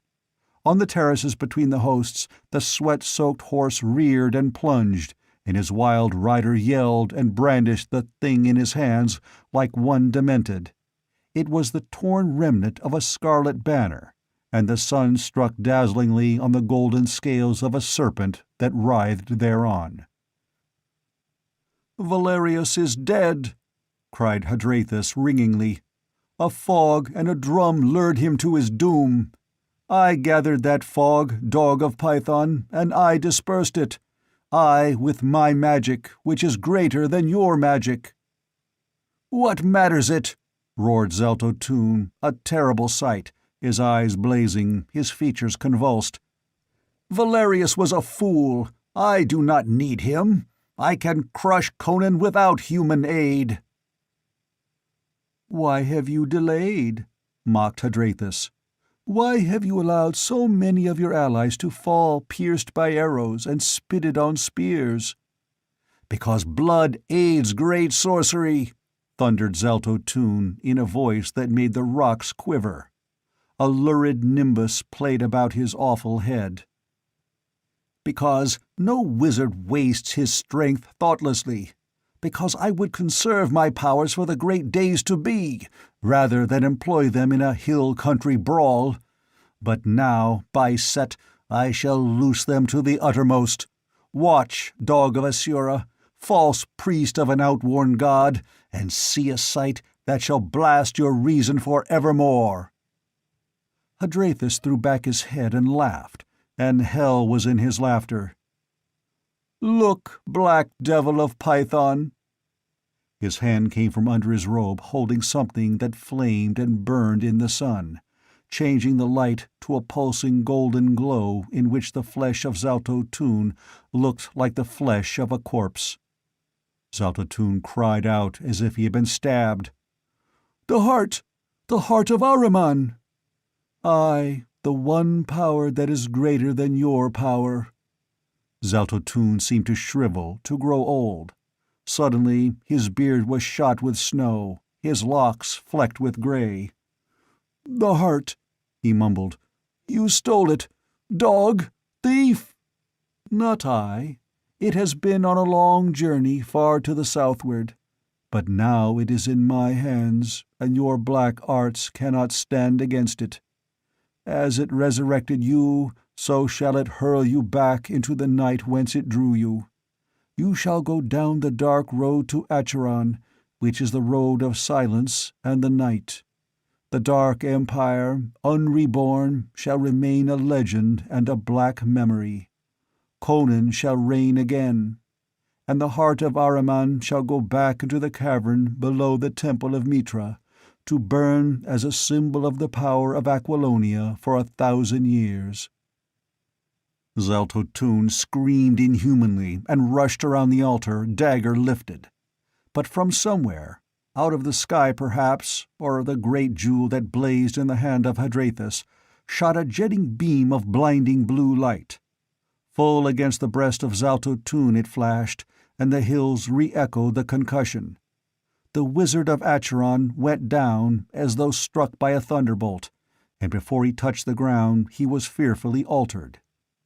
Beside the altar stone lay no fresh slain corpse, but a shriveled mummy, a brown, dry, unrecognizable carcass sprawling among moldering swathings. Somberly, old Zaleta looked down. "He was not a living man," she said.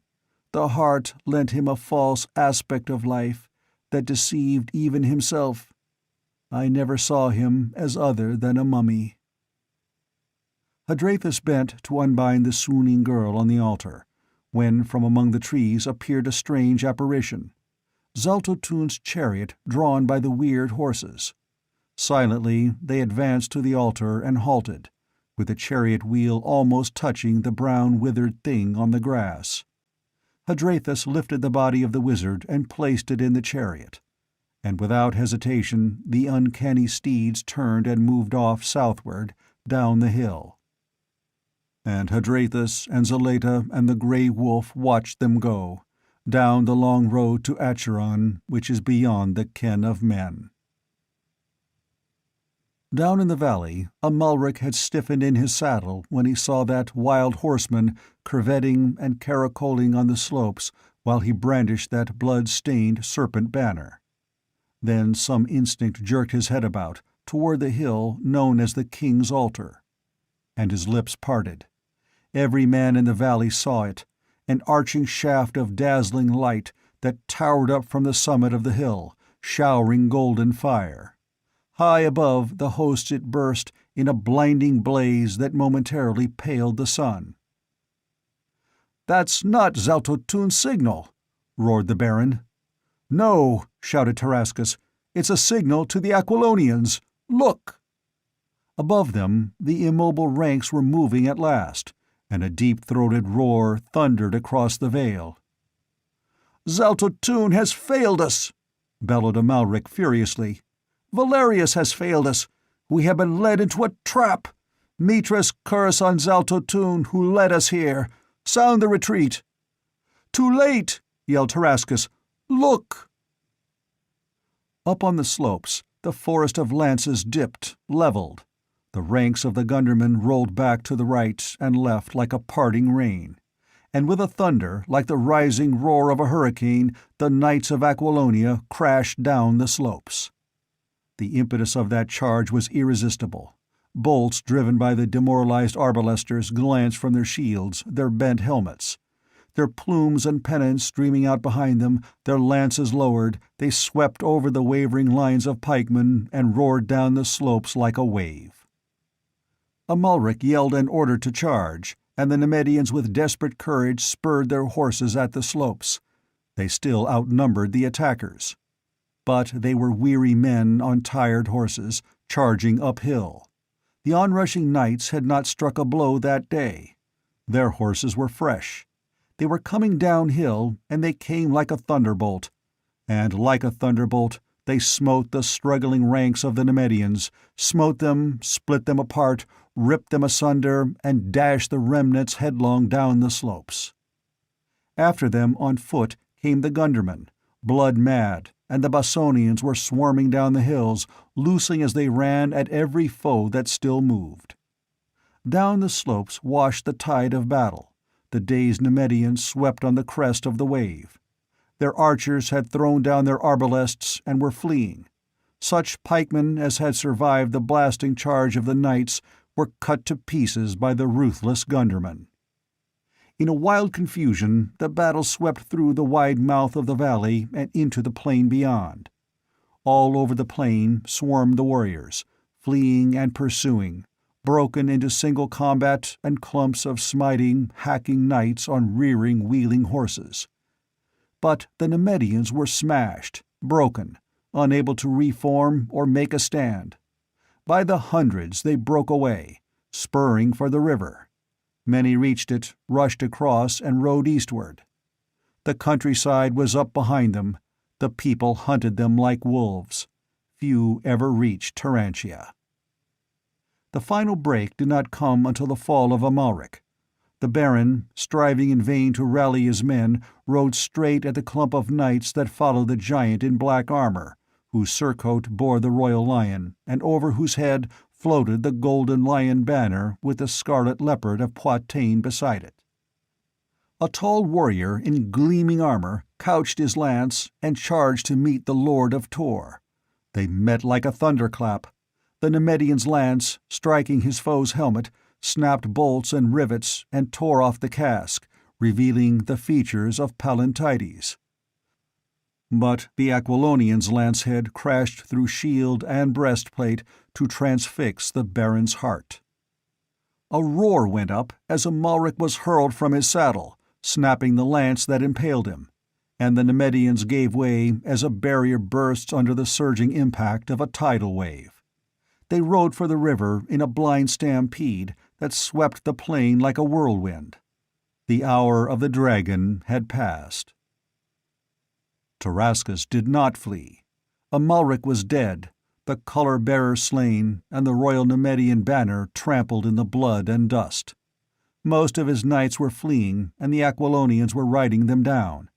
Tarascus knew the day was lost, but with a handful of faithful followers he raged through the melee, conscious of but one desire: to meet Conan the Cimmerian. And at last he met him. Formations had been destroyed utterly, close-knit bands broken asunder and swept apart. The crest of Trocero gleamed in one part of the plain, those of Prospero and Pallantides in others. Conan was alone. The house troops of Tarascus had fallen one by one. The two kings met man to man. Even as they rode at each other, the horse of Tarascus sobbed and sank under him. Conan leapt from his own steed and ran at him, as the king of Nemedia disengaged himself and rose. Steel flashed blindingly in the sun, clashed loudly, and blue sparks flew. Then a clang of armor as Tarascus measured his full length on the earth beneath a thunderous stroke of Conan's broadsword. The Cimmerian placed a mail-shod foot on his enemy's breast and lifted his sword. His helmet was gone. He shook back his black mane, and his blue eyes blazed with their old fire. "Do you yield?" "Will you give me quarter?" demanded the Nemedian. "Aye, better than you'd have given me, you dog. Life for you and all your men who throw down their arms. Though I ought to split your head for an infernal thief," the Cimmerian added. Tarascus twisted his neck and glared over the plain. The remnants of the Nemedian host were flying across the stone bridge with swarms of victorious Aquilonians at their heels, smiting with fury of glutted vengeance. Bossonians and Gundermen were swarming through the camp of their enemies, tearing the tents to pieces in search of plunder, seizing prisoners, ripping open the baggage, and upsetting the wagons. Tarascus cursed fervently, and then shrugged his shoulders, as well as he could under the circumstances. "Very well, I have no choice. What are your demands?" "Surrender to me all your present holdings in Aquilonia. Order your garrisons to march out of the castles and towns they hold without their arms, and get your infernal armies out of Aquilonia as quickly as possible. In addition, you shall return all Aquilonians sold as slaves, and pay an indemnity to be designated later, when the damage your occupation of the country has caused has been properly estimated. You will remain as hostage until these terms have been carried out."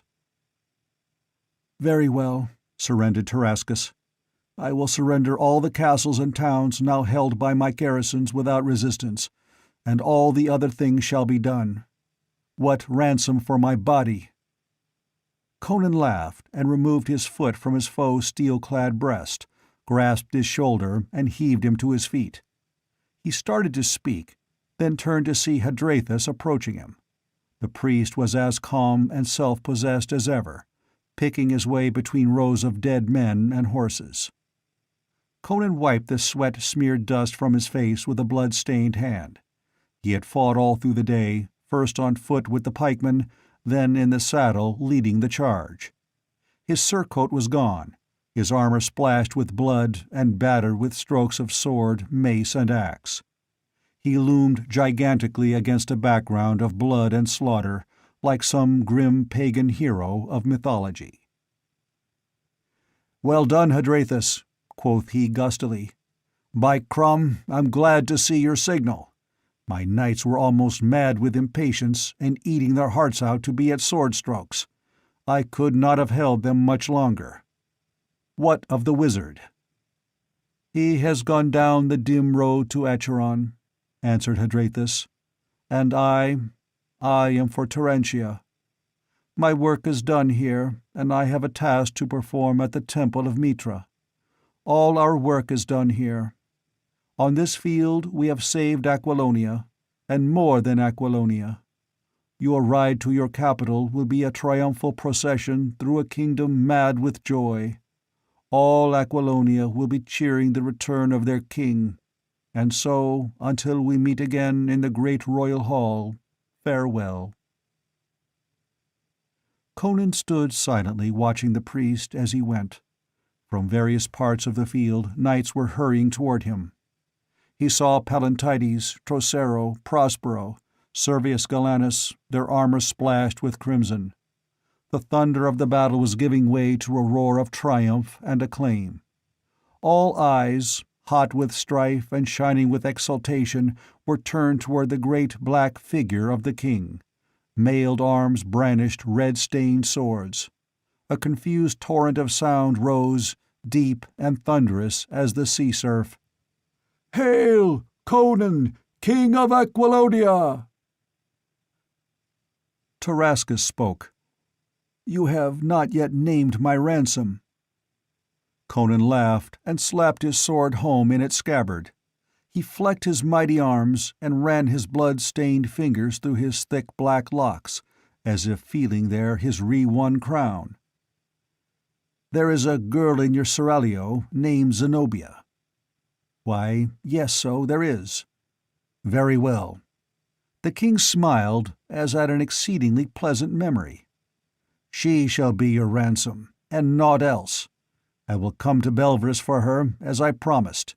She was a slave in Nemedia, but I will make her queen of Aquilonia." The end of The Hour of the Dragon by Robert E. Howard.